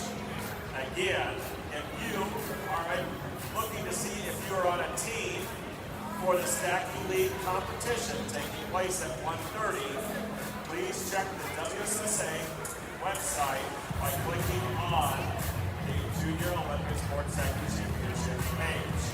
If you are not listed on a team, that means you are participating in the individual head-to-head competitions.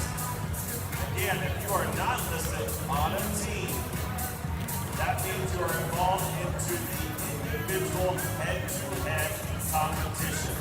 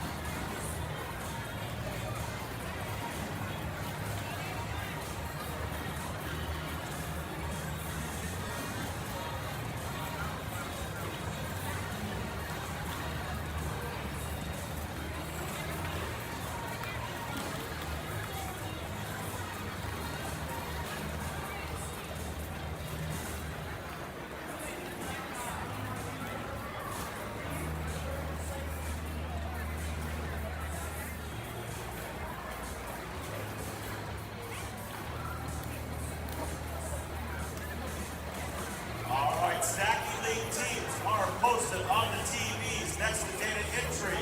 If you do not have access to the website, please check the TVs at data entry. They are hanging for 12U, 18U, and 19 plus teams that are participating in Stacking League. If your team is not listed, you are participating in the individual head-to-head single elimination competition. If your team is not listed, you are participating in the single elimination head-to-head competition.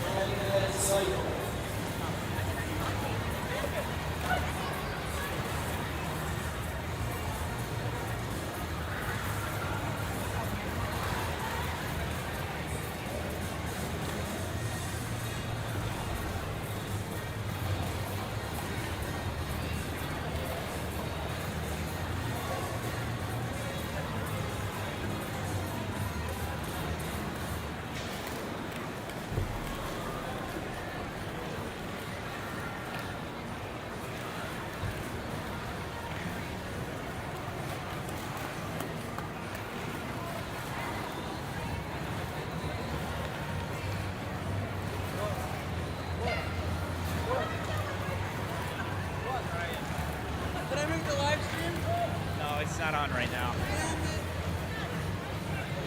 Hi, Dad.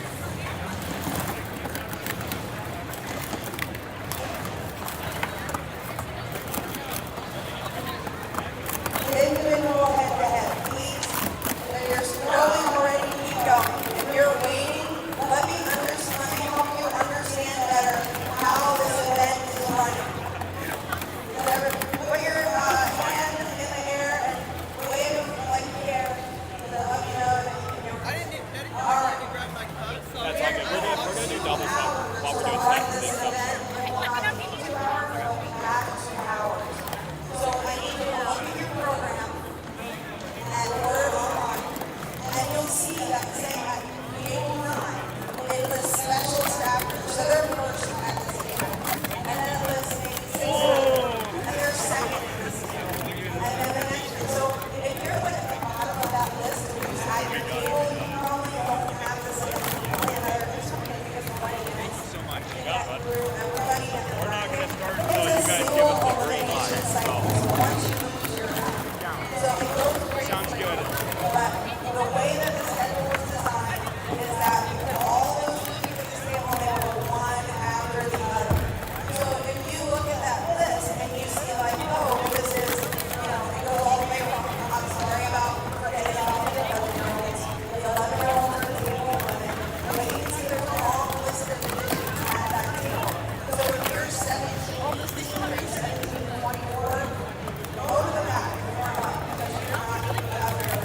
Same thing if you're, I know this table is only 9 and 10-year-olds, but there are so many 9 and 10-year-olds. That's why there's so many at this table. So if you're 10, go to the back and warm up while you're up there. Stop. So I want to and I know we're going to come to all the time, I know what's going on.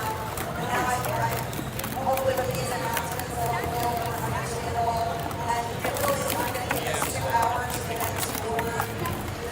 You're at the bottom of the list, but it gives us a chance to get started, and we'll get to you soon.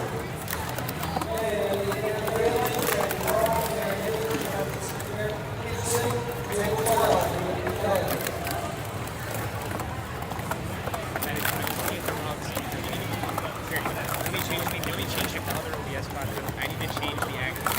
That's so weird. Man,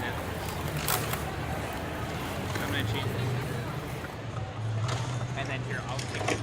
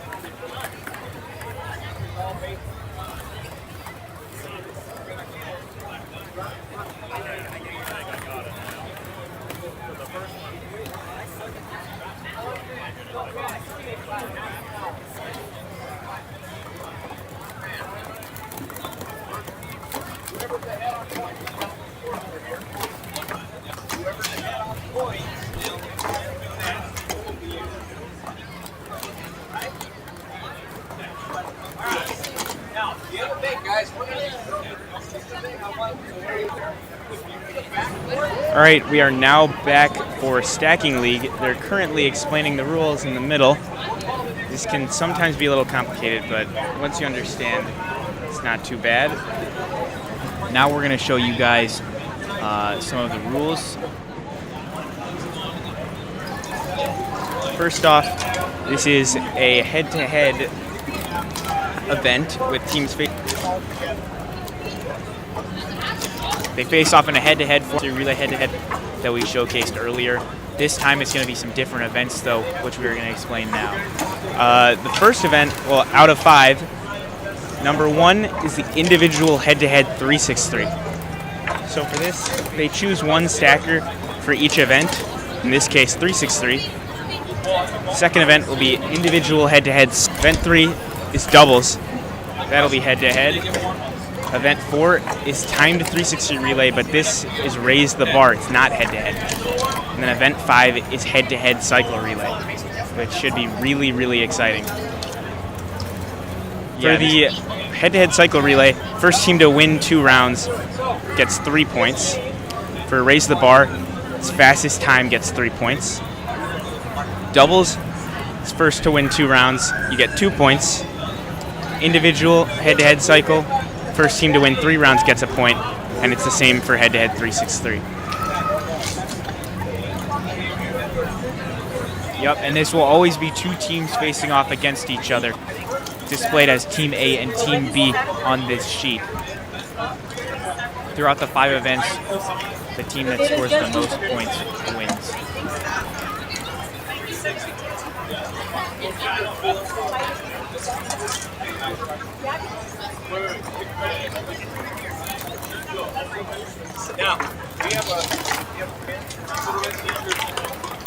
Another clarification, whoever has the most points at the end of the match wins.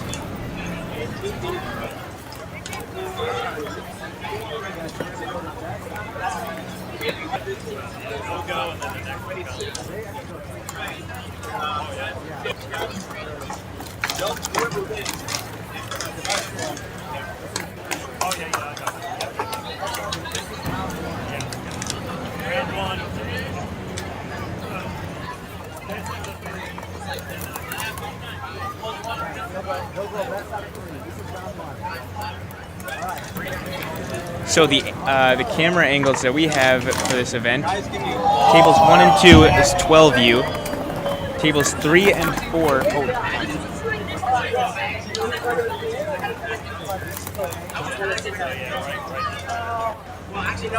tables 3 and 4 will be 18U, and tables 6 and 7 will be 19 plus. We have 1 camera on each of the tables for the divisions. There's 2 for each. So we're doing our best to get coverage. Might be a little difficult and some teams might not be present, but for the most part, almost every team should be shown off. To my knowledge, every team is here at the front stage. I believe this is a 19 plus group. So I think everybody is here for that. I can't speak for the other groups as I'm not really paying much attention right now to that. But it does look like they are getting started over there.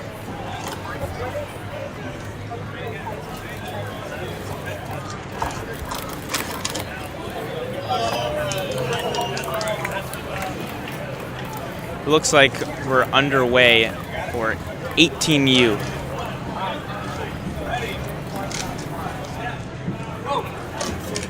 Quickly swap over. I don't know what's happening with that second camera there. It's our phone camera. Maybe we'll go fix that up.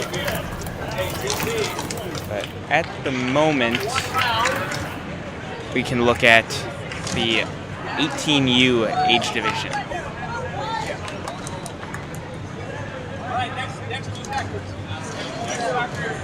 Watch out. Guys, I need your next stacker, please. Next stacker.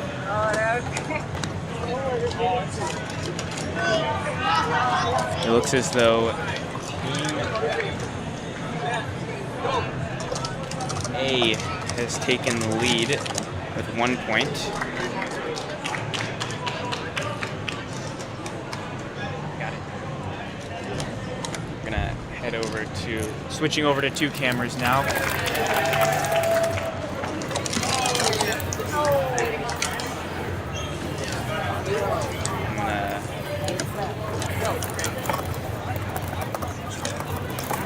There we go. That should be good. Finally underway. Apologies for the difficulties right there.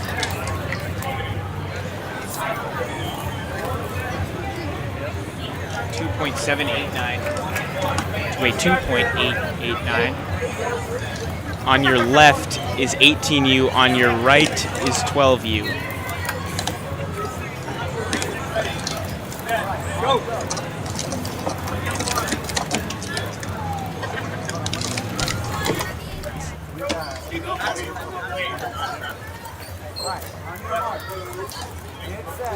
Go.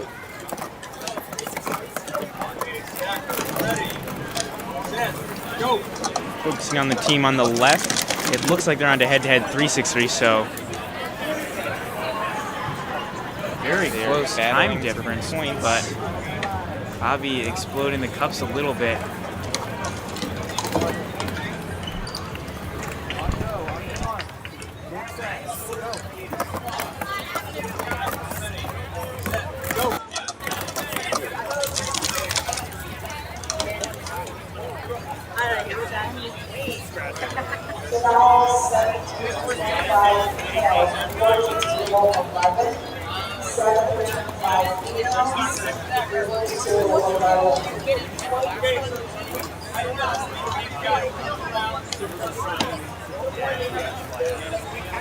First team to 3 rounds.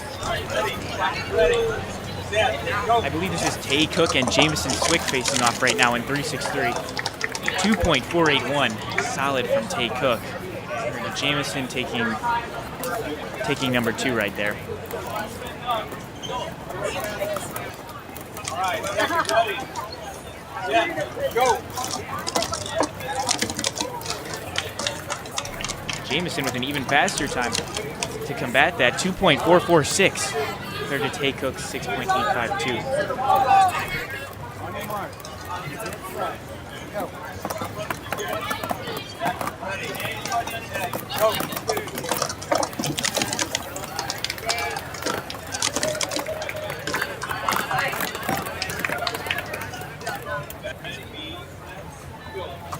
All right, so it's 2 and 2. Round, 15 rounds. Last stacker.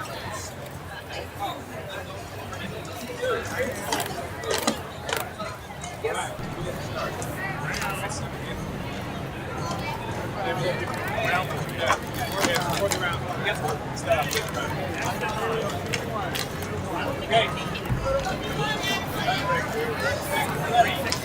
Set. Go.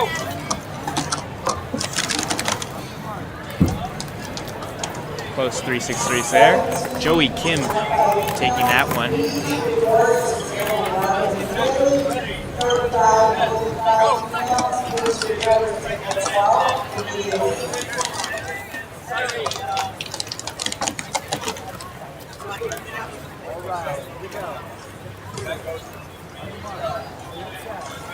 Okay.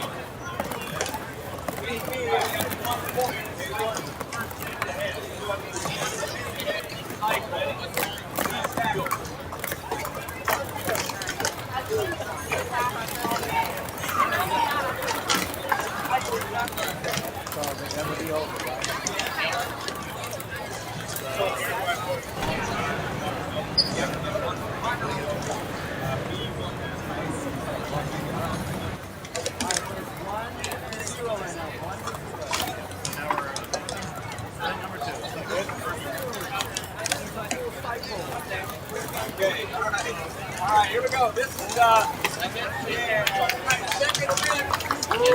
event. Okay, here we go. Stackers, ready, set, go.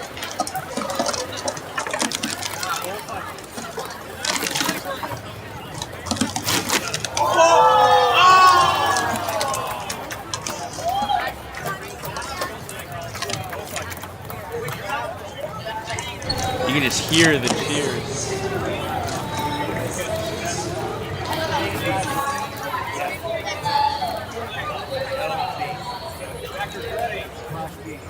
Go. All right, guys.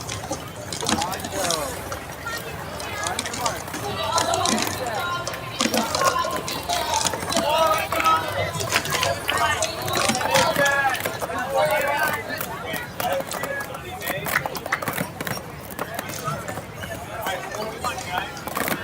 Ready, set, go.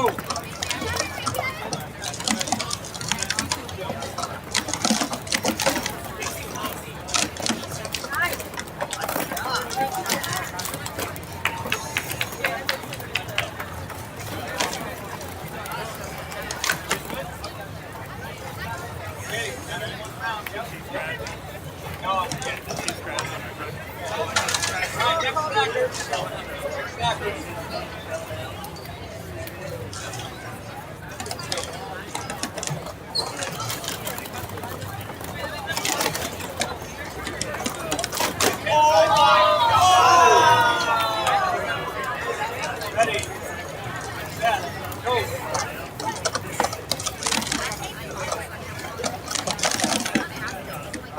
So they,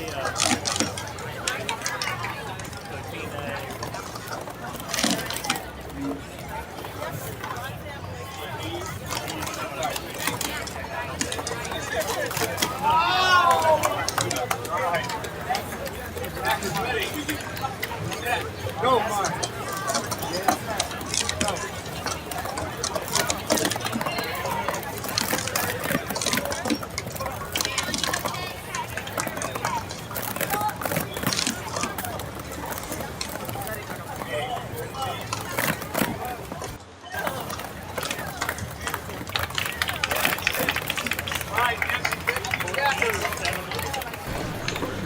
Currently, both 12U and 18U have 1 point to Team A.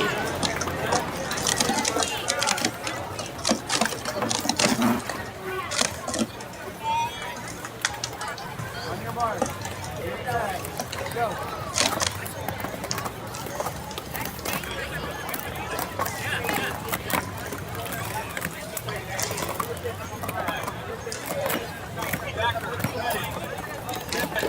Go.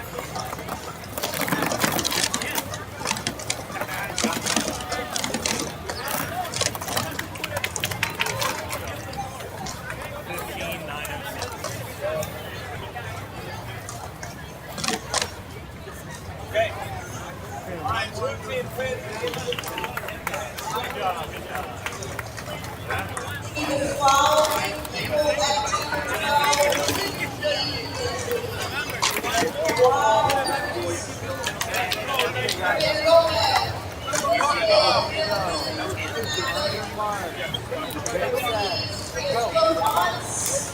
Okay, guys.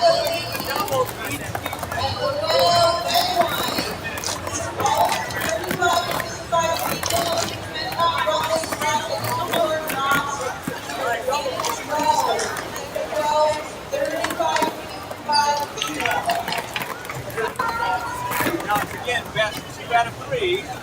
First one to win this round. All right, backers ready. Set, go.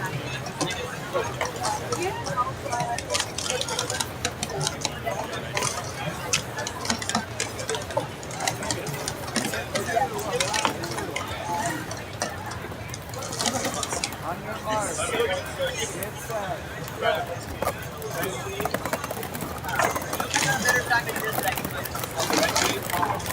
set. All right, set, ready. Set, go.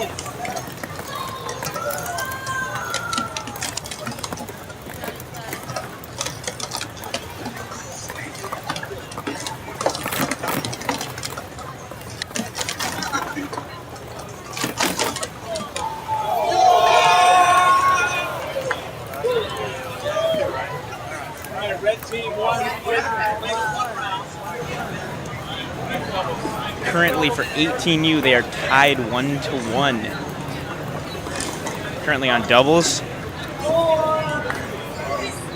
Best two out of three here, guys.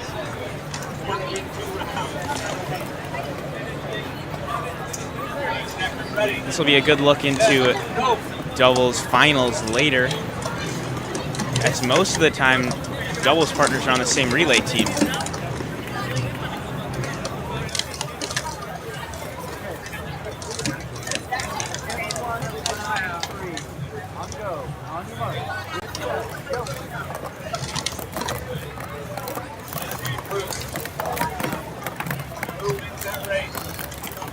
Okay. Stacker, ready. Set. Go.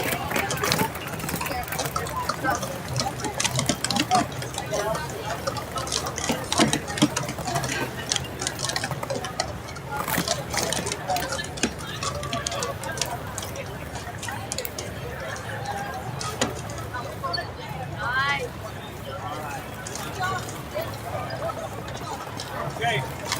All right, so.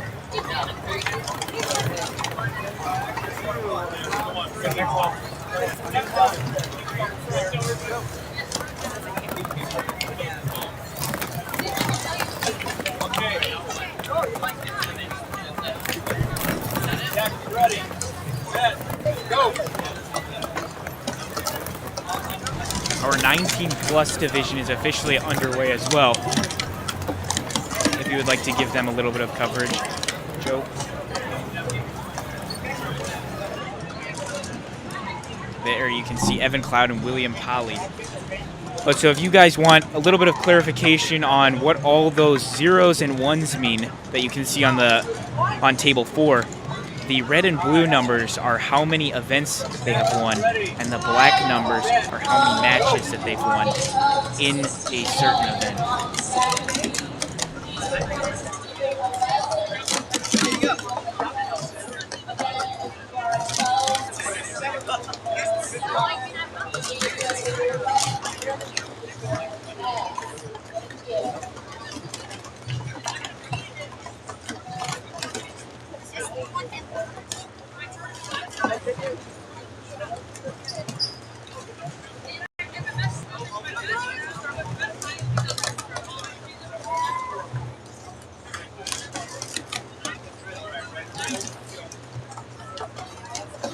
Okay, so red team wins that.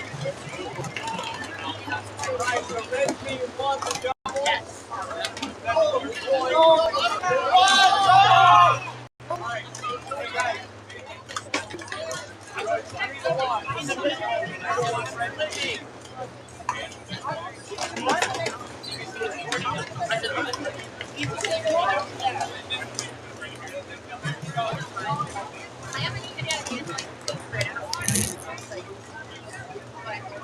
Correction about the scores. The red and the blue tiles will show how many points they get. You can see when you get to doubles, the points move up from 1 to 2. So if your team wins doubles, you get 2 points, compared to winning only 1 point with head-to-head, 3-6-3, and cycle. When you get to the later relay events, you win 3 points for your team. One of Will Allen's cups just flew under our table. There we go.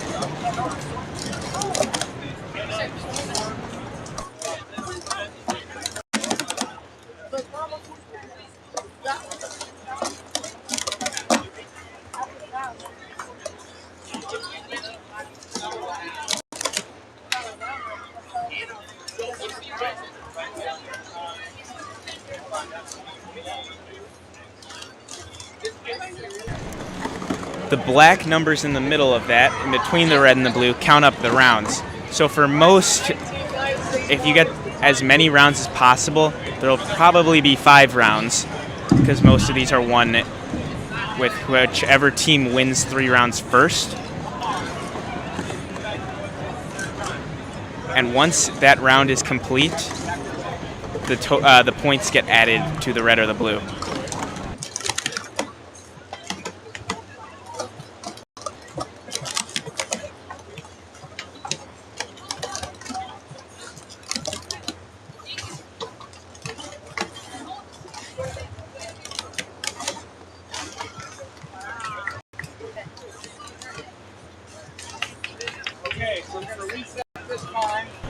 We see William Polly and Evan Cloud up for 19 plus.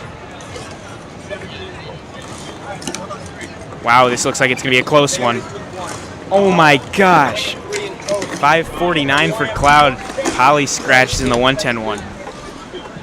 5.45 scratch. Wow. Here they go again. An exciting matchup. Wow, they both fumble. Oh my gosh, the threes fall for both of them. Oh my goodness.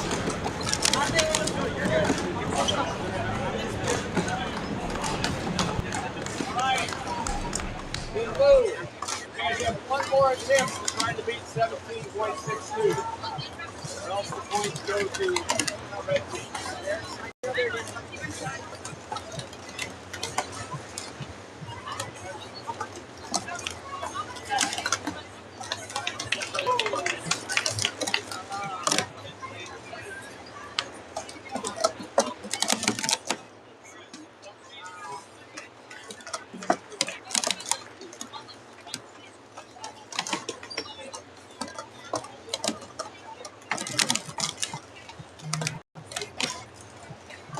Okay.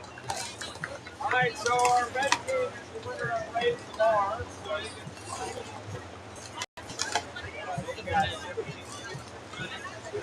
you Currently up right now, Will Allen and Trey Griffith.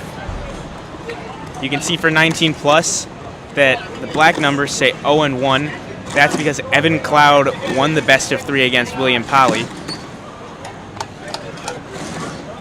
Wow, that was close. But Allen scratches 6:32.4 to 6:33.1. 0.007 seconds apart.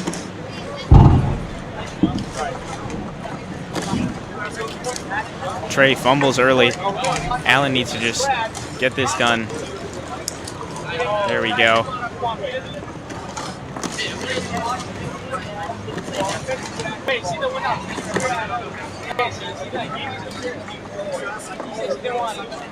And there they go.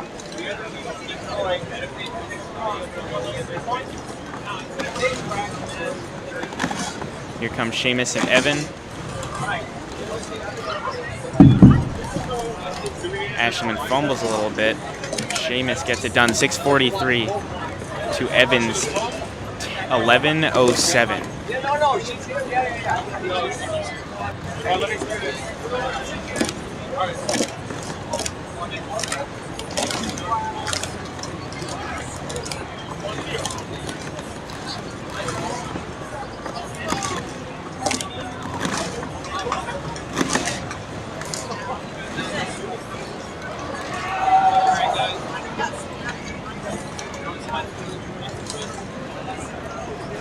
Just watched William Polly stack a 5-12 right in front of us. Another table. Up now, Tyler Fano and Carson Brown. All right, this is head-to-head cycle. This is cycle. Currently in this head-to-head cycle round for 19 plus, scores 2-1. If Eastern Standard Time, if Tyler Fano wins this round, they get the points.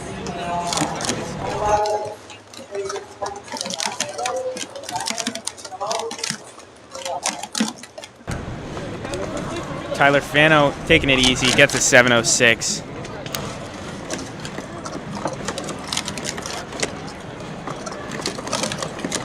There we go. Those are points again for Eastern Standard Time.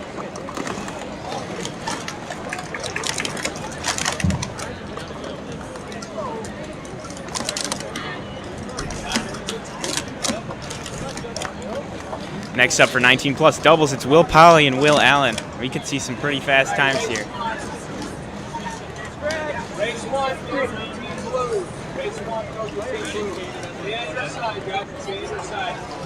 All right, come on, Zachary. Evan and Trey versus the two Williams. Trey and Evan take the win for the first one. Reminder that points for doubles, first to win 2 rounds gets 2 points. Go.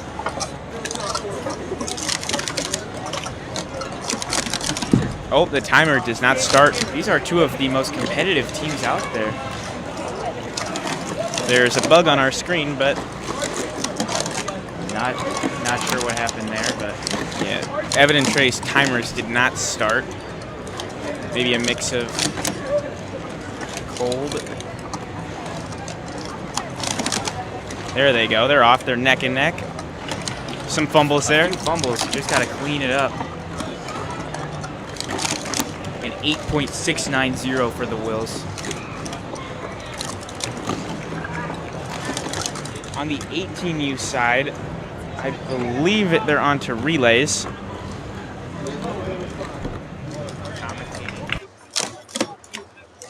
Okay. Red team.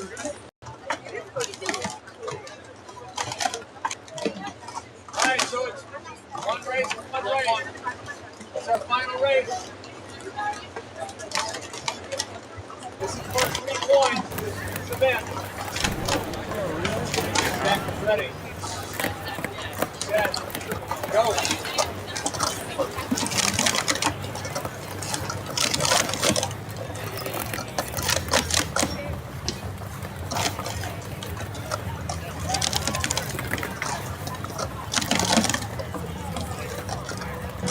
You can see Seamus and Tyler up there doing doubles against Evan Ashelman and Carson Brown.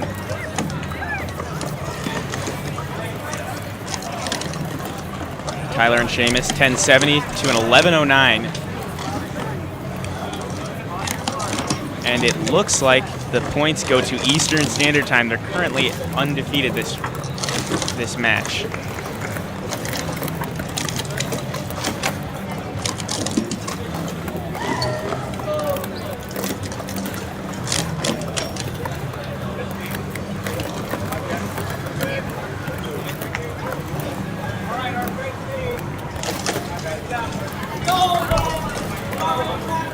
Now for 19 plus, we should be on to timed 360 relay, raise the bar. Fastest time gets 3 points. For 12U over there, they're on to doubles. Looks like the team on the left has 2 points, meaning they've won both head-to-head cycle and doubles.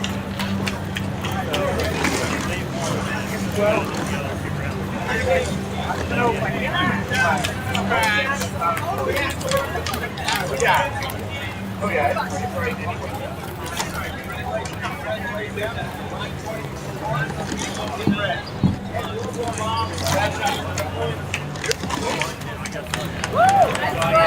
19 plus. It's looking to get ready for some raise the bar. Isn't it? Yeah. The judges are standing by and they're off. It's awesome.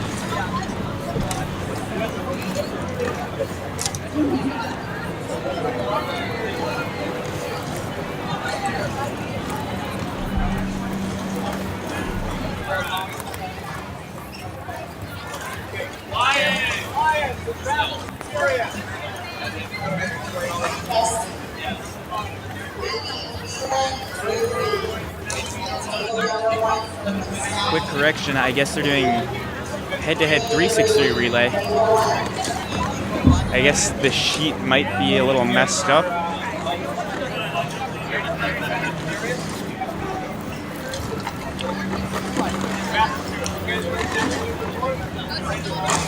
Eastern Standard Time. It's pretty fast here. Oh, a little fumble. A quick fumble, but no problem for the win.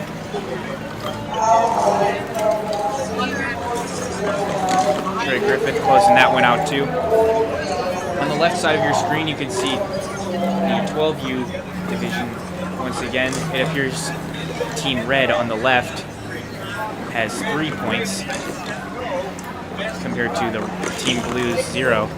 So it's currently a sweep on that part. Now 19 plus is back in the action. Looks like Eastern Standard Time is ahead right now. Absolutely flying right now. Is that a... Wow, 13.198. How do you even combat that? There's nothing you can do.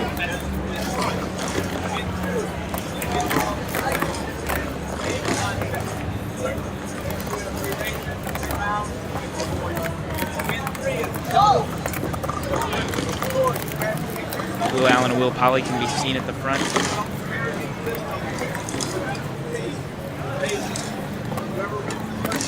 Four points for Eastern Standard Time. So it's looking like red team is the team to be on. 4.05 scratch right there from Polly.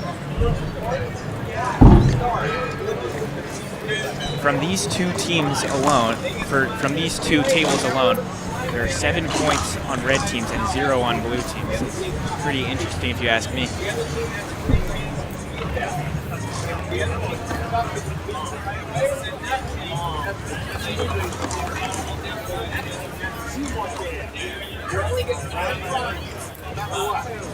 It looks like they're correcting 19 plus to be raised the bar.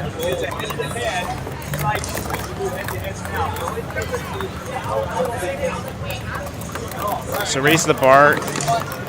First team stacks, gets a time. And in total, both teams get a max of 3 attempts. But if the other team does not end up beating the initial time in those 3, they lose. They've actually done raise the bar 360 relay at the last, I believe, 2 Junior Olympics, or maybe it was just last year, I'm not entirely sure. And it is a very unique and fun event. I think a great addition to the junior circuit, without a doubt. There's that video. Yes. Yeah, my son's over here. My kid's over there. Oh, I thought you were making a joke. Right there, I know. I got 1 extra. Let's go. All right, you go. Ready?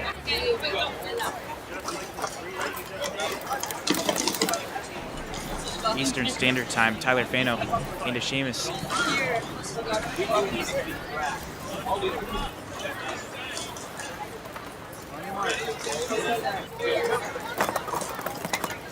If you are on team Gray, please report to table 1. All right, individual 3-6-3 head-to-head. Best 2 out of 3 right. Ready? Yeah. Go.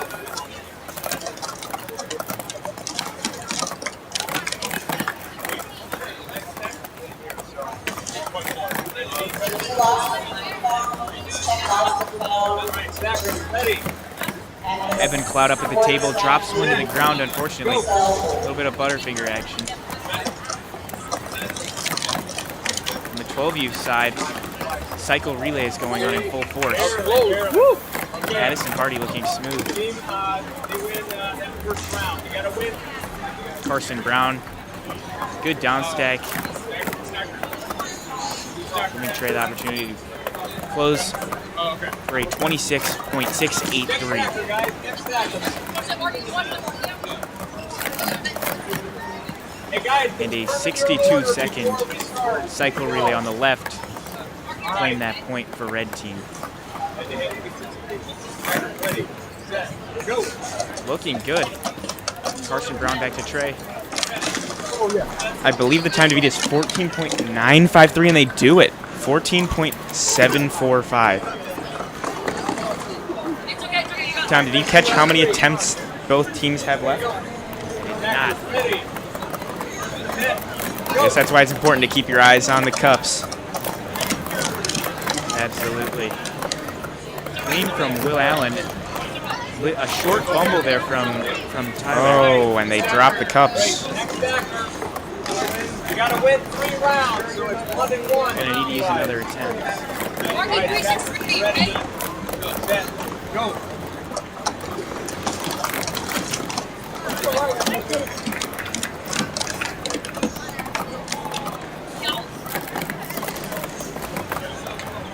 Solid for Will. Mark, you got it. Lock in, Mark.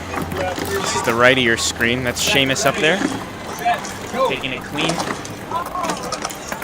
There goes Polly. 13.4. I think that might be over. Just a master class. Impressive run right there. Actually, no. Best 2 out of 3. So that's 2 rounds. We're gonna do 1 more round. Okay, I wonder if these relay teammates are tired of each other at this point. There's been a lot of competition on the relay side of things, and they still have some head-to-head cycle relay after this race the bar. Whichever team wins Raise the Bar gets 3 points.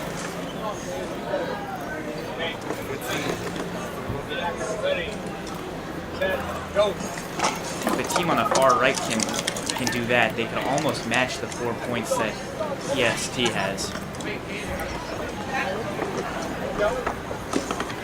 Okay, I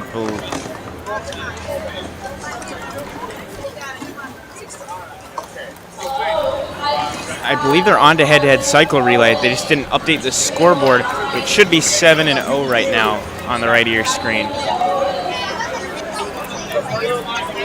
This is looking solid from Eastern Standard Time. Could this be a sub 30? A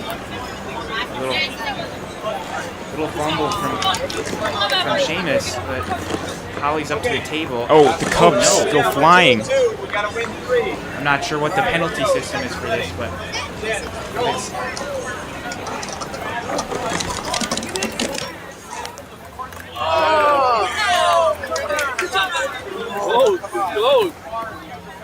Close.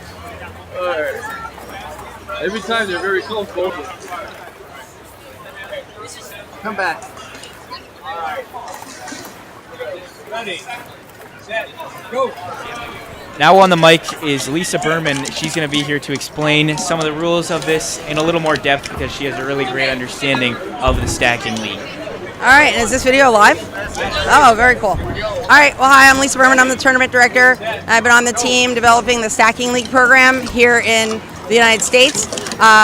This league format is actually already popular in Asia, and when we heard about it, we really thought that it would be a great way to give everybody more opportunity to stack, because I think many stackers, they wish they could stack more regularly rather than going to a competition once a year, some of them, or once every few months. So this is, if you can get a league started, you divide that up into teams, and then there are regular weekly practices and weekly matches. And so we're doing a mini league in the in Junior Olympics. So it's like a competition within a competition. And so it's a team-based format. So each team has, they get seeded, the players get seeded, and I'm not sure if we had intended to seed them here today, but these are all elite stackers, so I'm not sure that really would have made a difference. The idea is like, it's almost like a tennis match, so you send up your first two for the individual head-to-head, and then the second seeded ones do the second race, and the third seeded ones do the third race, and so on. So there are 5 events in Stacking League. There is an individual head-to-head, that's a 3-6-3, followed by an individual head-to-head, that's a cycle. Then there's a doubles head-to-head. Then there's an event that's unique to Stacking League, that's a time 3-6-3 relay Raise the Bar. And some people might remember we did that as an actual event here last year. We thought that would be fun. We made a bracket and did it that way as a bracketed event. And then at the end, there's a head-to-head cycle relay. It looks very similar to our head-to-head cycle relays, except there's no penalty points. One scratch just eliminates the team, so they lose the race with any scratch that the team makes. So those are all the events, and each race is it's best out of 3. But then you can only win your event if you win for the individual head-to-heads. You have to win 3 rounds. So at least 3 team members have to race. Now, if after 3 teams race, say the score is 1-2, you need to have the 4th person race. And if that ends in a tie, 2-2, then the 5th people have to race. So if your relay team has 6 members, that 6th member may not get a chance to compete. That's going to be up to the team or the coach. So same thing, then we go back to the cycle relay. Again, if one team wins in 3 races, then they win that event and they get the points for that round. Something that's different about the way that we do it here in the US versus in Asia is that they make, as in my understanding, every match is 1 round. Every event is 1 round, I mean. And so you could get 3 events in and it's impossible to win. And we didn't want it to be that way. We wanted it to be a little more exciting. We felt like there should be an opportunity to catch up. So that's why you'll see that individual 3-6-3 and cycle head-to-heads are worth 1 point each, but then doubles is worth 2 points. So if you lose those individual head-to-heads, but you win the doubles event, now it's tied 2-2. And now going into the time 3-6-3 relay raise the bar, it's 3 points. Well, the next head-to-head is also worth 3 points. So that way you'll never. It keeps it exciting. It keeps it motivating. Now you can get to the end of the. You can get far enough into our matches too, where you can't win. But we felt like we want, and not like a tennis match where we're just going to stop. We want everybody to keep stacking as long as they can. So even if there's no way a team can win, we still run all the events, and you're just trying to close the gap like you might in a basketball game. And so that's the stacking league format. And the goal of a league is that you play different teams in your league, and then there's a championship at the end. So if you were running this in your community, you would have your weekly dual meets, and then you would at the end, at the end of the 8 weeks, you'll have a tournament that is more of a bracketed tournament for a winner. Awesome. Thank you so much for explaining, Lisa. Yeah. I'm sure a lot of people at home definitely appreciated that. Yeah, do you have any questions that you want to ask me about? I don't think so, yeah. Okay, well, let me know. Happy to talk about it. Thank you so much. Can't wait to watch some of the footage and see how it's been going. I've been over at individual head-to-heads. So, of course, yeah. All right. Thank you. Big thanks to Lisa Berman for coming over here and explaining that.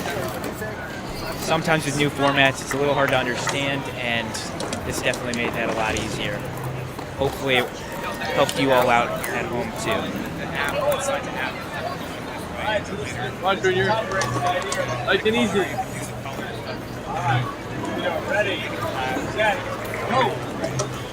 Taking a look at the schedule for today, just to go ahead, we have age division doubles coming up in about 40 minutes. It's supposed to start at 3:30.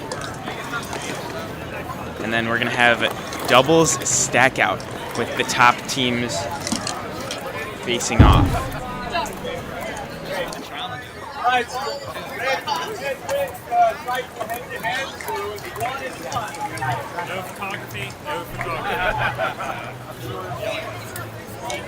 I believe this is Lily and Saskia facing off right now in a head-to-head 3-6-3.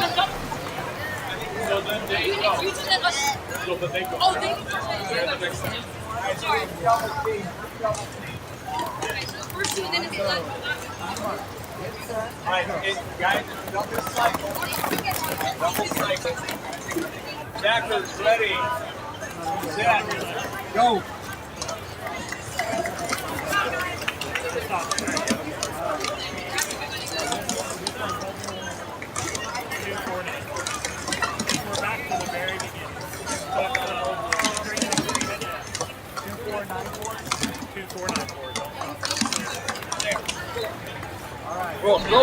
Looks like it's Quinn versus Erickson. Quinn comes out on top, 233-3 to 238-7.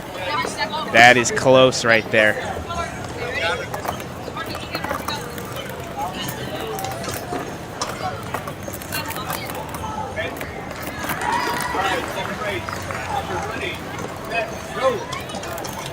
We're going to go back on the left side to 18U. Looks like they're going through doubles right now.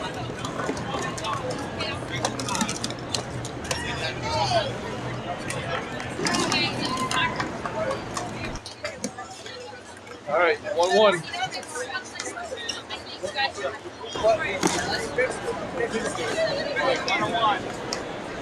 Here we go. Jackers ready, set, go.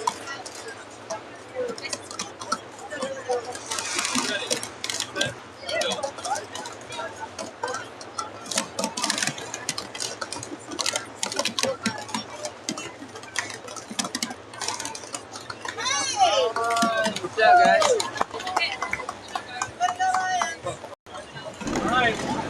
This looks to be Caitlin Quinn versus Saskia from Team Switzerland. 7.947 for Quinn. right, stackers ready, set, go. Into the 110-1. And the down stack secures that one for Quinn.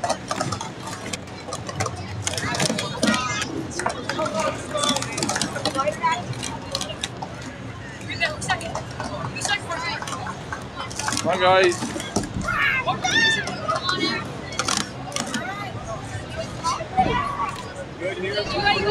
That's Betsy Sanchez versus Laura Beacom, the seeded number 2 and number 1 for this tournament on the right. Head-to-head cycle. This is close going into the 110-1. Wow, 655 to 660. Oh my gosh. Come on, guys. Oh, correction. Laura Beacom actually won. That was a 650, not a 660. Apologies Still just for that. as close. Here they go. They're close again. Laura pulls away.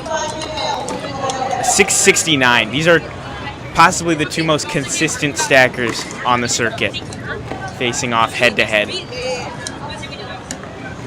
And it looks like Laura takes the win there. Okay, it's 1-on-1. Here we go. All right, stackers ready, set, go.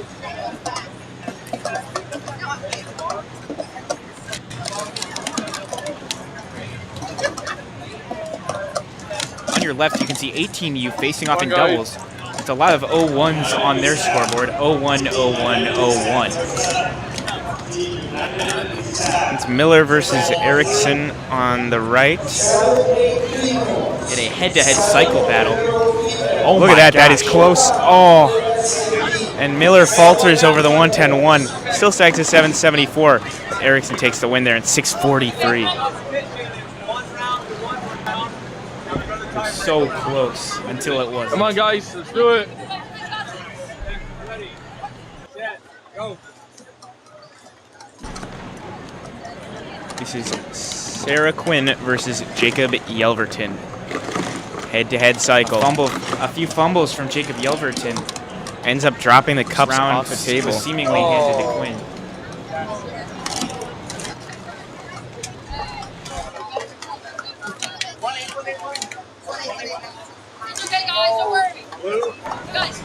Blue wins the first race.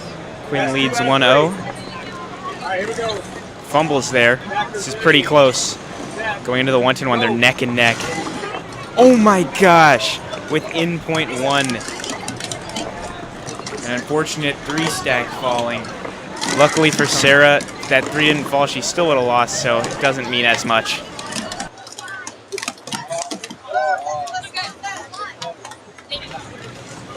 Blue. Okay, blue wins. Jacob Yelverton fumbles. Sarah also fumbling. Oh, A little that was close close. for comfort right there. Looks like this is now going to be 2-2.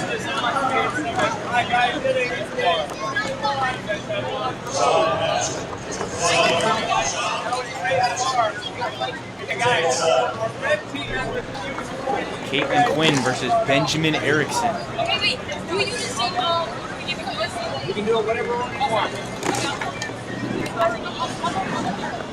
This is the cycle match for them. This determines who gets the point. 8.590 for Erickson. Secures that first. 363. Match point right here. Hey guys, 363. And they're off for number 2. Judges. Neck and neck into the 110-1. Oh. And a fatal drop for Caitlin Quinn. Benjamin Erickson takes that one as well in the comeback effort. It's a team relay.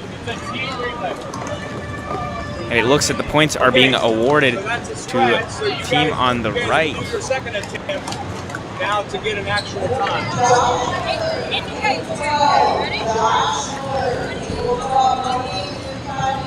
Border Blenders have taken 1 point. Cupquake has won. Border Blenders 1.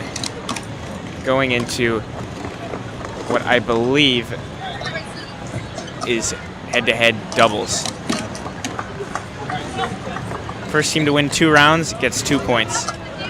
Go on, Mark.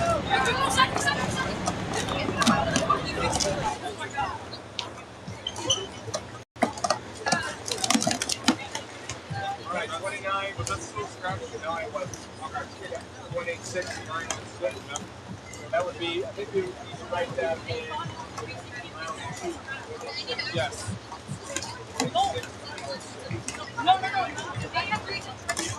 Okay. Stay there. Hey, blue team, you have 3 chances to beat 2606. Right. It's a timed relay. Wait, they don't get a third chance? I guess not. 2 times only? You can see Caitlin and Sarah Quinn versus Laura and Saskia. 9:57 to 8:40. That'll give the round to the Border Blenders. The Europeans come out on top of the twins versus Europeans. This is a best of 3. First team to win 2 rounds. Lily and Leah Jones. And Yasmin and Benjamin. You guys get 2 attempts. You get 1 attempt to beat this time. Into the 110 win for both teams. Pretty even. And they come back. The American Stackers drop a 10.023 to the 12.761 from the Border Blenders.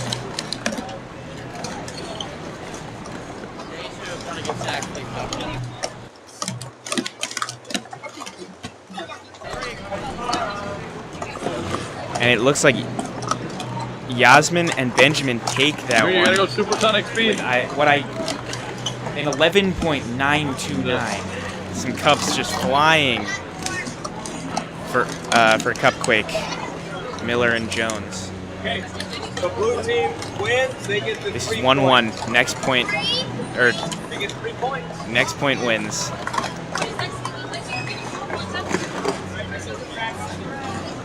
Looks like Border Blenders are ahead. Stop the timer. Almost missed it. 10.212 for Yasmin and Benjamin. If they were neck and neck and missed the timer like that, that would not have been a great story. Lucky for them, that was not the case. Points. All right, guys. I believe now Border Blenders gets 2 points from that. Right? Yeah, full cycle. Remember, no penalty point. Hey guys, the relay still. Full cycle relays. Head-to-head cycle. Relays. Head-to-head cycle. Looking to the 18U table, Team Blue has 6 points compared to Team Red's 1. All right, ready, set, go.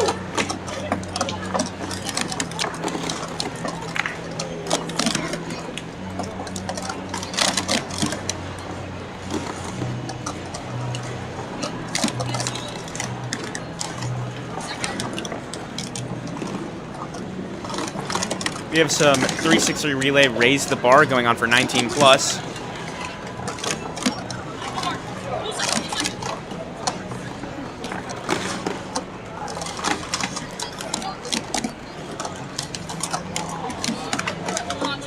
$17.08 is the time to beat. Fix it part.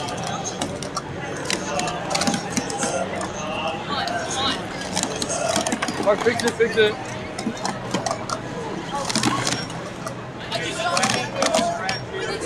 No more! And here come the Border Blenders. Joe, how do you like stacking league? I feel like it's refreshing. Different than the conventional stacking format. The thing that I like about it is that while it's not a conventional format, but it is conventional disciplines. Like we're still doing the same type of events, 363, head-to-head, relay, just formatted in a different way where it brings them all together in a collective way. It's good. Yasmin with a fumble.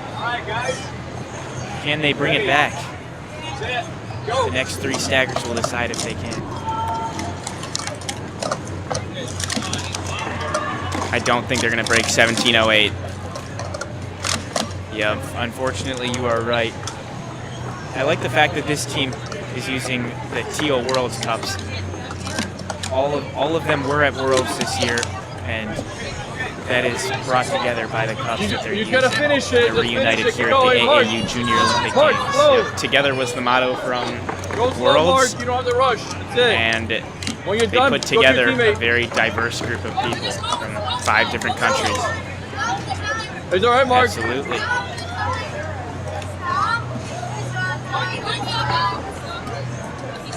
Jacob Yelverton It's all to the Mark. table. Keep going. Benjamin Erickson up now. Good job, Mark. That's it. So all you gotta do is finish. Not That's gonna it. be Take your enough. time. We know Laura's a really fast anchor, but we just can't get it to her within enough time. There you go. That team has won 1 race. Best 2 out of 3. All right, one race, red team.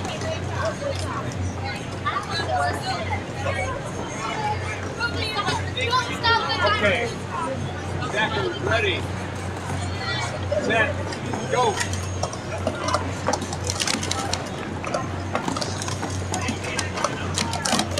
The 18U side, we see some head-to-head cycle relays going on.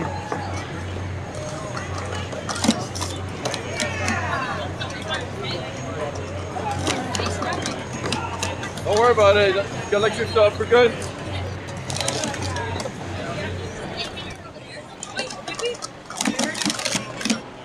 All right, Mark, go.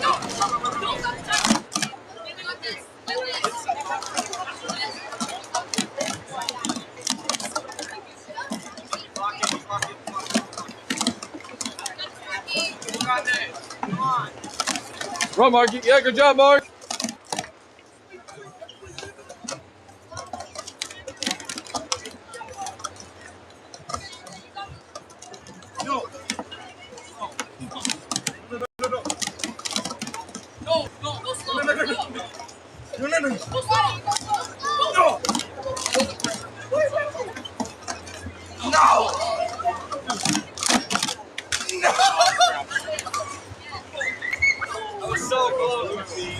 Just got a quick little interview in with a media person from the AAU.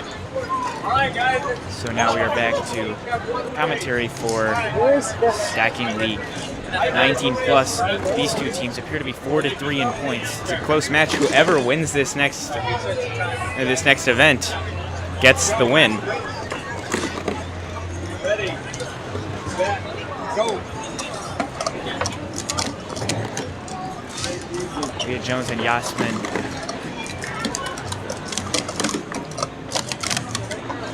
Germany versus Texas. Caitlin Quinn up to the table. Fumbles a little bit while Jacob Gilberton surges to the lead. That's it. They scratch. They're now neck and neck through the 110-1. Wow. Second, the exact same time. This is going into the third leg. Lily and Benjamin, neck and neck. Could this be any closer for these two? Two of the most consistent stackers on the circuit right here. Neck and neck. Oh, some fumbles. We're going to see a lot of this rivalry going on this weekend. Betsy Sanchez takes it home for Cup Quake to land on top of this round. 38-17 to 40.1. 0.167.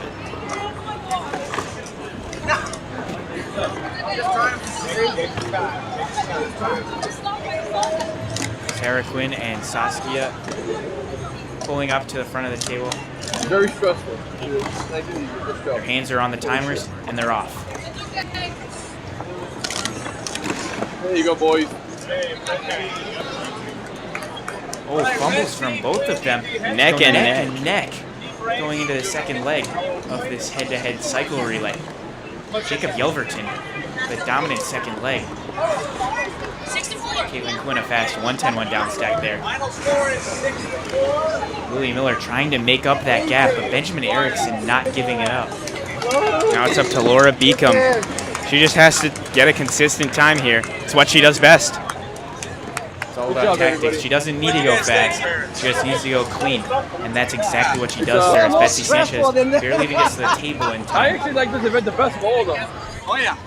It's a brand new format. I like it. All right. Yeah. Much more interesting. Exactly. Yeah. Very intense. I want to hear the feedback from your teams. What do you Guys, think about guys, it? They want to know. They want to know the feedback from you guys. Lions.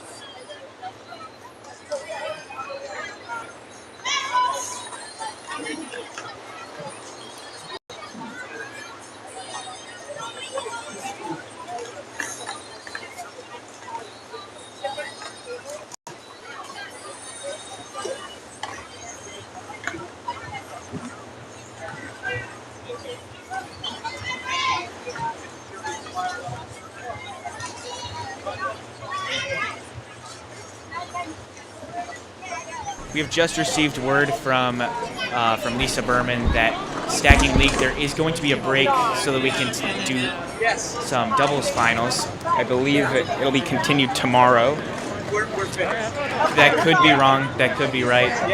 We aren't entirely sure, but all we know is that after these rounds are over, Stacking League is going to be concluded for now.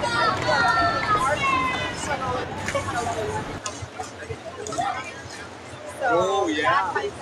Yeah, it needs to be more balanced. Yeah. That would be my. There's a view of 12U going right now. Before we wrap that up, too, I believe that's Jacob Choi up right now. It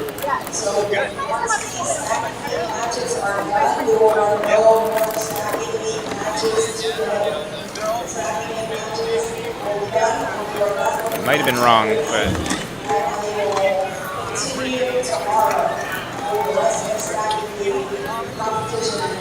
and it looks like Border Blenders took the win for 19 plus 6-4, and they're over now.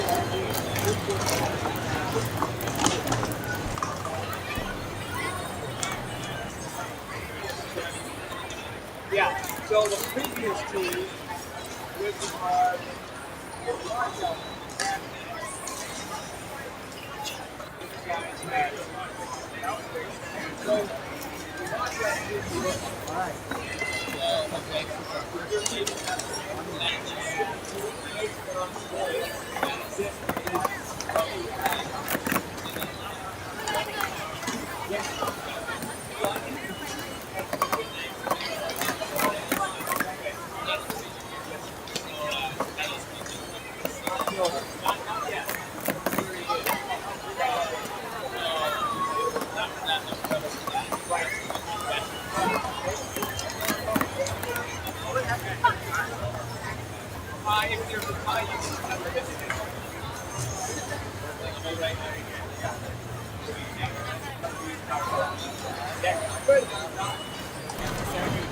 I think we're going to take a break from commentary right now. We got to set some things up for doubles finals.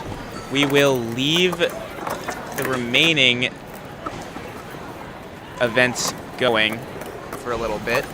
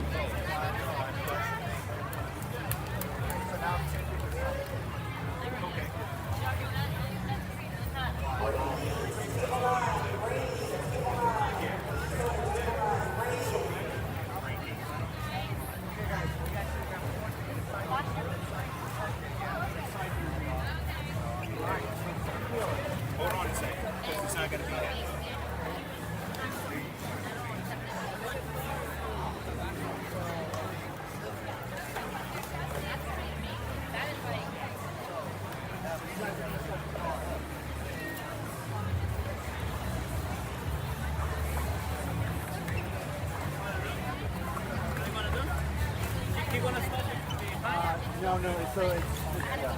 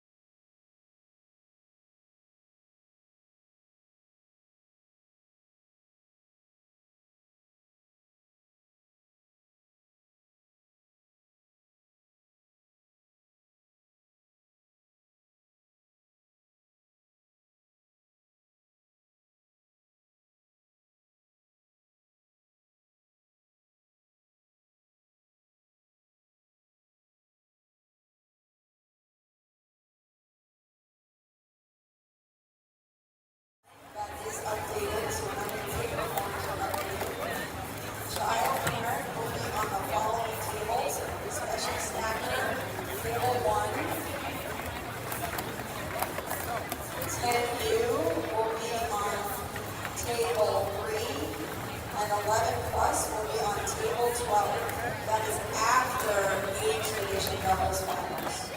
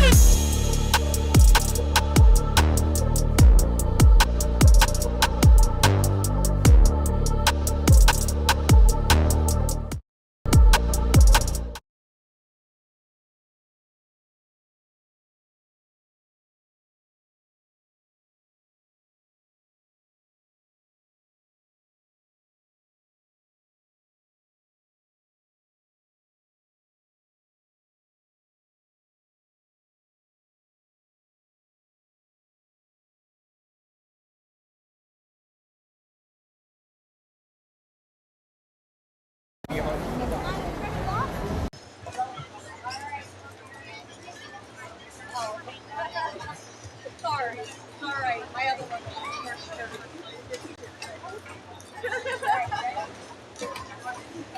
Okay. You got it. Full cycle, ladies. Missed out of green. No practice round. Right? Here's my referee goal. Ready? Go.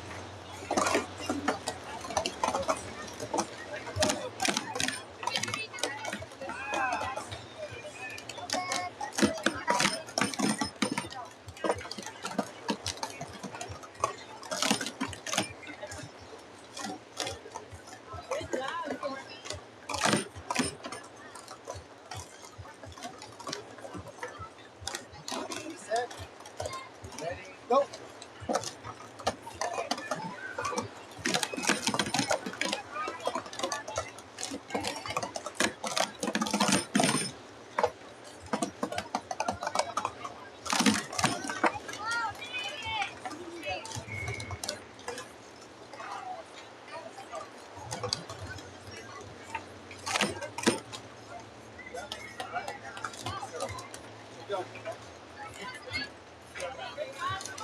You got it.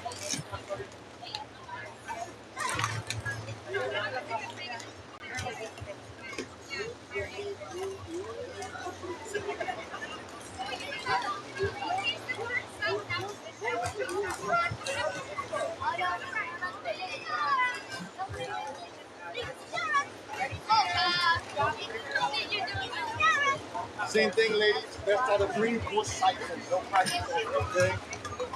Let's just go.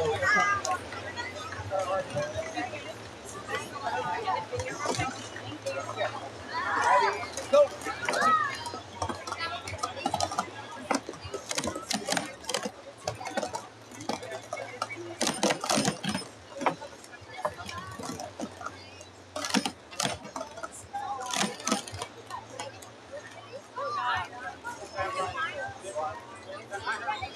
Set the timers. Round two. Ready? Go.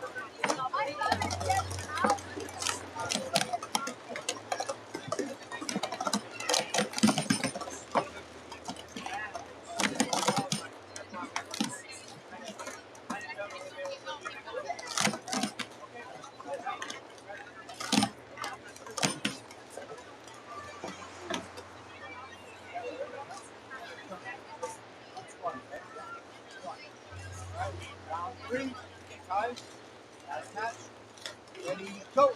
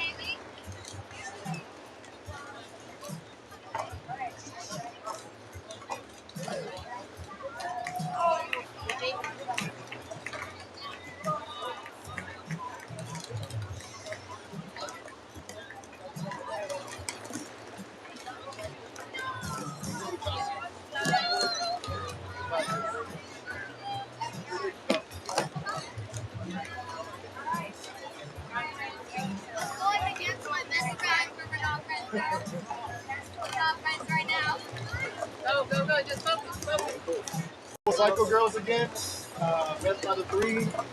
No practices when coach says go.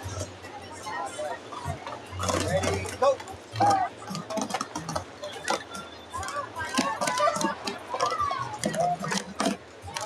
If you're running a stacking league match, if you're a PM who's running a stacking league match, please come see me on the individual head-to-head side of the stage.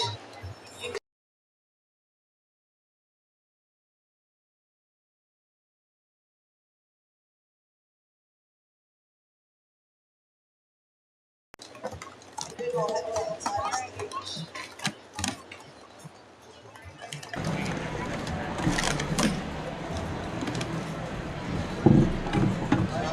We gotta clean this up too, make it look nice. Wait, what's with the hyphen? What?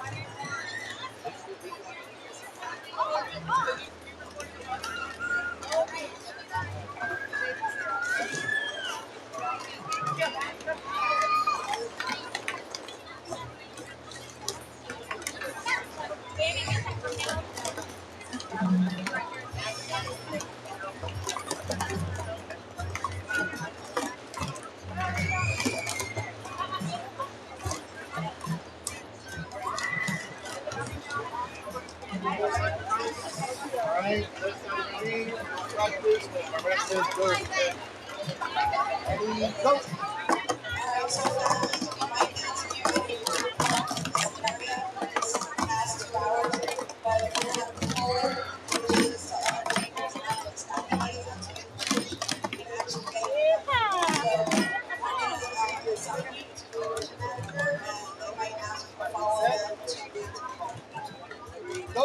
Oh, wait. Ready, go.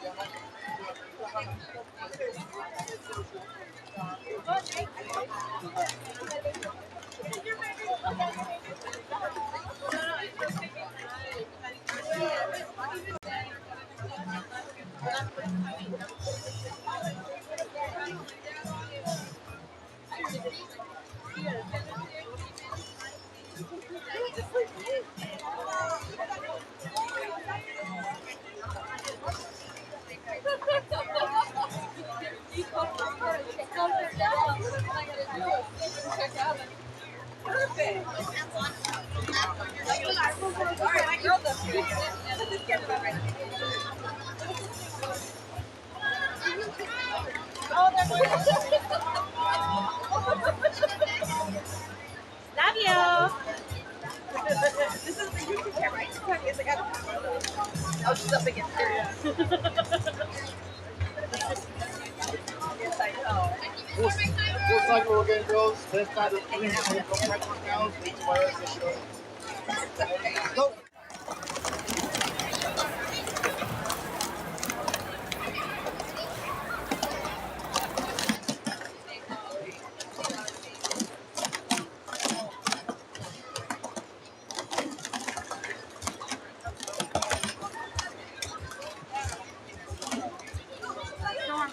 Take a deep breath. It's okay. Thank you. Got this.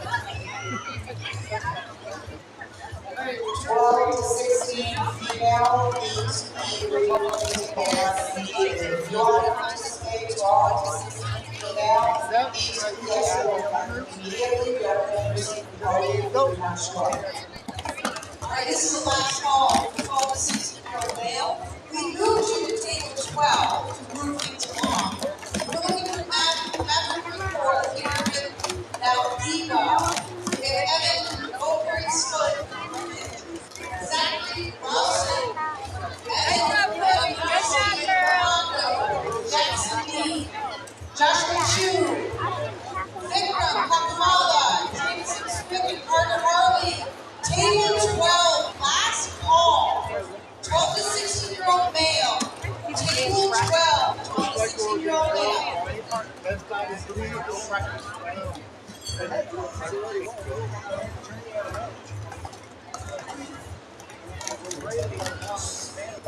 go.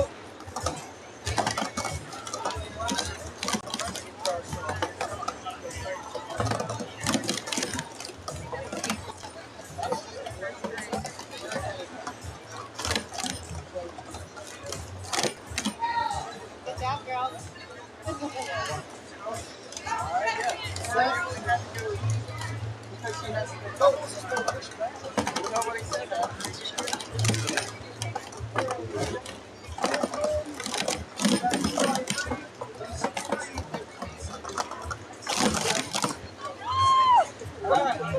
On your mark. Get set. Go. Good job, girls. Good job. Clean. Wins on time. So Genevieve's on 0.20. Okay, reset your timers. Race number 2. On your mark. Get set. Go.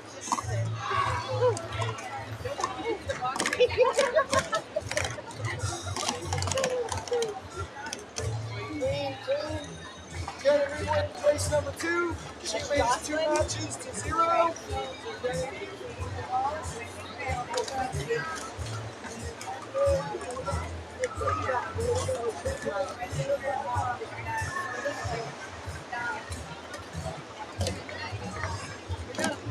One of yours? No, she's not yours. My daughter. Go.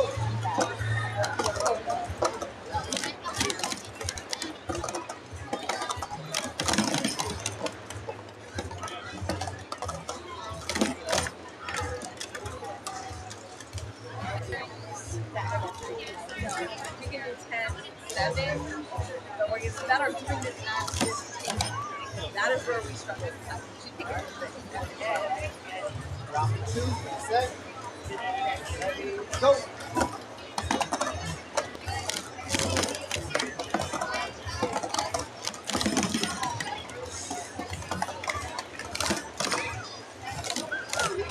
That's your best score ever, dude. That's amazing.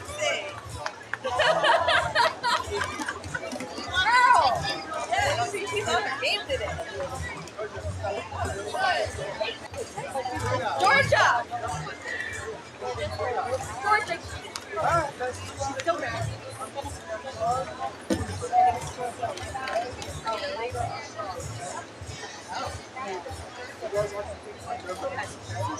Alright, reset your timers.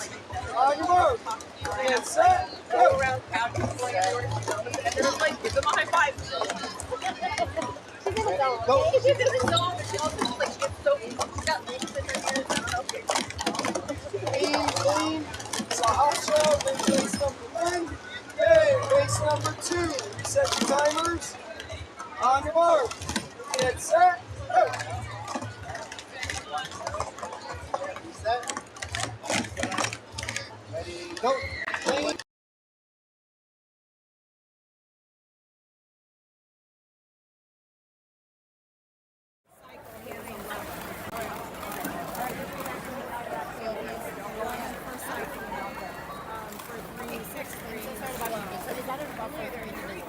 Individual head-to-head. Okay, and so like if they were on a song to play against them, then she gets to work it.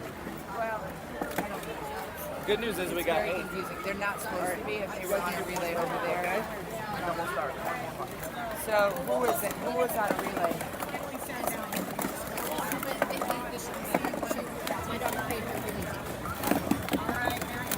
Do you want to go? All right. Go ahead and reset your timers. You don't have to have a paper. Just jump in here and we'll add you to the bracket if that's your age division. Get set, go. So, your volunteer Honey, you can just add to the bracket. You don't have to have a doubles finals, you have some more warm-up time. I'm going to read who's in our doubles stack-out. So after doubles are done, doubles finals are done, we have a doubles stack-out. We've never done this since we're looking for here to watch the best event ever.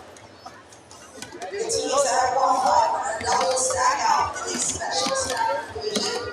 It is Rachel and Christopher, Kingsley and Nathan, and Taylor and Jason. In the standard division, in our double stack-out, it's Ian and Sawyer, Carson and Trey, and Sarah and Jesse. Come see the double stack-out at 4 o'clock. Her timer didn't work. She started.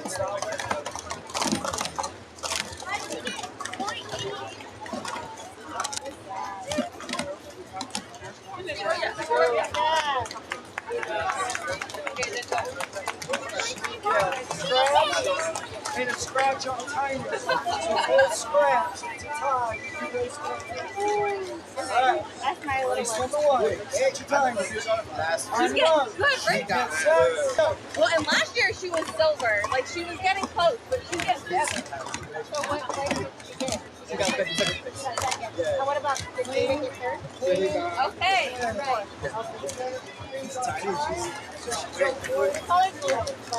Go babe. 2. Reset your timer. On your mark. Get set. Go.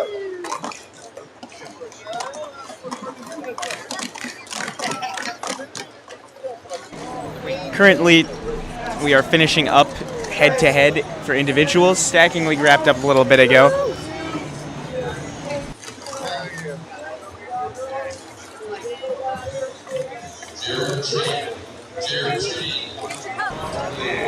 So once individual head-to-head is wrapped up, we'll be going on to doubles finals, which should be one of the most exciting events of the competition.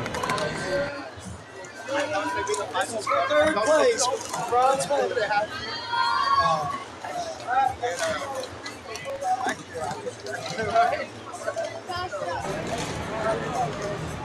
The tables we're gonna have, I believe, are 18U, 19U, or 19 plus and open. Some teams featured Will Allen and Will Polly, Sarah Raptis and Jesse Horn, Evan Cloud and Trey Griffith, and quite a few more.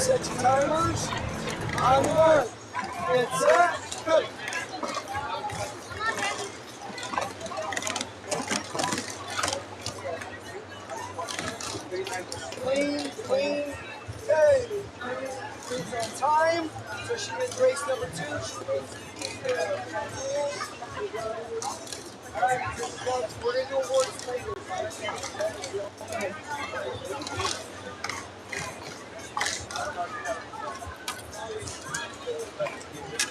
Alright, girls. So, she got third, right? Yeah. Alright, this is the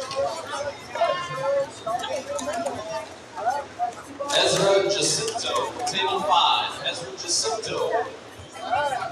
On your mark. Ezra Jacinto, table 5.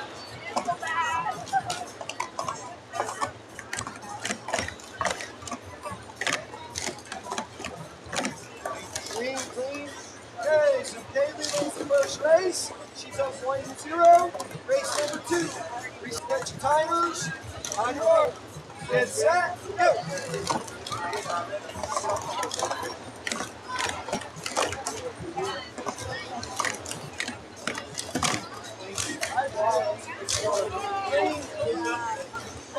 On a more personal note, our nephew's watching at home. Shout out, Peter. Silver, Evie! Woohoo! Yay! Theo Smith, Luke Ford, table 6. Luke Bynum, table 6. Luke Bynum. Theo Smith, table 6. Don't sit down. Oh, my bad. Do you know what happened to that little baggie of cards I was holding? Yep, it currently looks like they're setting up the finals review cameras. Right now, you have tables 9 and 10. That's going to be 18U and 19 plus, I believe. We have a third camera set up at 25 plus as well, so those are the 3 tables that we will be covering. If those divisions finish faster than others, we probably will move the cameras to 35 plus if that is still going. After doubles finals, we're going to be heading into doubles stack out. And I believe that is the top 6 stackers. Top from 6 doubles teams. Yeah. Could be wrong, but I believe that is the case. That's for the most part what they've done for stack outs in Junior Olympic history, just taking the top times for prelims. If that's the case, number 1 currently is Ian Hing and Sawyer Williams. Second is Caitlin Quinn and Caden Gonzalez. Third is Carson Brown and Evan Ashelman. Fourth is Evan Cloud and Trey Griffith. Fifth, Sarah Raptis and Jesse Horn. Sixth, Sarah Quinn and Seamus Stoker. All of them are 7.523 or under. Very impressive. And we'll see what can happen based off of that.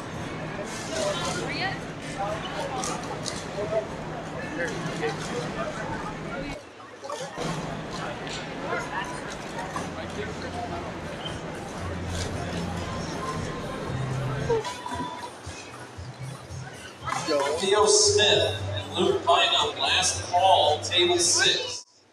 Theo Smith, Luke Bynum, table 6, last call. For the competition, practicing it out. Watch Warren seemed to get a time there. Celebrating.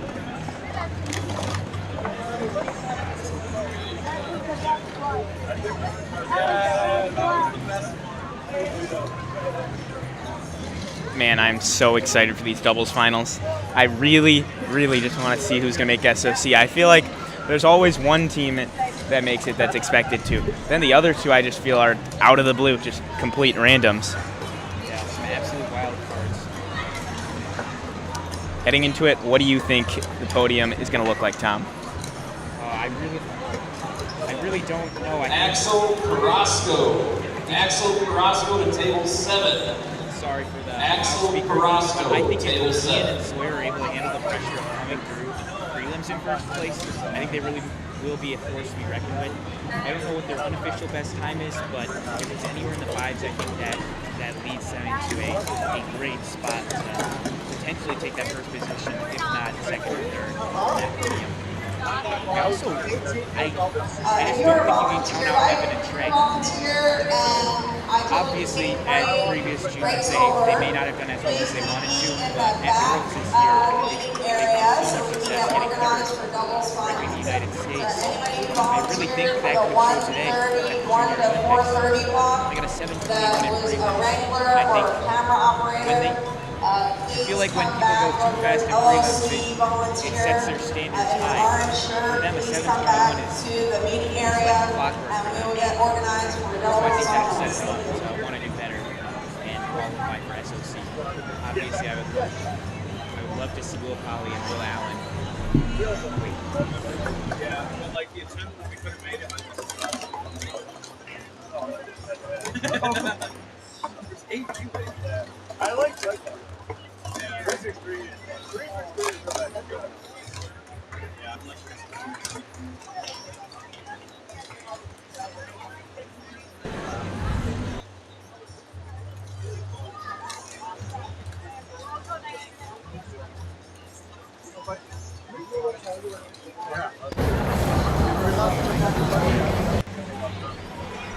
All right, I think we're back.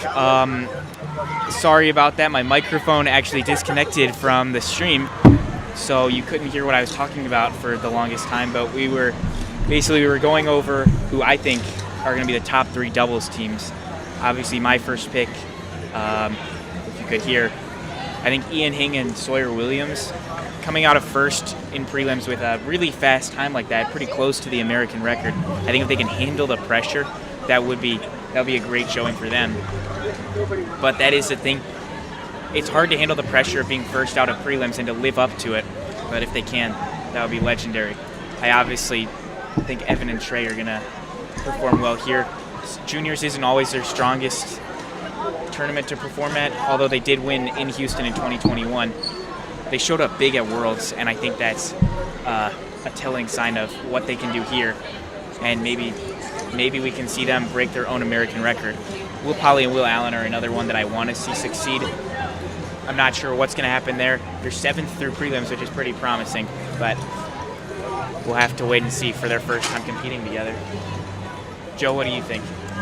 Well, I think there's one team that I have on the podium that you didn't mention. Will Allen and Will Polly. Oh, maybe that was the team that I just mentioned, so yeah, apologies. I just think that they're my favorite for this. They're 2 of the best stackers in the world consistently. Polly got 2nd at this tournament last year, and Will Allen was still on the podium in cycle, despite not placing overall. Will Allen, obviously, the reigning world champion all around and cycle. I just don't think you can discredit that. I think they are 2 of the most experienced stackers at this tournament. I definitely agree. I'm very excited to see what they can pull off. We're starting to see more doubles teams file in over to the competition tables, which is very exciting for you guys at home, who will finally be able to check out some of the action. This is 18U that you can see warming up. That is Jacob Gransinger and Robert Kengramenyan, as well as Joey Kim and Abi Mulumbar on the right.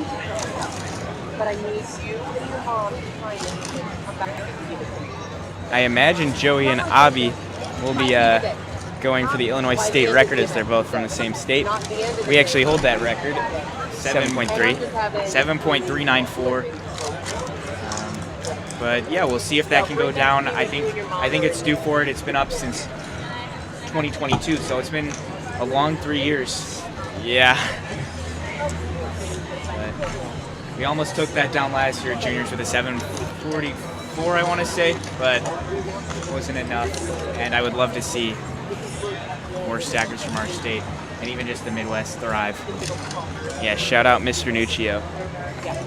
Maybe he's watching from home right now, but wish he was here. It's not the same without him.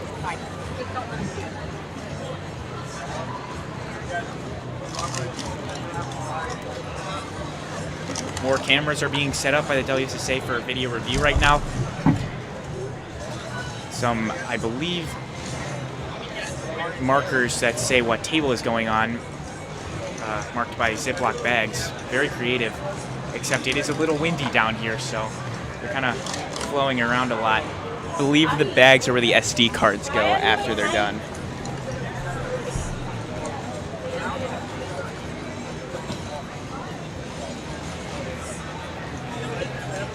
In the far back of the venue, on the far right of your screen, you can see some of the posters that are positioned up.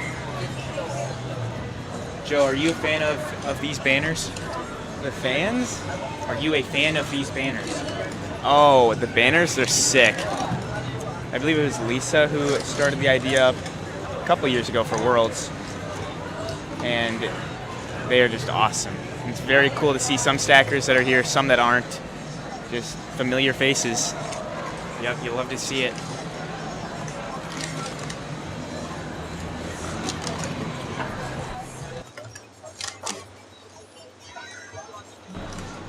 Momentarily, we'll have some results from doubles prelims up on your screen.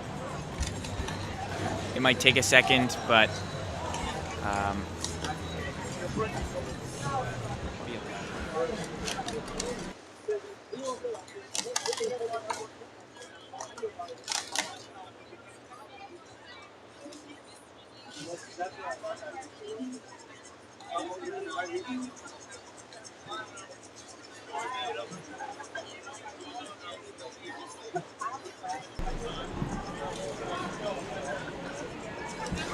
apologies, those are the all-around female results.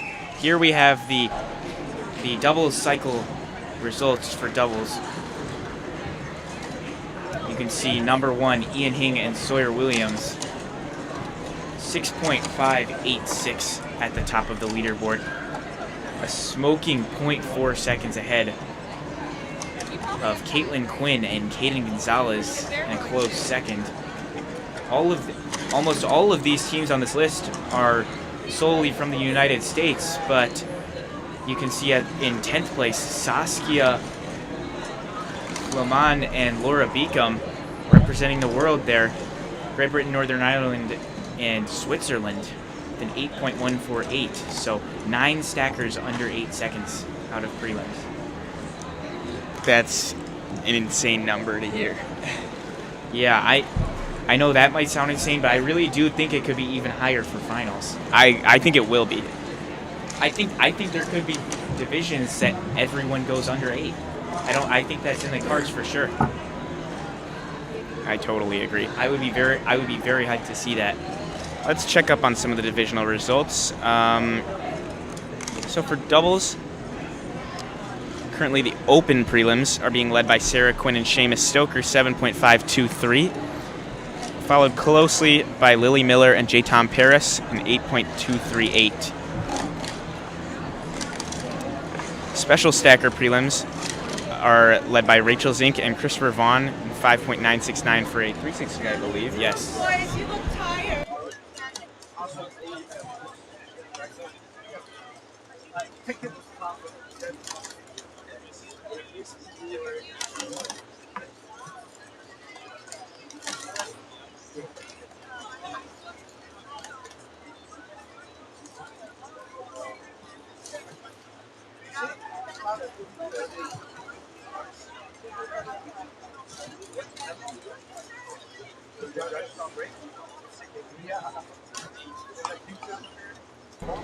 We are back and reviewing the 8 doubles results. Here is 8U. Currently led by Johnny Dindorf and Jared Choi, 13.269. These Choi boys cannot stop winning, man. Yeah, 10U is faster, led by a 12.711 by Connor Polk and Liam Gomez. And actually very close in second, Jackson Downing and Nihan Alangadin. I don't know, I totally mispronounced that, I'm sorry. They have a 12.776, which is 0.06 off of the lead. 12U prelims. This is where we see our first sub 8. It's David Maxwell and Jacob Choi, 7.829. These kids are 12 and under. Second place, actually, Jacob Choi's brother, Jordan Choi, and Daniel Baldwin are in second with 10.361. Still a very solid time. 14U is being led by Vikram Kankamala and Daniel Duma, 9.19. 16U, huge jump, goes to Ian Hing and Sawyer Williams, 6.586. Second place is Abi Mahumdar and Joseph Kim, 9.18. 18U. Caitlin Quinn and Caden Gonzalez are leading 692.7 over Joseph Keys and Tyson Parmelee's 785.8. On to 19 plus. Carson Brown and Evan Ashleman are leading with a 716.1. They're beating 2021 champions Evan Cloud and Trey Griffith. They have a 7.214, only about 5/100ths behind. Third is Will Polly and William Allen, 7.812. I believe this is the fastest division to make finals. You see it took an 8.306, so you could have gotten an 8.3 any of these other 10 teams and not made the cut. That would have been heartbreaking. On to 25 plus prelims. Looks like Sarah Raptis and Jesse Horn are in the lead. They have a 7.451. Next is Jonathan Scannell and Randy Olmstead. They have a 9.694. 45 plus prelims, led by Guy Yelverton III and Michael Senf with a 12.581. And that rounds out doubles results. Indeed it does. Some fast times all across the board today. This morning. Now in the afternoon, we hope it gets even faster.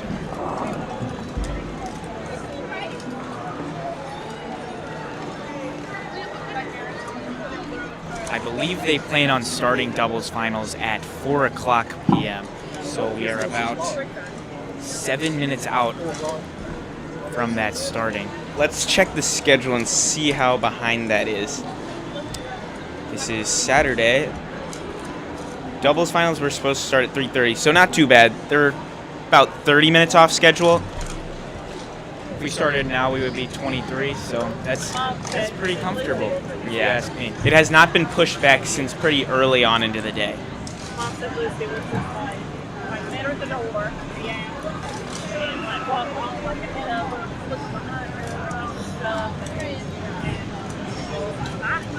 Man, it is so much nicer without the loud, blaring music from the other side of the venue. Yeah, we can hear some, but we can deal with it from through the walls, but just across the venue is certainly uncomfortable for our ears. For sure. For those who weren't here before, this is double finals, and we will be covering 3 tables. So the first table we'll be covering is table 9 with 18U. Our second table is going to be table 10, where 19 plus is competing. Or wait, is this open? I believe it's 19 plus. 19 plus is competing here. And then our third table is 25 plus. Let me confirm. No, we are covering 18U open and 19 plus, which includes 25 plus in that group. Which is good to know. That would not have been fun to mix up. If we have time at the end, we will switch a camera over to 2839 male. Or 35 plus. Read the wrong schedule right there.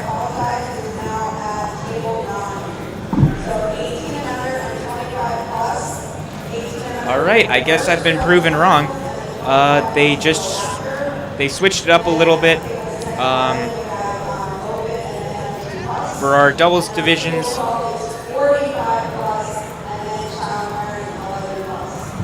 okay, so Lisa has just explained over the loudspeaker. I'm not sure if you could hear or not, but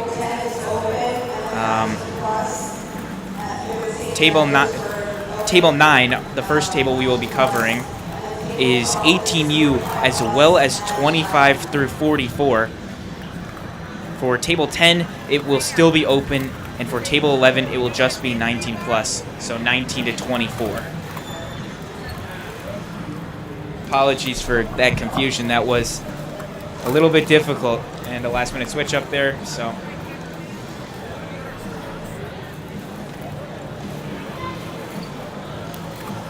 Very excited to see what will go down in just 4 minutes' time.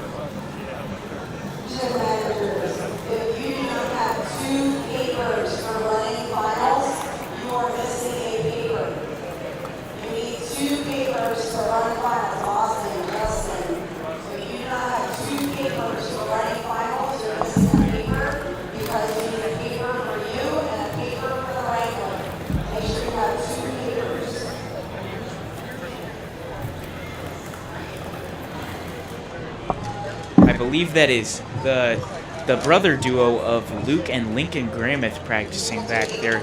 You'd be right, I think. Using the 2025 Junior Olympic Pro Series 2X, the clear navy cups. Yeah, we actually picked up a pair, so pretty excited to test those out. Beyond ready to rip those out in the hotel tonight. Actually, I haven't really stacked at all since I've been here. I've probably touched a set of cups one time. Yep, I got I want to say 592 while testing out our live stream the other day. But that was about it. A little slippery on these competition mats, unless I was just nervous thinking about the idea of even competing. Yeah, I feel that that's one of the things that like maybe would be better about could be better about competitions. There have been times where I've just gone up and the mats are like brand new and they're just so slippery. I do think it would be an interesting idea if they let you use your own mat. Obviously, I don't know what people out there could do with timers or stuff programming that. I don't really know the capabilities of that, but maybe just being able to use your own mat, as long as it's WSSA sanctioned, I think that would be a good addition to the rule book. Then again, there aren't really that many issues that come from having plain mats. Maybe Agreed. other than just setting up the tournament, but What works, yeah, works. It would save the tournament director some hassle, not having to bring mats.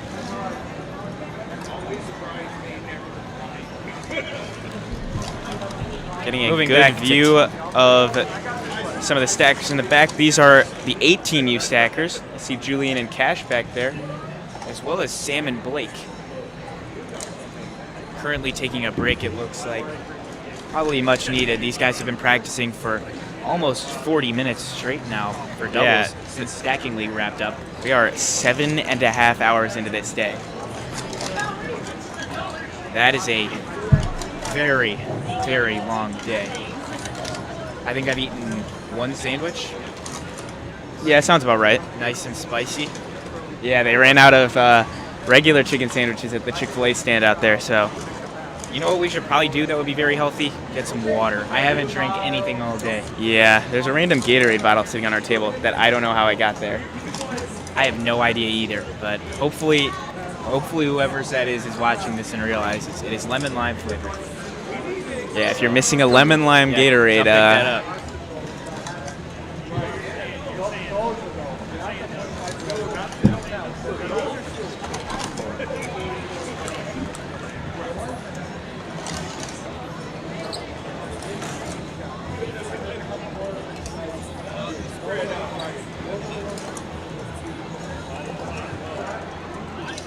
Feels like we're outside with this wind over here.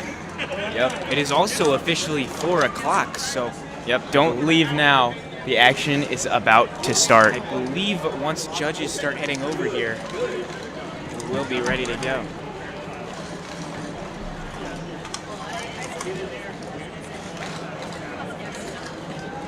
Again, for those who were not here when we last said it, these are the current results. It says cycle, but that is doubles. Currently led by Ian Hing and Sawyer Williams, 6.586. Caitlin Quinn and Caden Gonzalez are second in 6.927. Carson Brown and Evan Ashelman have a 7.16. There's some surprise teams up here. Evan Cloud and Trey Griffith, 7.21. That's a good time. Fifth, Sarah Raptis and Jesse Horn, 7.45. Crazy to even say that a 7.45 is fifth, but that's just the current landscape of doubles. That is insane. Sixth is Sarah Quinn and Seamus Stoker, 7.52. Seventh, Will Polly and William Allen, 7.81. Eighth, David Maxwell and Jacob Choi from 12U, 7.82.9. Ninth, Joseph Keys and Tyson Parmalee, 7.85.8. 10th is Saskia and Laura from outside the United States. They're from Europe. They got an 8.148 to round out the top 10.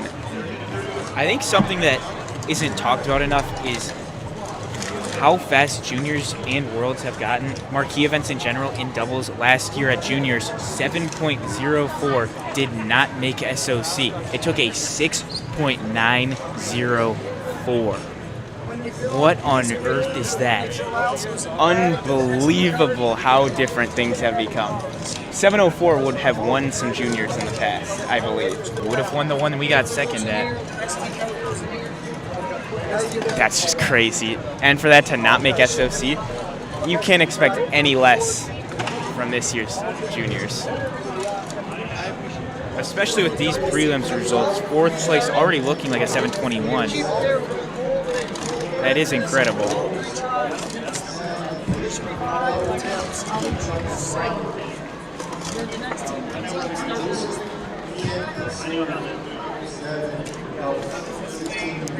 There we go. Updated the graphic. It says doubles now. It appears that some judges are heading to the tables.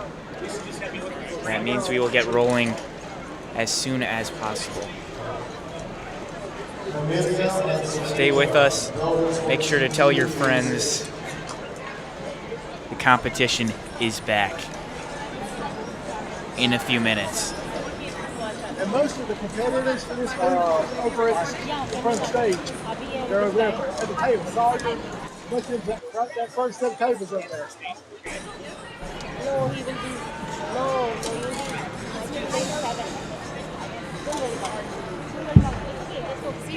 So, table 9 is going to be 18U, and followed by that is 25 plus. Table 10 is going to be open, and table 11 is 19 to 24. And when we say open, we don't mean it's just going to be an empty table. That is when stackers under the age of 18 and stackers 18 or older combine. Or it may be stackers 18 or younger combined with stackers 19 or older. That's what it is. And they team up.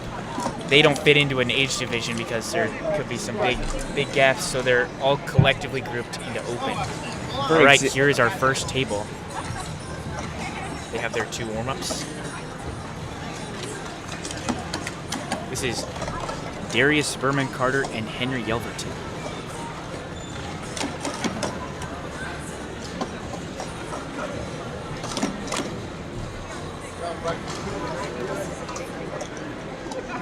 Starting what I believe is their second warm-up. That is confirmed by the fact that the timer is off right now.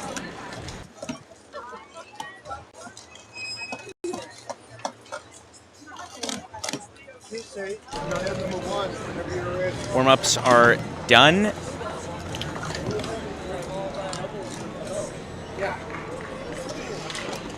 First attempt is off.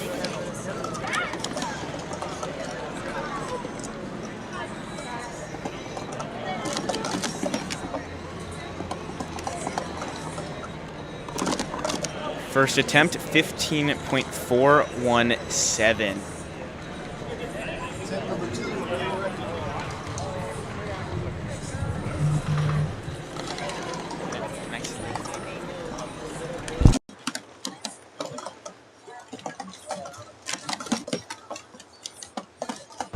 Second attempt, 11.742. It's a huge improvement on their previous time, 15 seconds. Into their third and final attempt, shaking it out a little bit, and their hands are on the timers, and they're off. A little fumble there. Looking good through 3.63. Wow, is this going to better their time? It's going to be close. 11.17. Wow. Consistency there.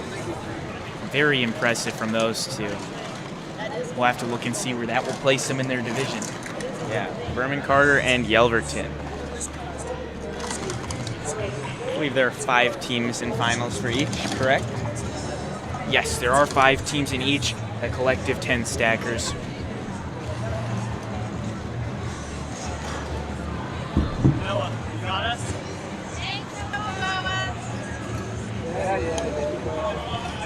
Stepping up to the table, I believe this is a Georgia duo. For our 4th place prelim finishers in 18U.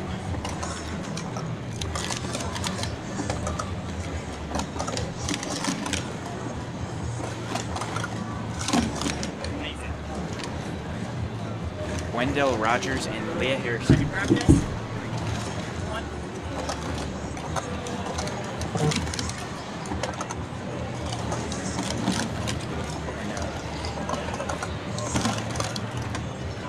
and a near sub 10, 10.178.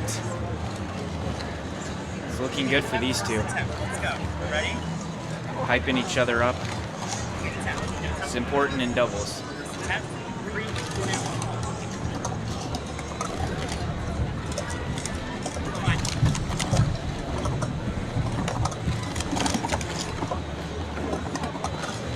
Solid. Is not going to beat their time, but will definitely help shake out the nerves to get that one out under their belts. Got one more attempt for the Georgia duo. Got to lock in and see if they can get that sub 10. A little countdown.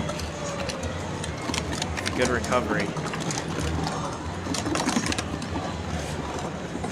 Does not appear to be enough, and a similar occurrence to last time. 14.233. Some solid second and third bests. Unless, do they have timed warm-ups? Not entirely sure. Okay, this is their last attempt. Sorry for... I like the comms that they're giving, yeah. Communicating during the attempts. And wow, 10:54. Impressive. Using good communication skills throughout that attempt. They time both their warm-ups. That's what it was. We have two tables going up now. Our third table, which is 19 plus, will be beginning shortly. They're just awaiting the judge. I believe on the right, that is Tay and Nitipat. Using some very... A little bump to the camera.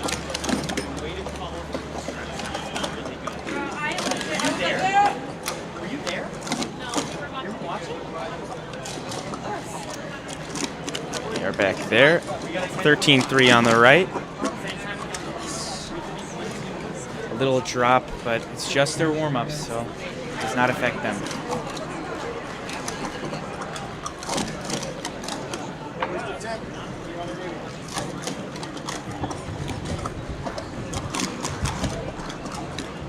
Oh, their 3-6-2 is very good. A little fumble, but still going to pick this up for a clean 10.830. Some hiccups there as they go through the first six.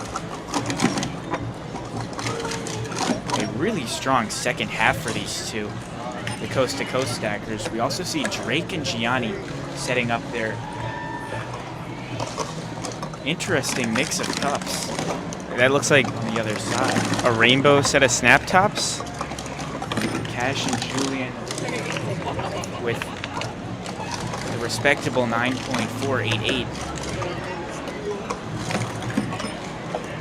Drake and Gianni finishing up their warm-ups. Giving a nice little high five. Through the 3-6-3 smoothly. Onto the 110-1. That's a 9.52.0. Very close to the time we just saw. Joseph Keys and Tyson Parmalee are up doing their warm-ups using green PS2X, the coveted 2019 Malaysia Open Cups. Gianni and Drake looking good for this attempt. A little fumble there, and the cups go off the table. Fumble.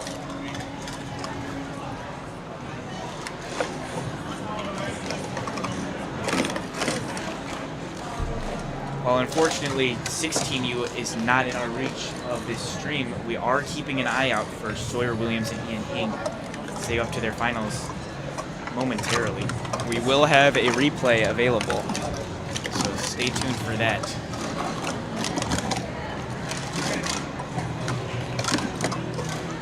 $13.4. And then you see Gianni and Drake fumble a little bit over there. I believe their best time will still be their 9.5 from their first attempt. Still a solid time, nonetheless. You cannot discredit that at all. Joseph falls over. Cups looking a little bit slippery from close up.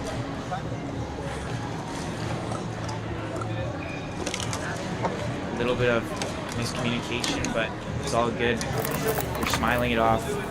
These two have one more attempt. See Tyler Fano and Austin Neighbor on the right doing their warm-ups. They're the first of 19 plus. Joseph and Tyler fumble. Joseph and Tyson fumbling, but cleaning it up for an 11.291. Still a solid time.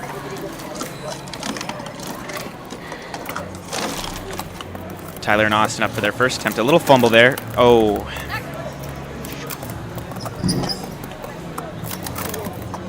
Live updates here as well. Ian and Sawyer Williams are up right now.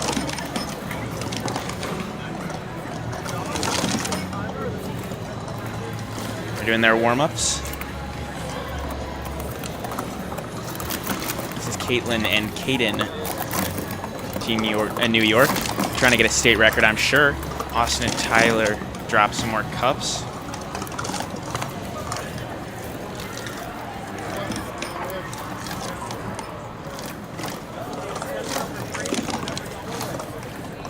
Caitlin and Caden looking good. Are they on pace for a 6? 7.281. That is solid. Tyler and Austin fumble again. It's just not enough for today. It's not their day.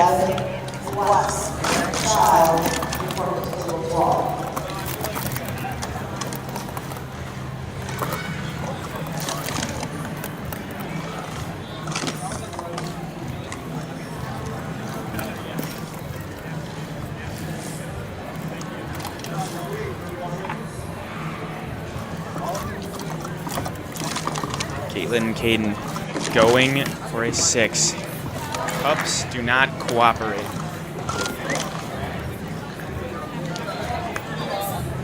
.728 is their best.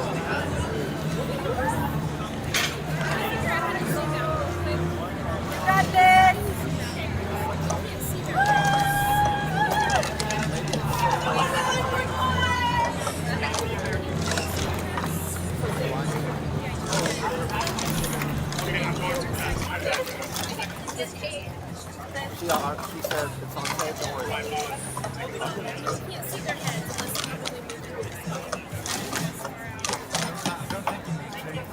They're running in order.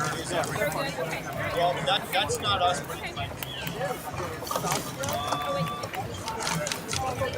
Up right now, Lily Miller and Jay Paris. A little fumble there, but they stack a 9.16.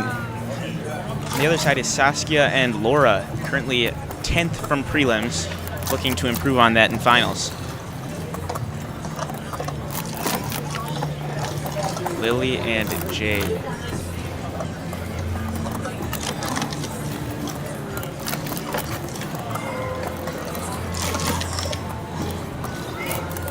$13.90. For their last attempt.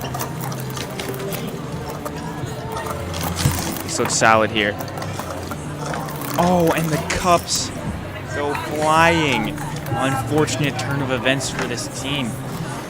Laura and Saskia got a 9.85, it looks like, for their first attempt. On to their second.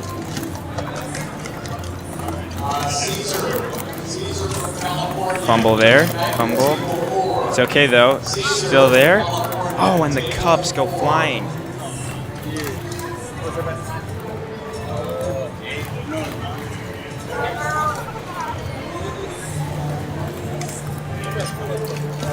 I believe the 18U division has wrapped up. So Table 9 will be converted into 25 plus. This is Seamus and Sarah Quinn right now. Laura and Saskia just cups.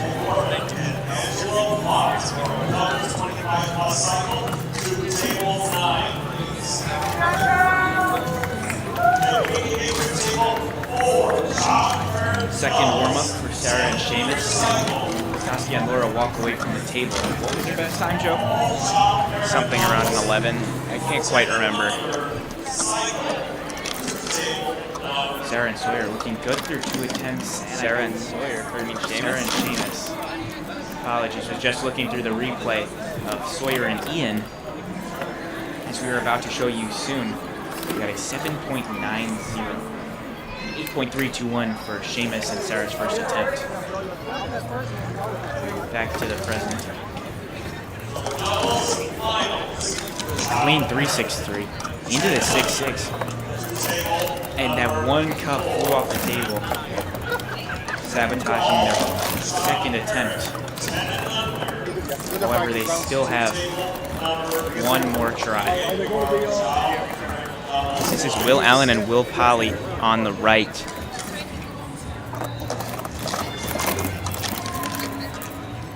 Looks like they might have broken another cup. They have 2 greens in there. And a 7.876. That is From what solid. I've seen, that may be good enough. Next attempt for the Wills. Fumble there. Oh, and the 6 falls over. Also interesting from the other side of the venue, David Maxwell and Jacob Choi with a 7.493. That shakes things up big time. When Ian Hing and Sawyer Williams won, they were in 12U, I believe. They were indeed. Ian and Sawyer are officially out of SOC contention. I think Will Polly and Will Allen now. Is that their third attempt? I believe so. Heartbreaking for them. Team events just did not go their way. They still have individuals to look forward to. Absolutely. Those two are the biggest competitors for the individual all-around title. Here without a doubt. are the big 2. Switching from table 10 to table 9 as well. The big 2 here, Evan Cloud and Trey Griffith, the hometown heroes. They have a chance to do something huge right here. Just get the only 6 in prelims thus far.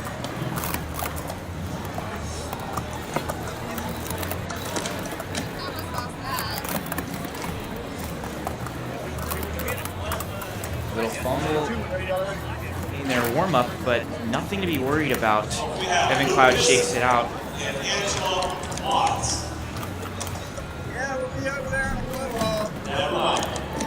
Starting their first attempt.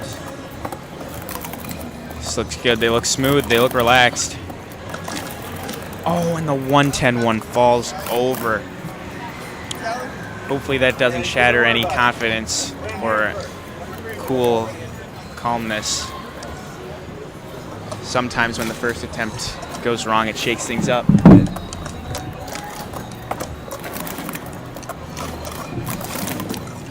There they go for their second attempt. 7.801.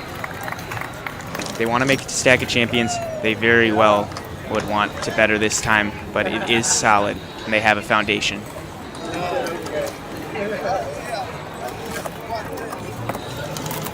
Good job. Through halfway. Oh my gosh. 771-4 with a fumble.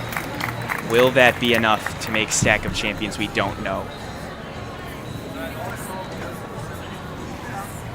A solid 7.714 right there.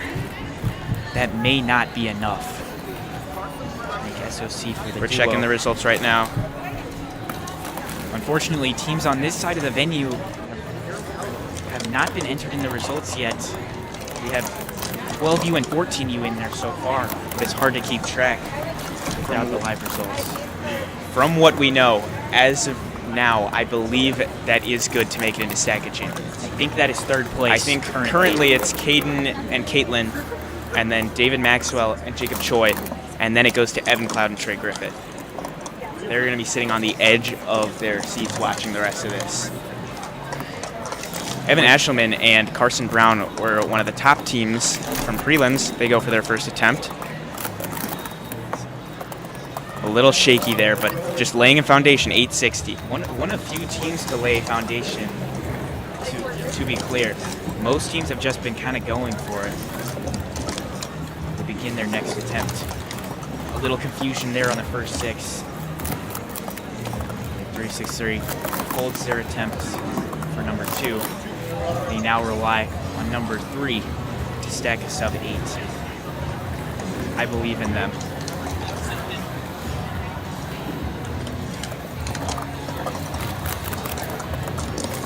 Looking good through 6-6.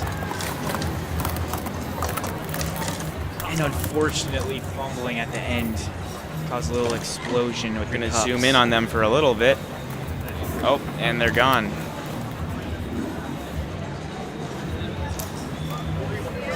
$22.192 for Seville and I believe Pedersen.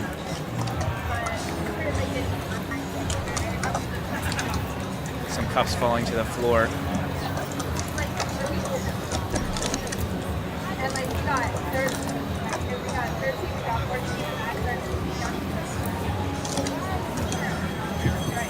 18.415.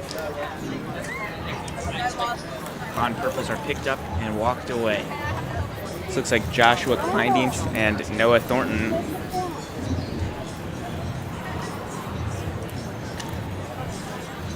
Just one table of competition left. We will focus solely on table 9. I believe this is Joshua Kleindienst and Noah Thornton coming up, representing the Southeast United States, giving each other a high five. You can hear some cheers from the crowd. Noah Thornton, a fan favorite. Actually, I don't trust you, so I got you. You want me to do warm-ups too? Noah. Ready to start their warm-ups. These two look prepared. All right.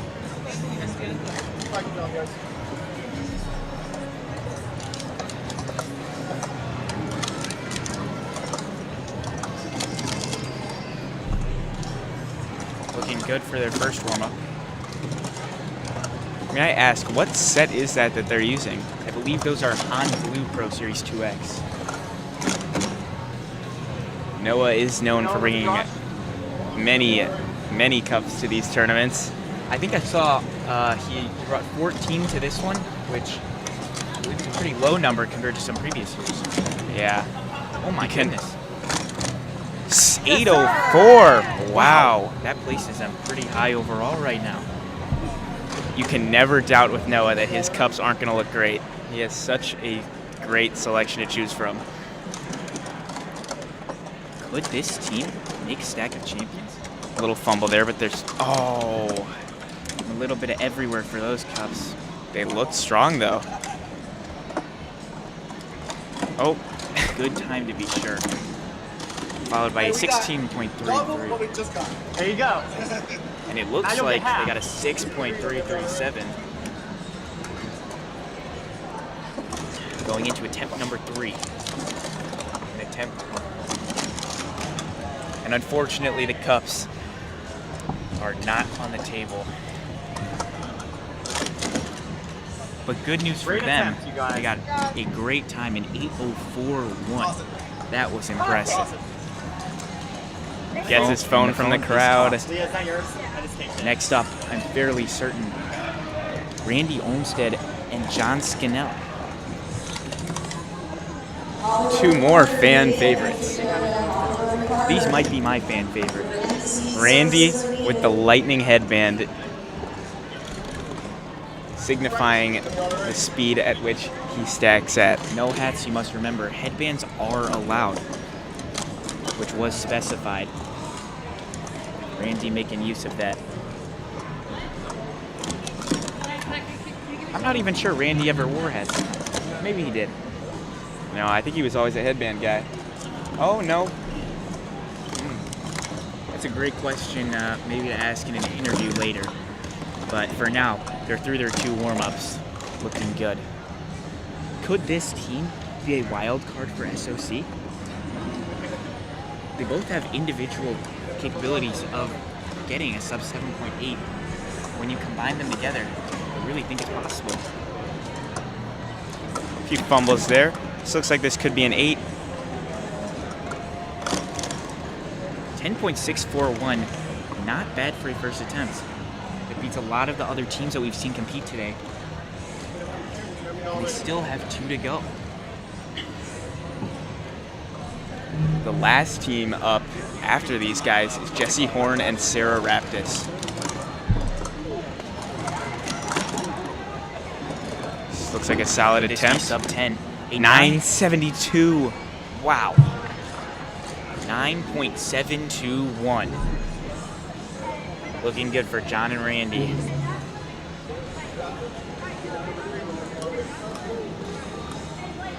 Again, another look at the records. The meet record is 6:43.9.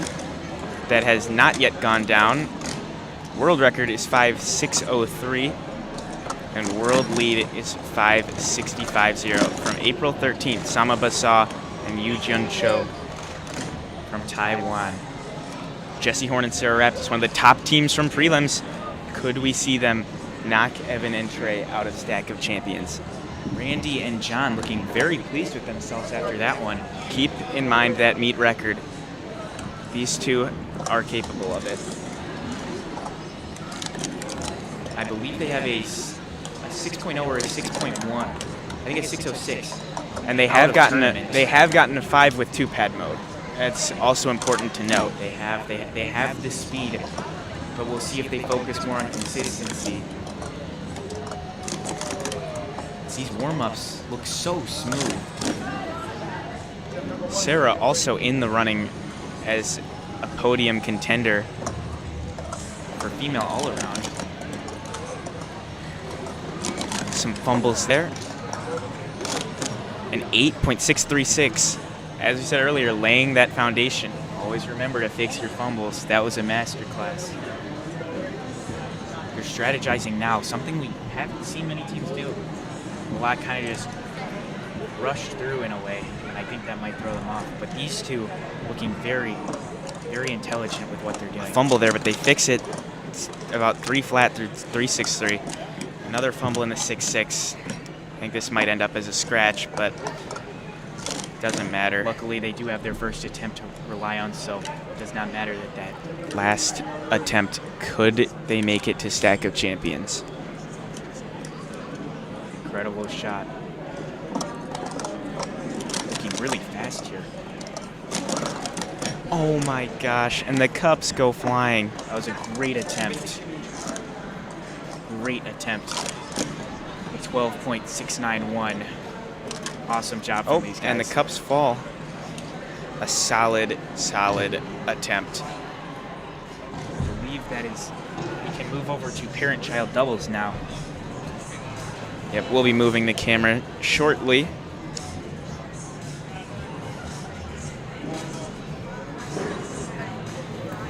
Here we go. A little movement.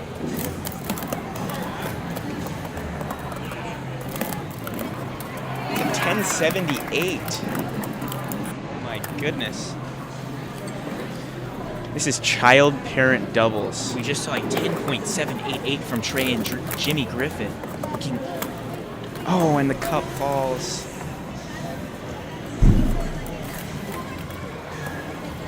These two are always consistently in competition for the win.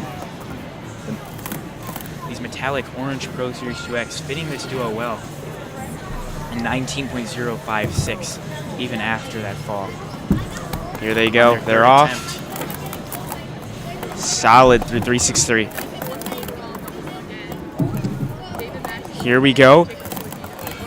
And 11:33, barely missing their first attempt.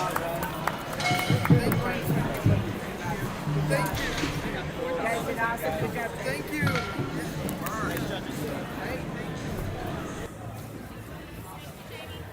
You're welcome.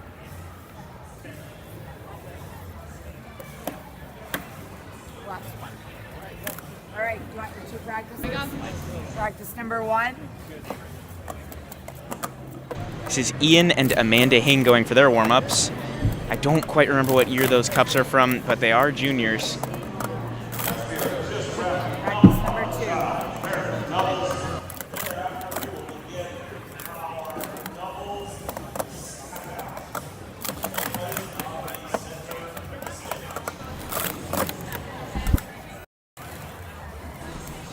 Amanda Lee Hing and Ian Hing. First attempt, guys. Preparing for their first attempt. good strategy here. It's a fast 363 down stack from these two. So fluent. And a 10.032. I believe that moves them into first place off of one attempt. Taking no time. Wow, thought that cup was gonna fall over a little bit, but a little confusion, but no worries for these two. This is incredible. These two really do know what they're doing. Okay, third attempt.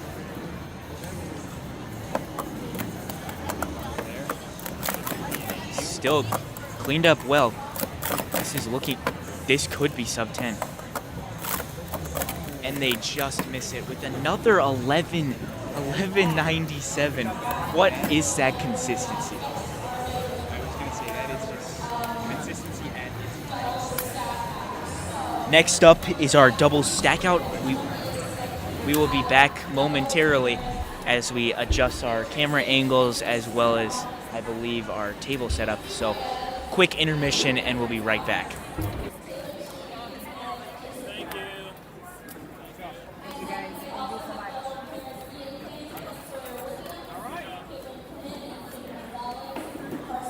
Okay, so we can pop and then.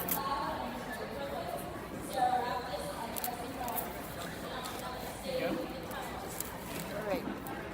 Strawberry there. Thank you so much. My pleasure. Thank you. Yeah, you're awesome. Thank you. We super You're helping again appreciate that. tomorrow, right? Sir? You're helping again tomorrow, right? It's funny, these aren't on. I can't hear anything with all the background. Oh yeah, I'll be here tomorrow.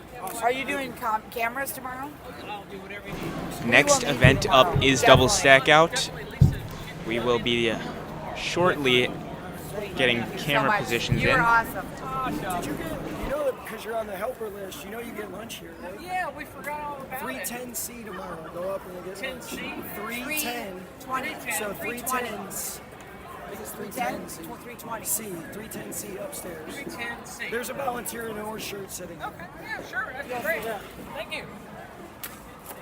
Is that on? Is that camera on? Not anymore.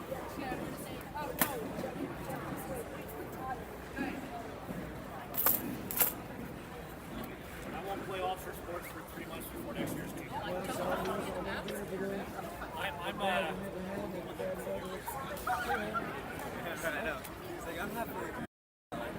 Yeah, after stack up. Yeah, I think we're doing it tonight. Double check my sheet.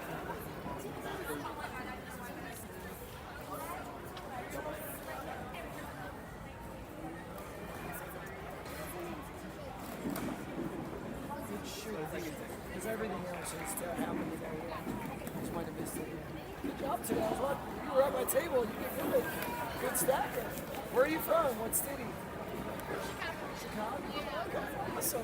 So you guys have been at Rich Nuccio's tournament. Yeah, Rich is an awesome guy. Yeah, he's cool. He's so nice. Yeah, he's a good guy. Yeah, he's concussion. Doctors put him on their trial. He's awesome. Keep going to his tournaments. Yeah, thank you.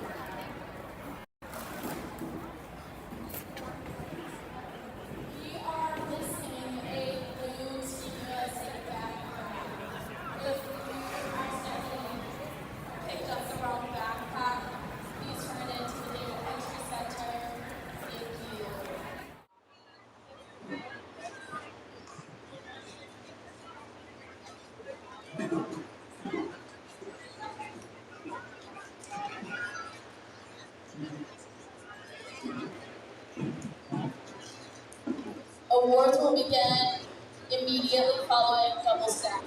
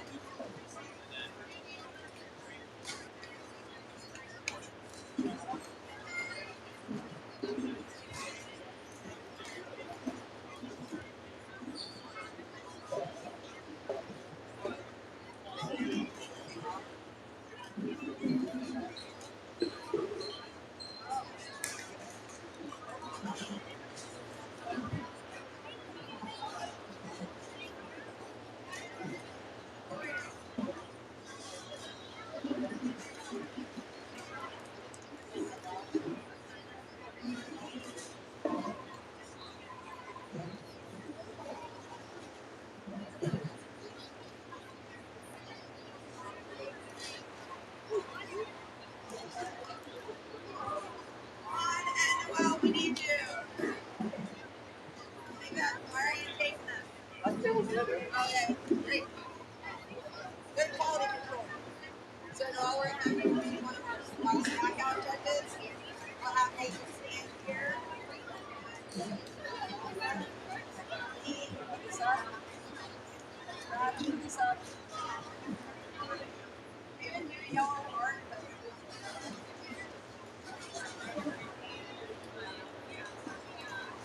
Just a little update. Camera setup is almost done. We are just setting up our main camera. As you can see, they are also setting up the stack stations. It is the top 5 doubles teams who qualified.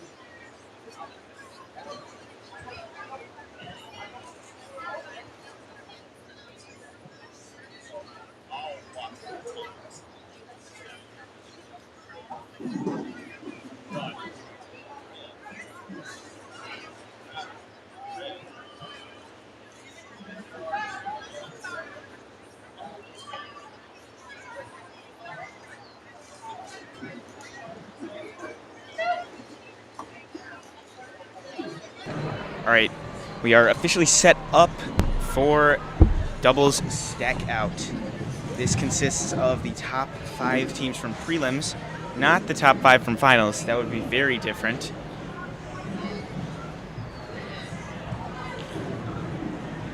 If we want to take a quick look at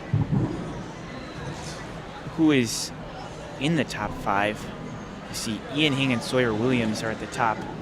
Caitlin Quinn and Caden Gonzalez, 6.92 for second. Carson Brown and Evan Ashelman are third. Another Evan Cloud and Trey Griffith in fourth.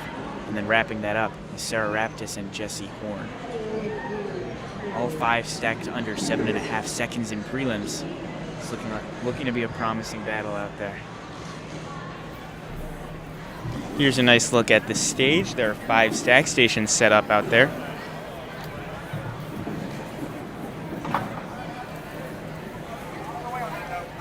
Welcome to the AAU Junior Olympic Games, it says up there.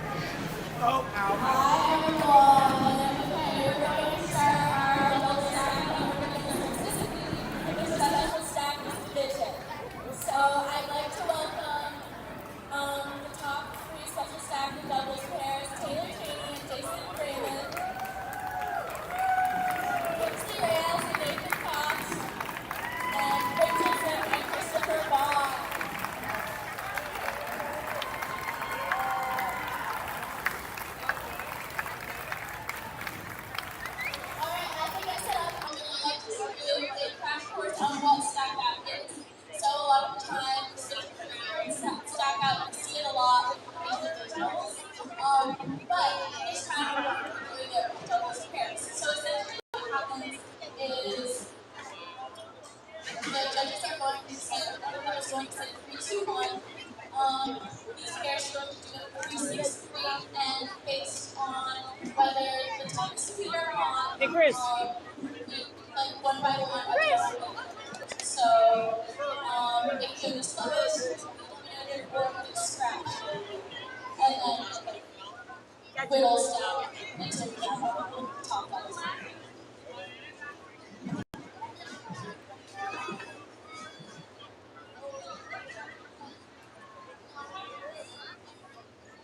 Two warm-ups.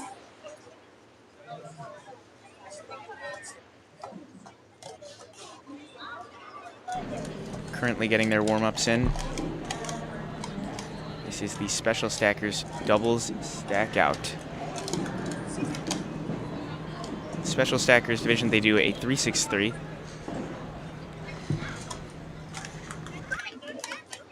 And this is just something you do not get from other sports. The inclusivity of stacking is like no other.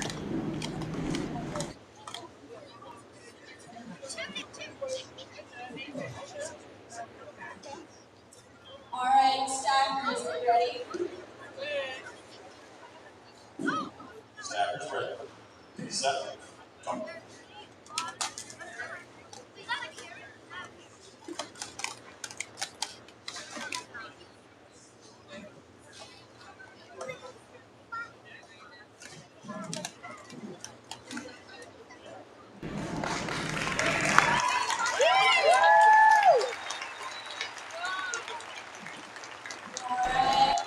Table 2, Taylor Cheney and Jason Freeman are eliminated because they had a slice. Hang around, guys. We're going to go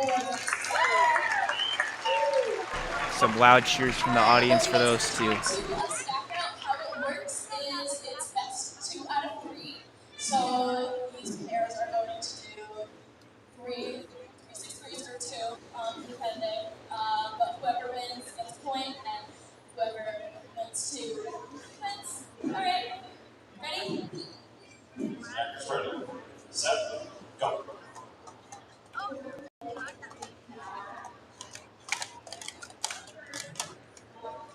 And a close match right there. I believe that is a 5.8 to a 6.4. Table 3 was the winner of that round. So that means they have 1 point. Table 1 has Clarification, that was a 6.494. We're gonna go again. Stackers ready. Set. Go.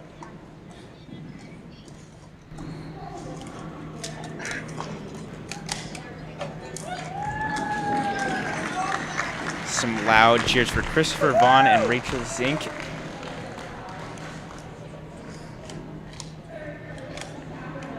As our other team wraps up that 3-6-3.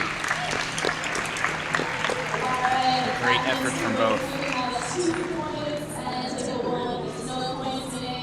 Your 2025 Junior Olympic Special Stackers double stack out champions are Rachel Zink and Christopher Vaughn. Champions Christopher Vaughn and Rachel Zink, as you heard Holly say. They're getting their trophies right now on the top of the podium.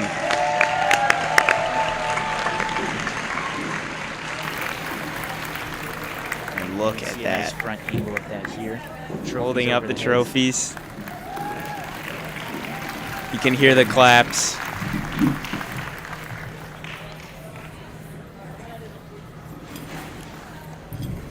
Just realized I forgot to get a photograph of that.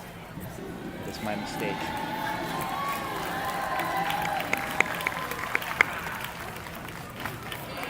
Truly an awesome event.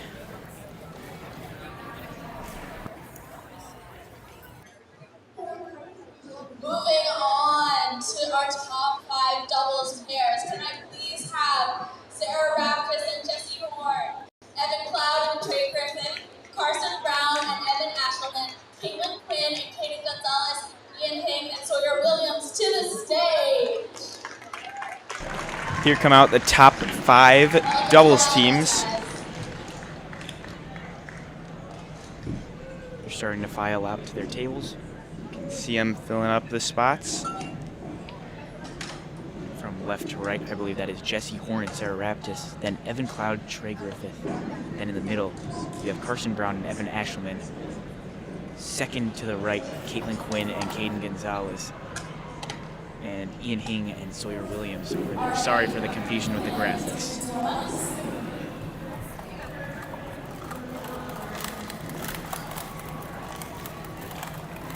What a great shot of the top 5 doubles teams from prelims. I believe 3 of these teams ended up in the top 5 in finals.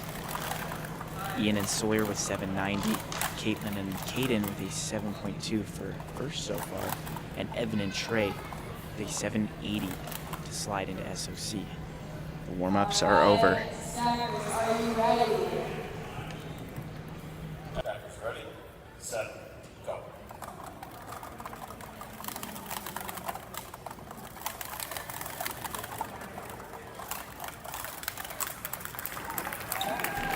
You see Carson and Evan there.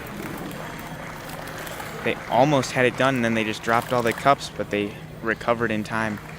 So the first place prelims team, I believe, is out in an unfortunate turn of events. We're unfortunately going to have to say goodbye to table 5.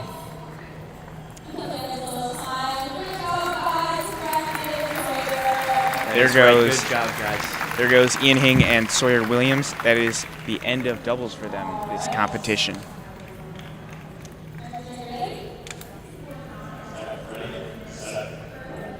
They're off. It's like Evan and Trey are off to a great start. Jesse and Sarah Jesse, dropped the cups. Both hustling for them. I believe that is it for them as they wrap up the 110-1.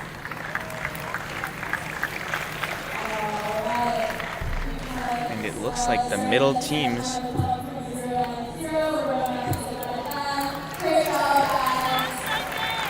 looks like the middle 3 are the last remaining ones.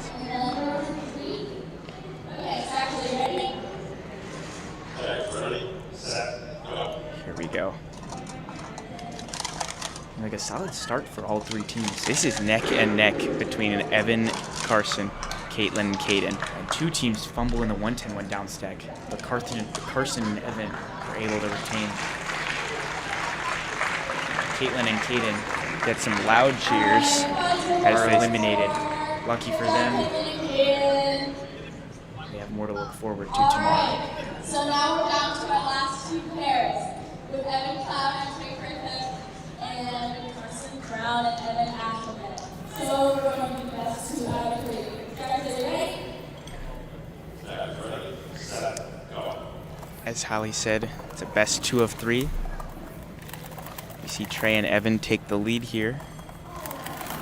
They finish that up. Huge surge. See the green card go up. The Texans on their home turf. Cheers erupting from the Houston crowd. This is match point.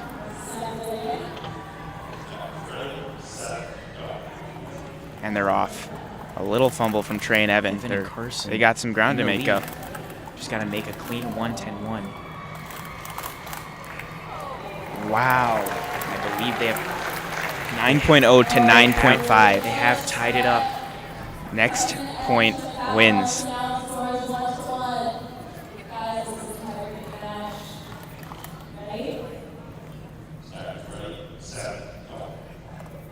They're off. Trey and Evan fumble.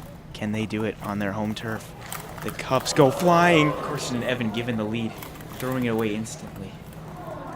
Evan and Trey. An opportunity. You can They just strike. You hear the cheers. The Texans take home double stack out. This is what it's all about.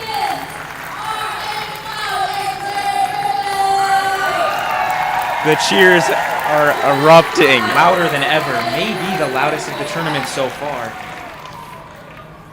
Wow.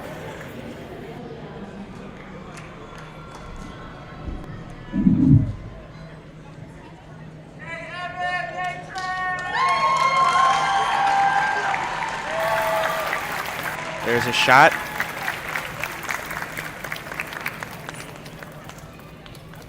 You could see Trey's mom in there. A little bump to the camera.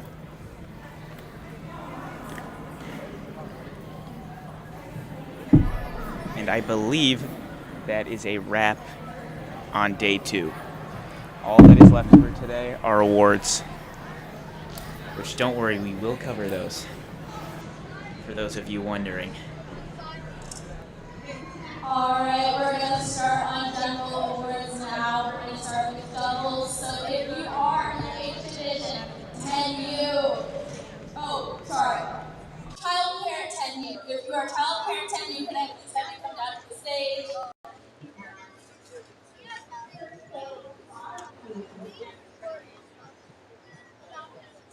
Okay, before we start these awards, I want to thank you for being patient with us today. Hopefully you had a good time stacking. There's plenty of stacking that happened today for sure. If you want to see what the stacking looked like today, check out the Stacking YouTube channel. You can rewatch some of the events and see what you missed on other tables. If you were not in doubles or Hang relays, tight, we are trying to get a hold of Evan and Trey so that we can interview them potentially. Remember, we still have our social event at 6:30 I believe at Joe 46 Games. is on the hunt right now, chasing them to the back of the venue. So stay tuned. You are more than welcome to stay and watch awards for doubles and relays, but if you weren't in those events, then you're welcome to do on the rest of your night. We'll have plenty of people here to still applaud them. Make sure you check the website if you're leaving to make sure you know if you made finals in an event. And so we're going to do team pictures tomorrow. So if you're on the state team or Team USA, we're going to meet first thing in the morning when the doors open. Joe has tracked down Whatever Evan it and says, Trey. the doors open. The first thing we're going to do at that time is take pictures. All right. All right, and now your MC for awards, Holly and Matt.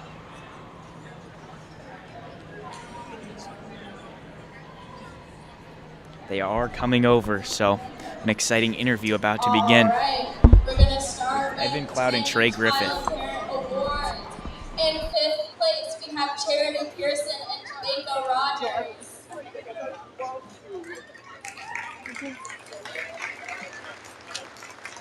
Charity and Jamaica, are you here?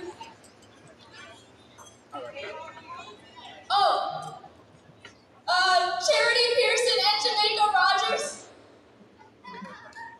In 4th place, we have Emily O'Gorman and Jeff O'Gorman.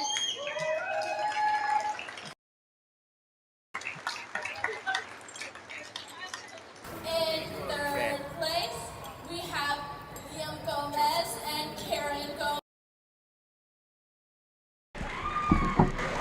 All right, joining us here at the setup, we have Evan Cloud and Trey Griffith. What's going on, guys? How's it going? This is the camera up here, just so you guys know. So, you guys just won the doubles stack out. They don't normally do doubles for these events, so how excited were you guys when you saw that, knowing you guys are such a powerful team? Oh, we're so excited. We're so happy to be a powerful team. Like, we're trying to work hard, and like, it's always a lot of fun. I was very excited, that they don't, once again, like what you say, they don't do this very often, so to be able to be a part of this was really cool to do, knowing that, we are one of the best in the nation, and so I think just to come out and be the first to win it in the Junior Olympics is really cool experience. Thank you. Absolutely. Are you guys excited knowing that it's in Houston after obviously in 2021 when you guys took the win here in Houston? How does that make you guys feel? Yeah, absolutely. That was actually one of the first things I thought about when we stopped the timer and we won double stack out. It was one of the first things I thought about was when we won back in 2021. Yeah, that was an exciting event. Yeah. When things happen in Texas, things remain in Texas. So we decided to take it home. Absolutely. Such a great time here, and so happy to be here.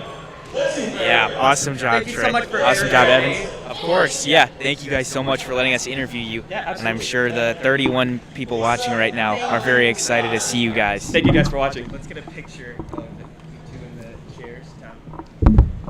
All right. You look this way.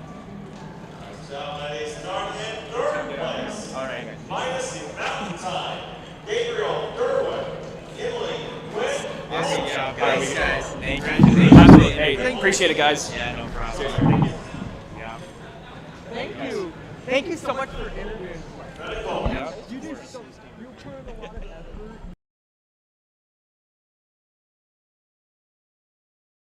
And second place, pump weight with Lily Miller, Caitlin Quinn, Sarah Quinn, Betsy Sanchez, and Leah Jones.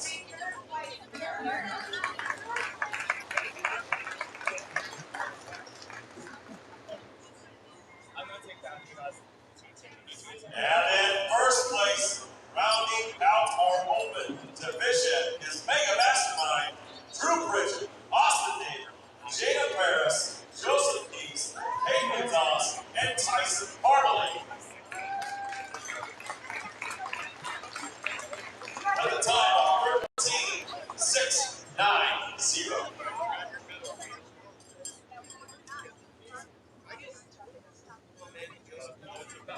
And next up for our time relay, and I can have our special stackers division, 363 time relay. Line up next to me next to the time.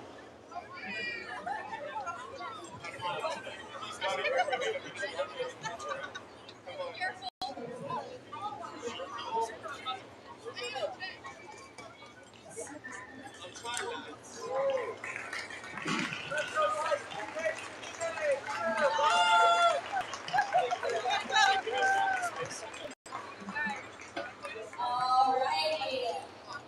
For child care doubles, 11 plus. In fifth place, we have Jamison Swift and Brooke Swift.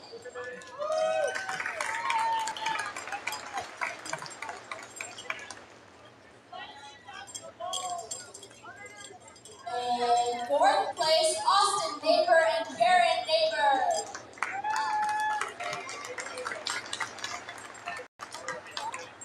In third place, we have Trey Griffith and Jimmy Griffith.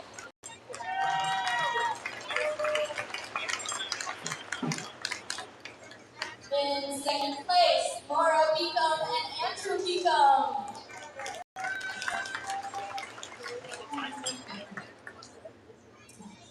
And in first place with a time of 10.032, your 2025 Junior Child Care 11 Plus champions are Eden Hayes and Amanda Lee Hayes.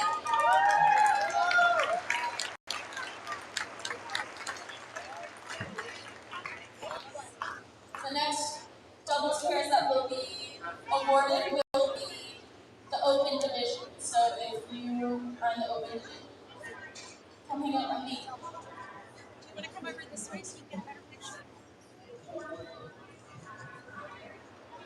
Good job, guys.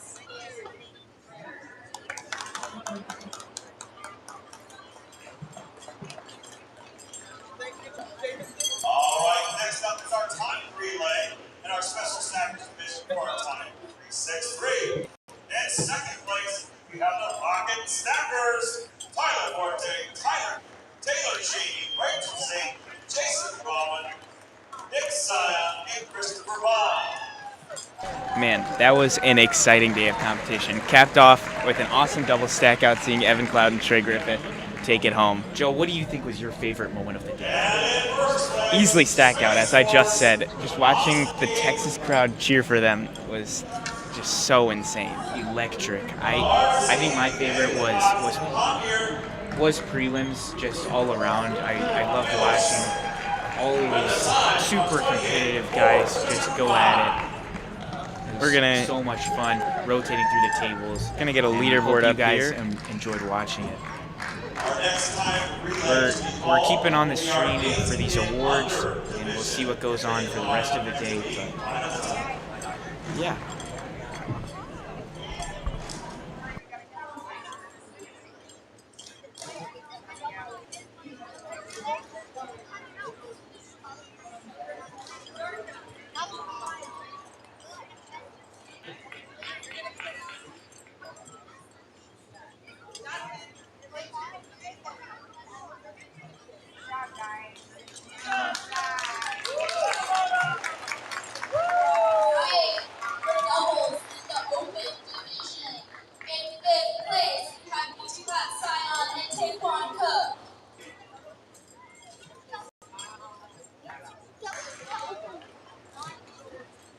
coming up on your screen now are the overall doubles results from the 2025 AAU Junior Olympic Games. These finals just wrapped up today. If you missed them, take a look at some of these fast times. Some of the names are cut off, so we'll go over it.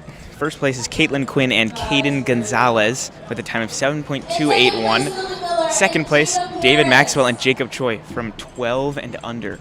The youngsters. With a 7.493. Third place, hometown heroes Evan Cloud and Trey Griffith, 7.714. Fourth place, Sarah Quinn and Seamus Stoker with a 7.876, just 0.16 off of making it into SOC. Fifth place, Ian Hing and Sawyer Williams, off of a 6.5 in prelims. I'm sure they were hoping for more, but a 790 is still a solid time. Sixth place is Joshua Kleindienst and Noah Thornton with a time of 8:04.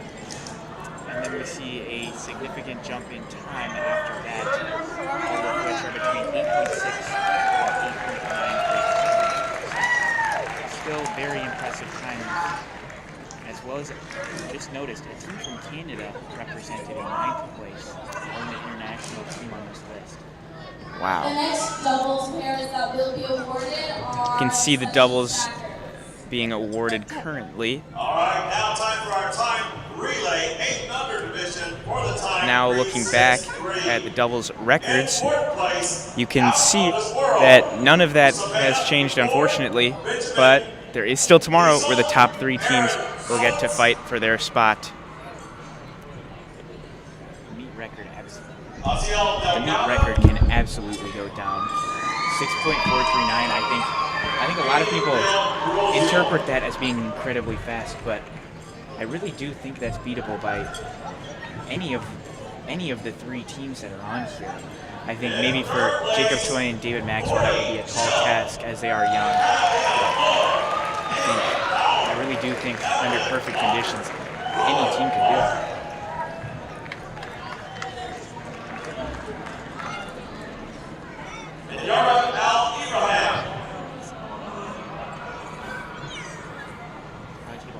In second place, Space Cadets, Blake Hopper, Alex Hawk, Tyler Sue, and Scully Wolfsberger.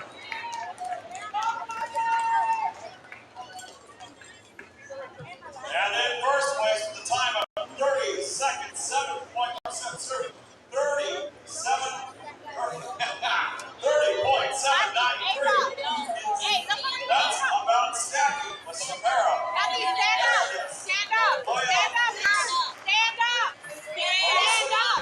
Currently trying to get some results on the screen. All right, here they come. Here are current male cycle standings from prelims, which happened today. Peter Ford is currently in first with a 5.559. Polly is in second with a 5.738. Josh Barella has a 5.807 for third. That is surprising. Big wild card right there. I think if you replicate that in finals, good things could be coming in. William Allen is in fourth, 589. Ian Hing, name cut off, but that is Ian Hing. He got a 5.937. What, he's in 14U? I'm not entirely sure. I think he was in 16U for doubles. I don't know if he may be 15 years old, but still incredibly impressive from Ian Hing.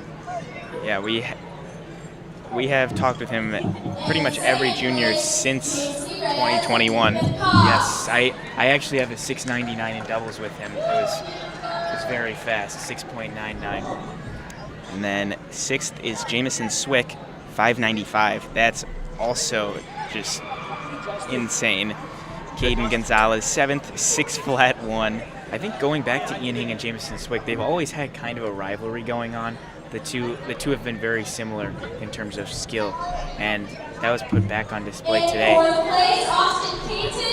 being so close together. And then the rest of our results are over 6 seconds, obviously including Caden.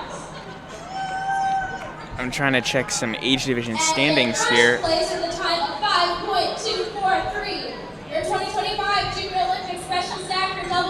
It looks as if Ian Hing is 14 yeah, years Ian old. and Jameson are both in 14U, and they make up 2 of the 6 sub 6-second cycle stackers from prelims. Wow. Jacob Choi sitting in 8th. What time did he get? Was that a 6:01? I believe so. Yes, that was a 6:01. Chris Chun, surprising with a 6:02 today. Yes. Pleasant surprise. And then in 10th place, to round out this list, we have Benjamin Eriksson from Denmark with a 6:10. A solid top 10 list, I must say. All right. This will be our time relay, 9 and under. Next up, we're going to be pulling up the cycle female leaderboard as we update this list. Here we are the go. standings for female cycle. Laura Beacom staying on top with a 6.452, followed by Betsy Sanchez, super close back with a 6.479. Just 0.025 separate them. It's going to be a tight battle for Junior Olympic champion tomorrow. 6.698 from Lily Miller to close out the sub-7 group. Sarah Raptis with a 7 flat 9. Like I was saying, we've seen a lot of .00s today. We saw 6.00 for the guys and a 7.00 for the girls. Leah Jones, 782. Top 5 all under 8 seconds. And then Saskia Suleiman from Switzerland, 8.130. Your top international, or your second international stacker. And then Sarah Quinn in 7th with a time of 8.231.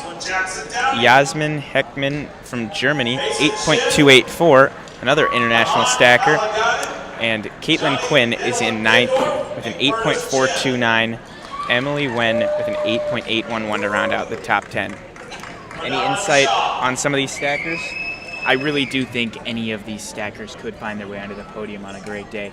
I think obviously Laura and Betsy are in the spot to strike for that first place spot. I just believe that Lily is a huge underdog. She's in 3rd right now. And I think another thing to watch out for are the Quinn twins. They appear to not be that far up, but anything can happen, and they can bounce back. Saving their energy for finals.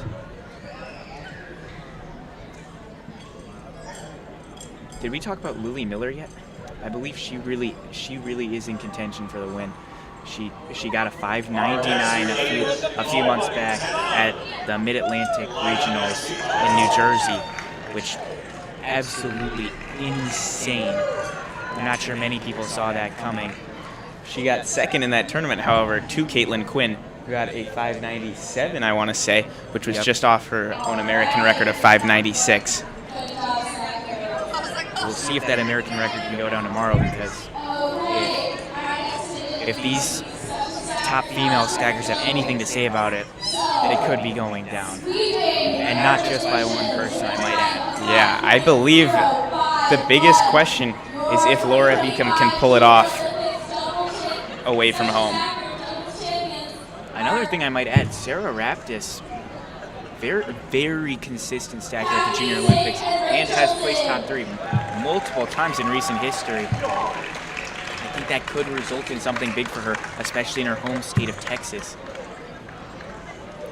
Yeah, also if you notice, 3 of the top 5 are from Texas. Wow. Leah Jones making a comeback. We have not seen much of her in recent years, but stacking a 782. She is solidly up in the rankings. Yeah, 5 of the top 9 female stackers come from just 2 states, 3 from Texas and 2 from New York. Obviously with the Quinn twins coming from the same state. And then a few international stackers. Apologies for the scoreboard. We did not realize that it was blocking.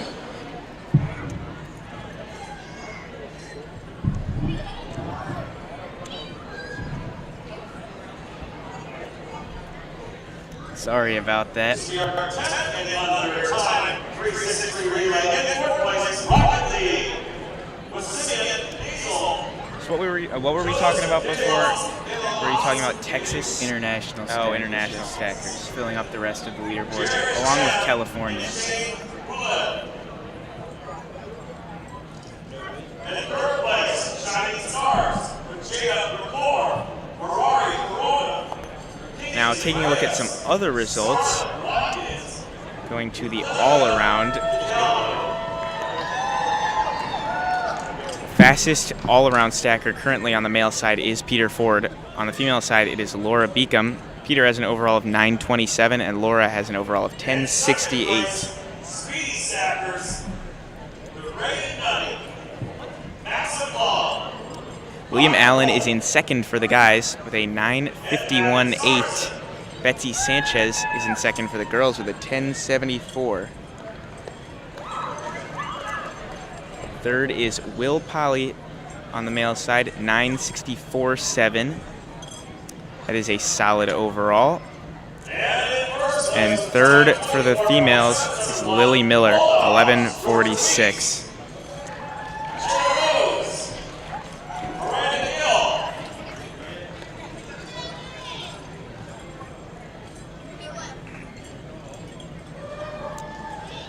Also, an interesting thing to note, only 6 stackers went under 10 for the overall on the male side. Only 4 females went under 12. I feel like we're in for a treat later today. Or in for a treat tomorrow.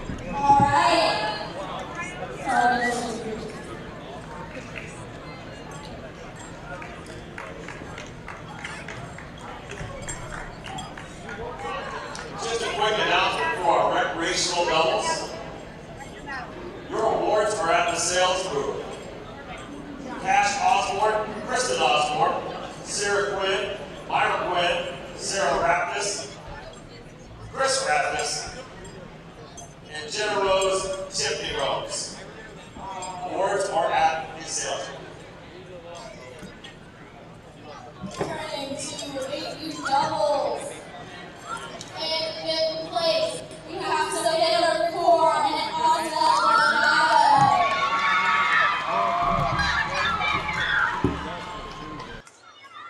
Always see them. Make your way to the stage. Give it up for these two.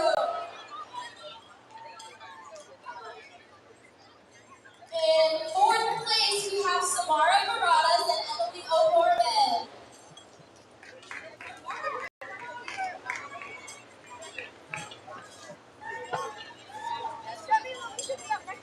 In third place, Wilson McNeil and Phineas McNeil.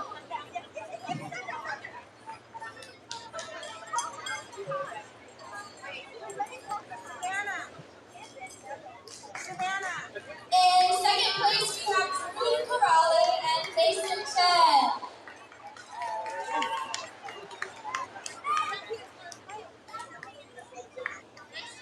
And in first place, with a time of 10.766, your AAU doubles junior Olympic champions are Johnny Dickdorf and Jared Troy.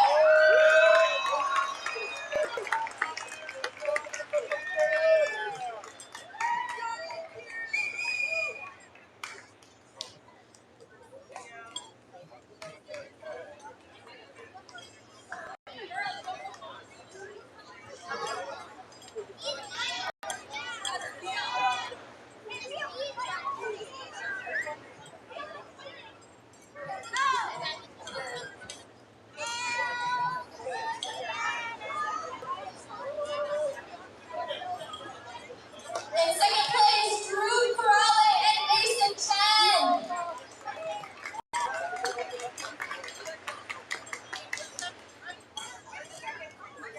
In third place, we have Samara Baradas and Emily O'Gorman.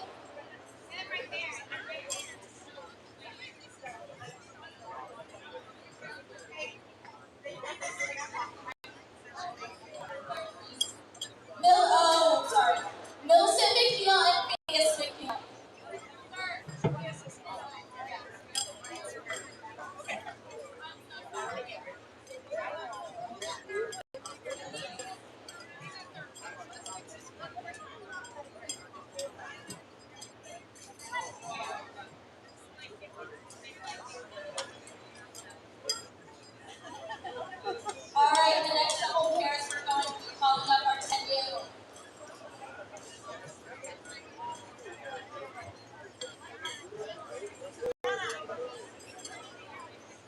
All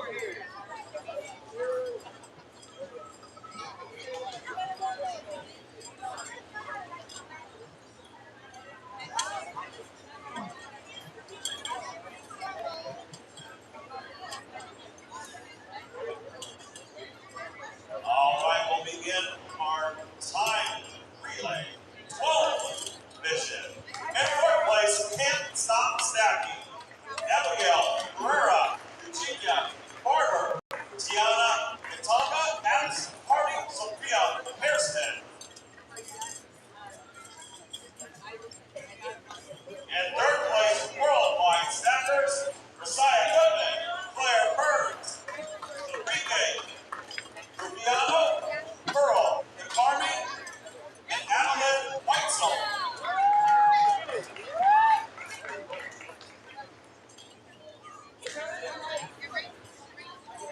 In second place, Feeling Groovy,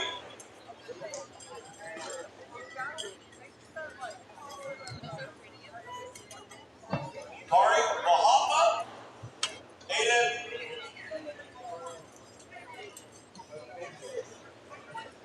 Gavrilescu, Stephen Duo, Beckett Bello, Jeremiah Sanford.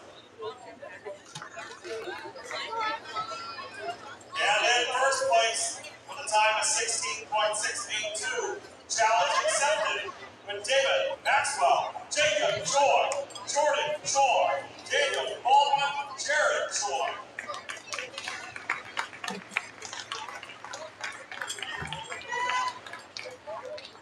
Next division to be announced for relay will be 14U. You line up down by the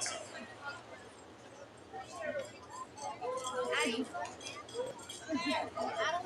Guys, guys, here. Enrique. Enrique.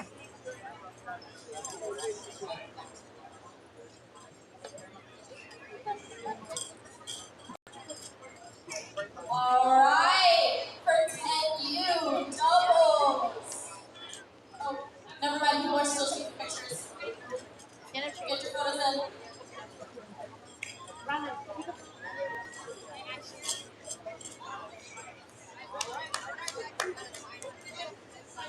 All right, for 10U doubles. In fifth place, we have Jado Rincor and Liliana Delgado.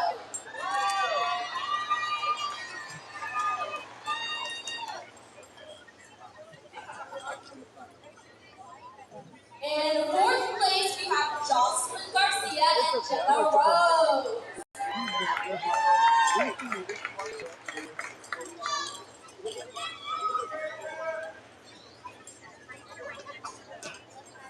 In third place, we have Jackson Downing and Nahan Alagade.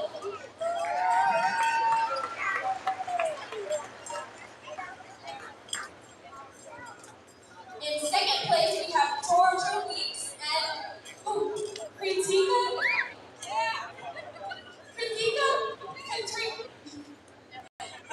Kritika Lugema. Second place. Jackson. Jackson. And in first place with a time of 11.971, your 2025 Junior Olympics 10U doubles champions are Connor Polk and Liam Gomez.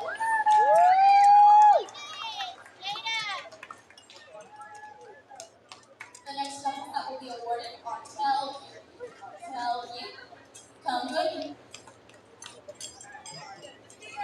Come on, guys.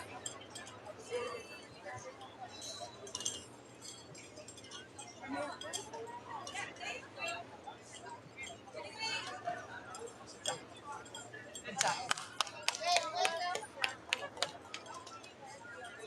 Very good.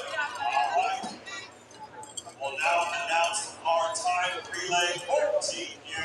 In fourth place, Pinnacle Magic, Indy Edison, Gabby Aquinato, Vinny Daniel,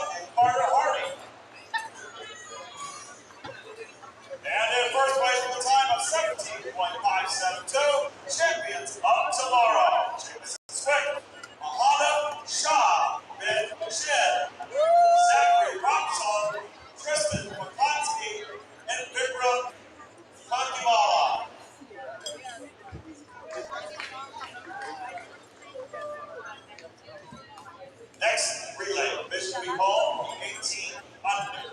Line up by the top.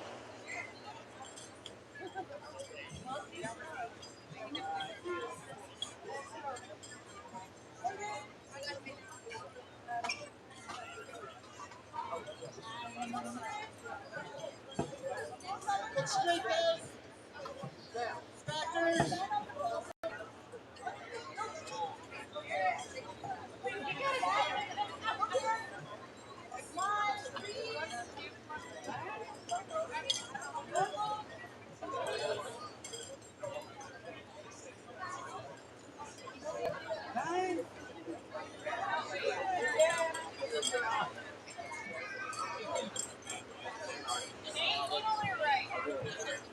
All right. I already said I'll unemployed, right? 12U for doubles. In fifth place, we have Savannah Delgado and Mighty Flores. Is it Mighty?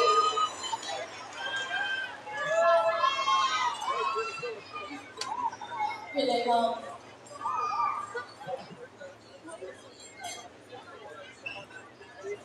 Mighty Flores and Savannah Delgado in fifth place. In fourth place, we have Jordan Choi and Daniel Baldwin.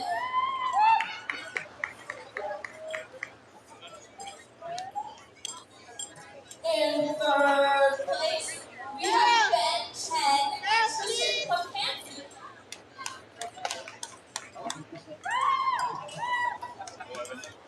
In second place, we have Luke Ames and Mama Shaw. Luke Ames. And in first place, with a time of 7.493, your 12U Junior Olympic champions are David Maxwell and Jacob Joe.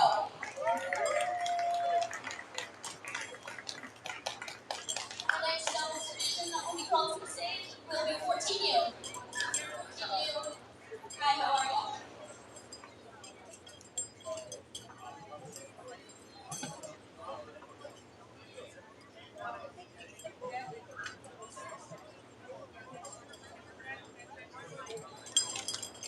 Hold on, guys. Hold on.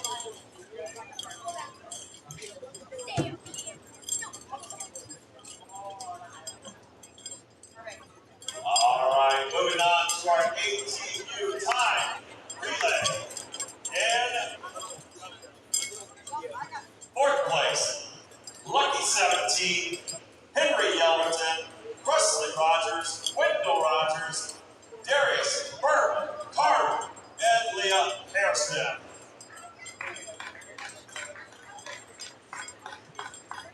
Darius, I'm going to turn off.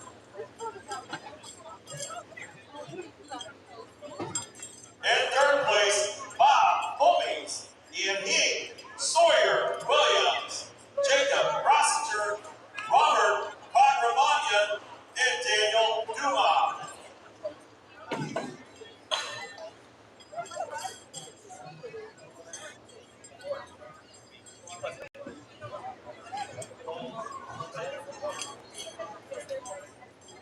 In second place, watch out, with Lincoln, Grandma, Joseph, Kim, Ryan.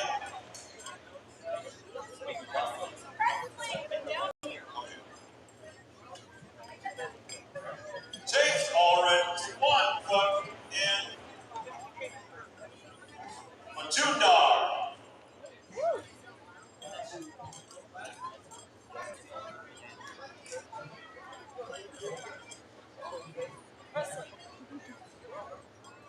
And in first place with a time of 15.933, Coast to Coast stackers Julian Levy, Sam Epstein, Blake Lamont, and Cash Osborne.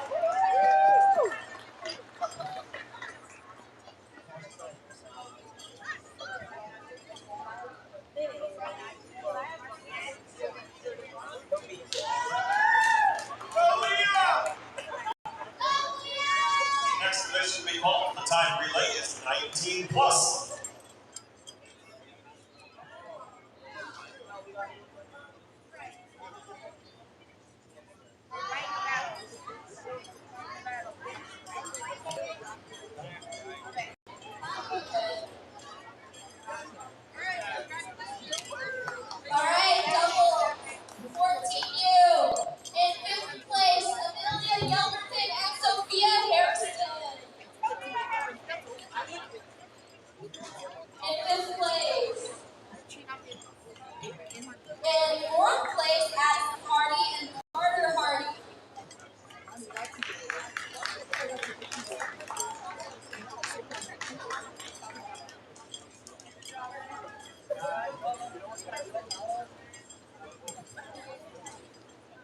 In third place, Vikram Kimala and Daniel Duma.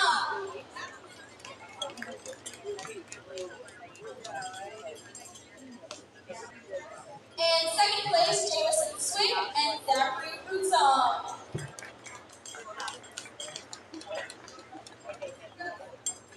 And in first place with the time of 8.962, your 14 doubles champions are Evan Renendo Varsi Lamando and Gabby Aguinaldo.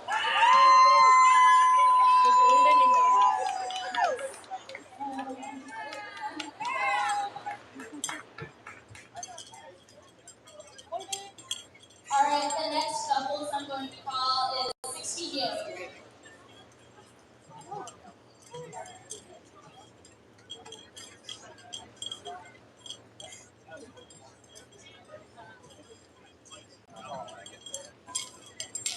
I need my wallet.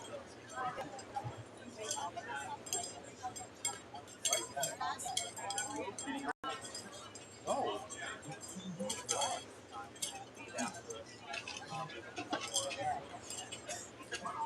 All right, in our time relay, 19 plus. In fourth place, Stacks Across America. Gianni, Arletta, Matthew, Wibbs, Naoki, Keen, Kellen, Woo! Woo!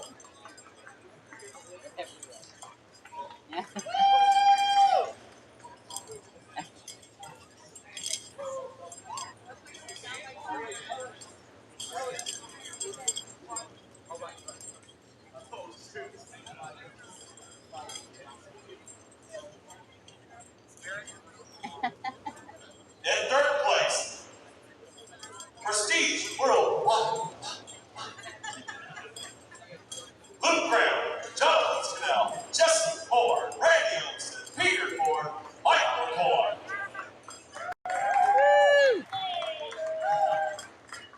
Second place, Eastern Standard Time, football, Shakes Stover, Tyler Fano, and Will Allen.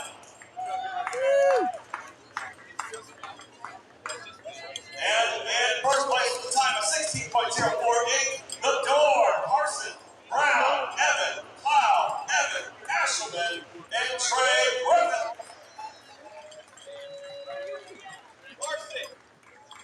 Last relay we call is 35 plus. Carson!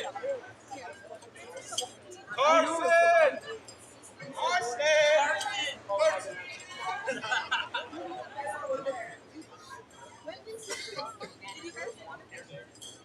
Yes, this might be, this might be the last one. There he is. Okay. Oh yeah, if you scan it tomorrow, then yeah. We can see Joe Johnston down there, covered by a tournament display now, but getting a great angle for a photo. All right, doubles, 16U.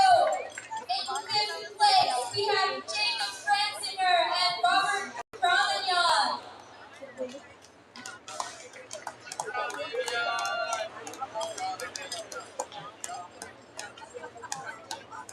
In fourth place, Caleb Niesel and Emmanuel Chen.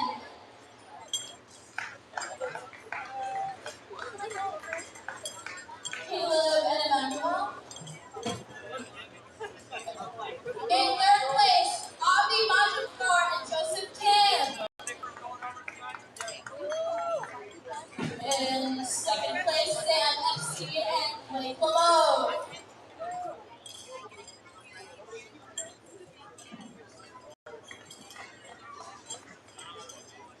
And in first place with a time of 7.904, your 16U doubles champions are Ian Hick and Sawyer Williams.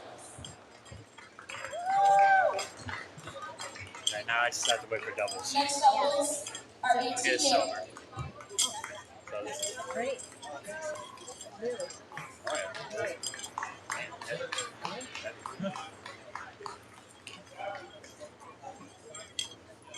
All right, and our last relay, 35 plus. In fourth place, Parental Guidance.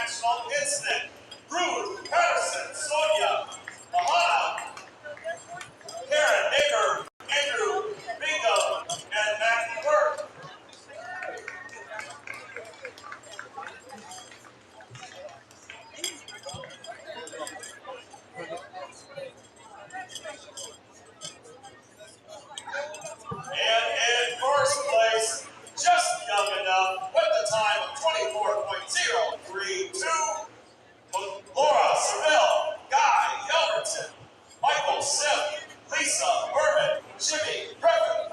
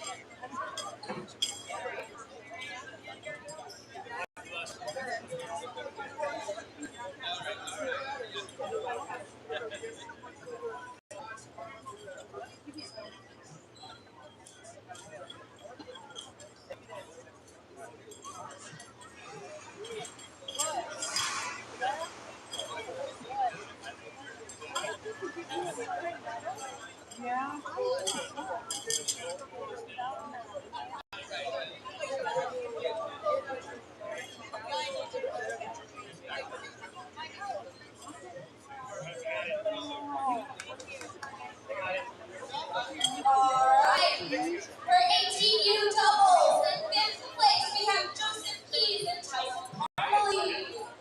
Never mind, they're still taking pictures.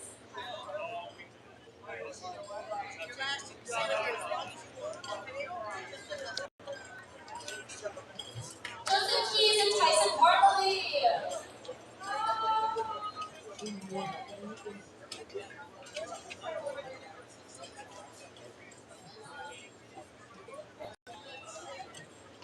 My mom asked me to speed run this. So, in fourth place, Henry Elberson and Darius Carter. In third place, Michael Rogers and Tia Harrison. In second place, Julian Levy and Cash Osborne.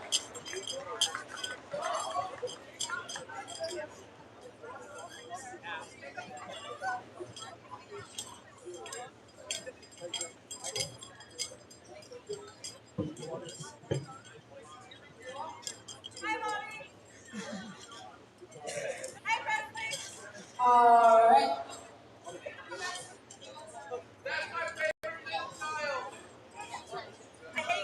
And in first place with a time of 7.281, your 18U doubles champions are Caitlin Quinn and Kayla Gonzalez.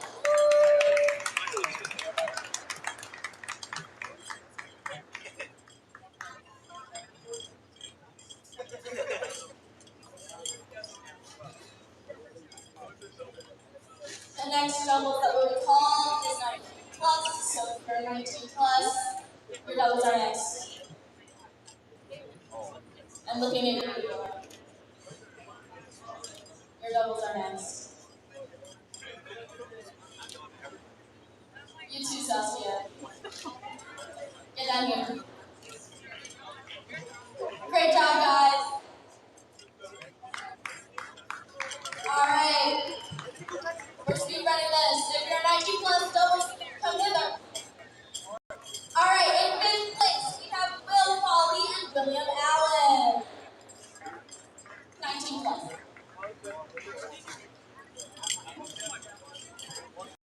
In fourth place, Austin Naper and Tyler Vano.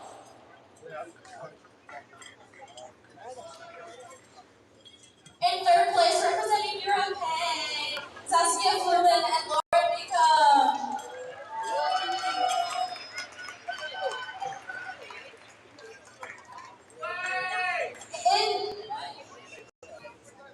In second place, Carson Brown and Evan Ashelman.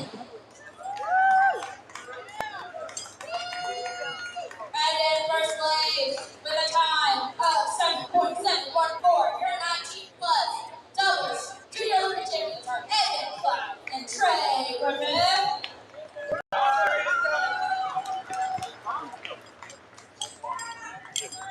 Run it, run! After 19 plus is 25 plus. Beat that. Hold on. We got it.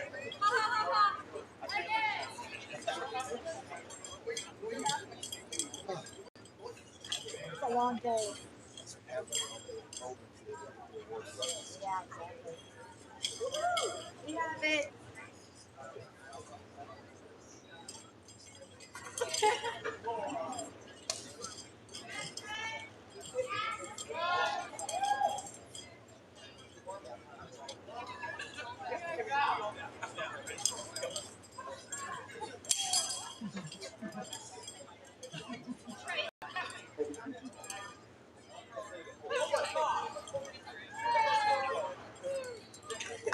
Alright, 25 plus, doubles.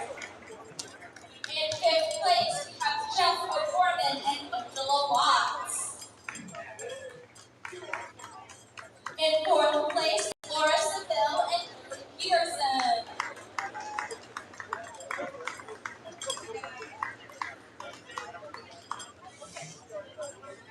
In third place, Jonathan Scannell and Randy Olmstead.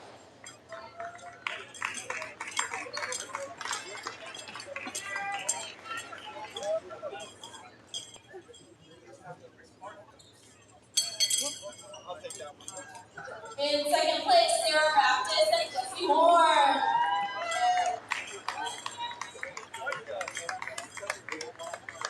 And in first place, with a time of 8.041, for 25 plus doubles champions are Josh McClingates and Noah Thornton.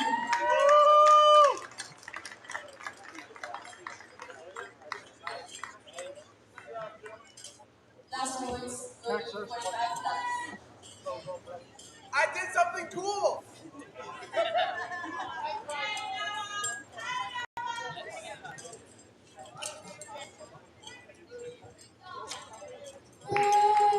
Okay, last one. Save the best for last. Alright, 45 plus, doubles. In fifth place, Kathy Zink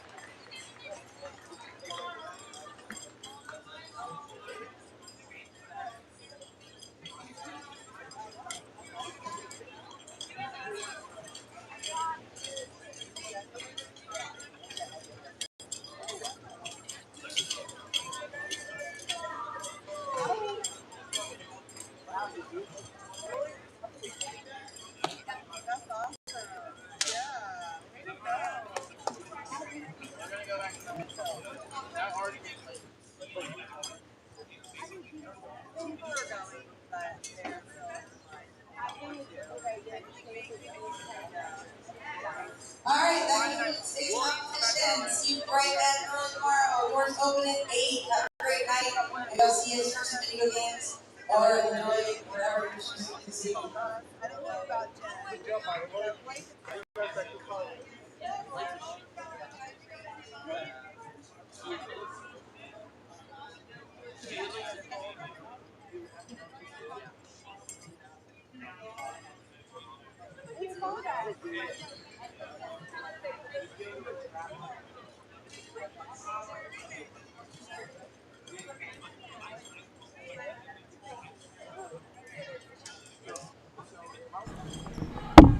All right, awards have wrapped up for day 2 of the Junior Olympics. We're joined by the Quinn twins right here. If you guys want to say hi. Hello, everyone. Come here. Hi, everyone. Thank you so much for watching the first day of competition. I appreciate all the support. Yep. All right. Very awesome. Thank you guys so much for tuning in. We appreciate it a lot. And yeah, make sure to tune in tomorrow. Yep. It's going to be even more exciting. So. Individual finals and Stack of Champions are highlights. So yeah, you don't want to miss it. Yep. All right. Thanks for watching.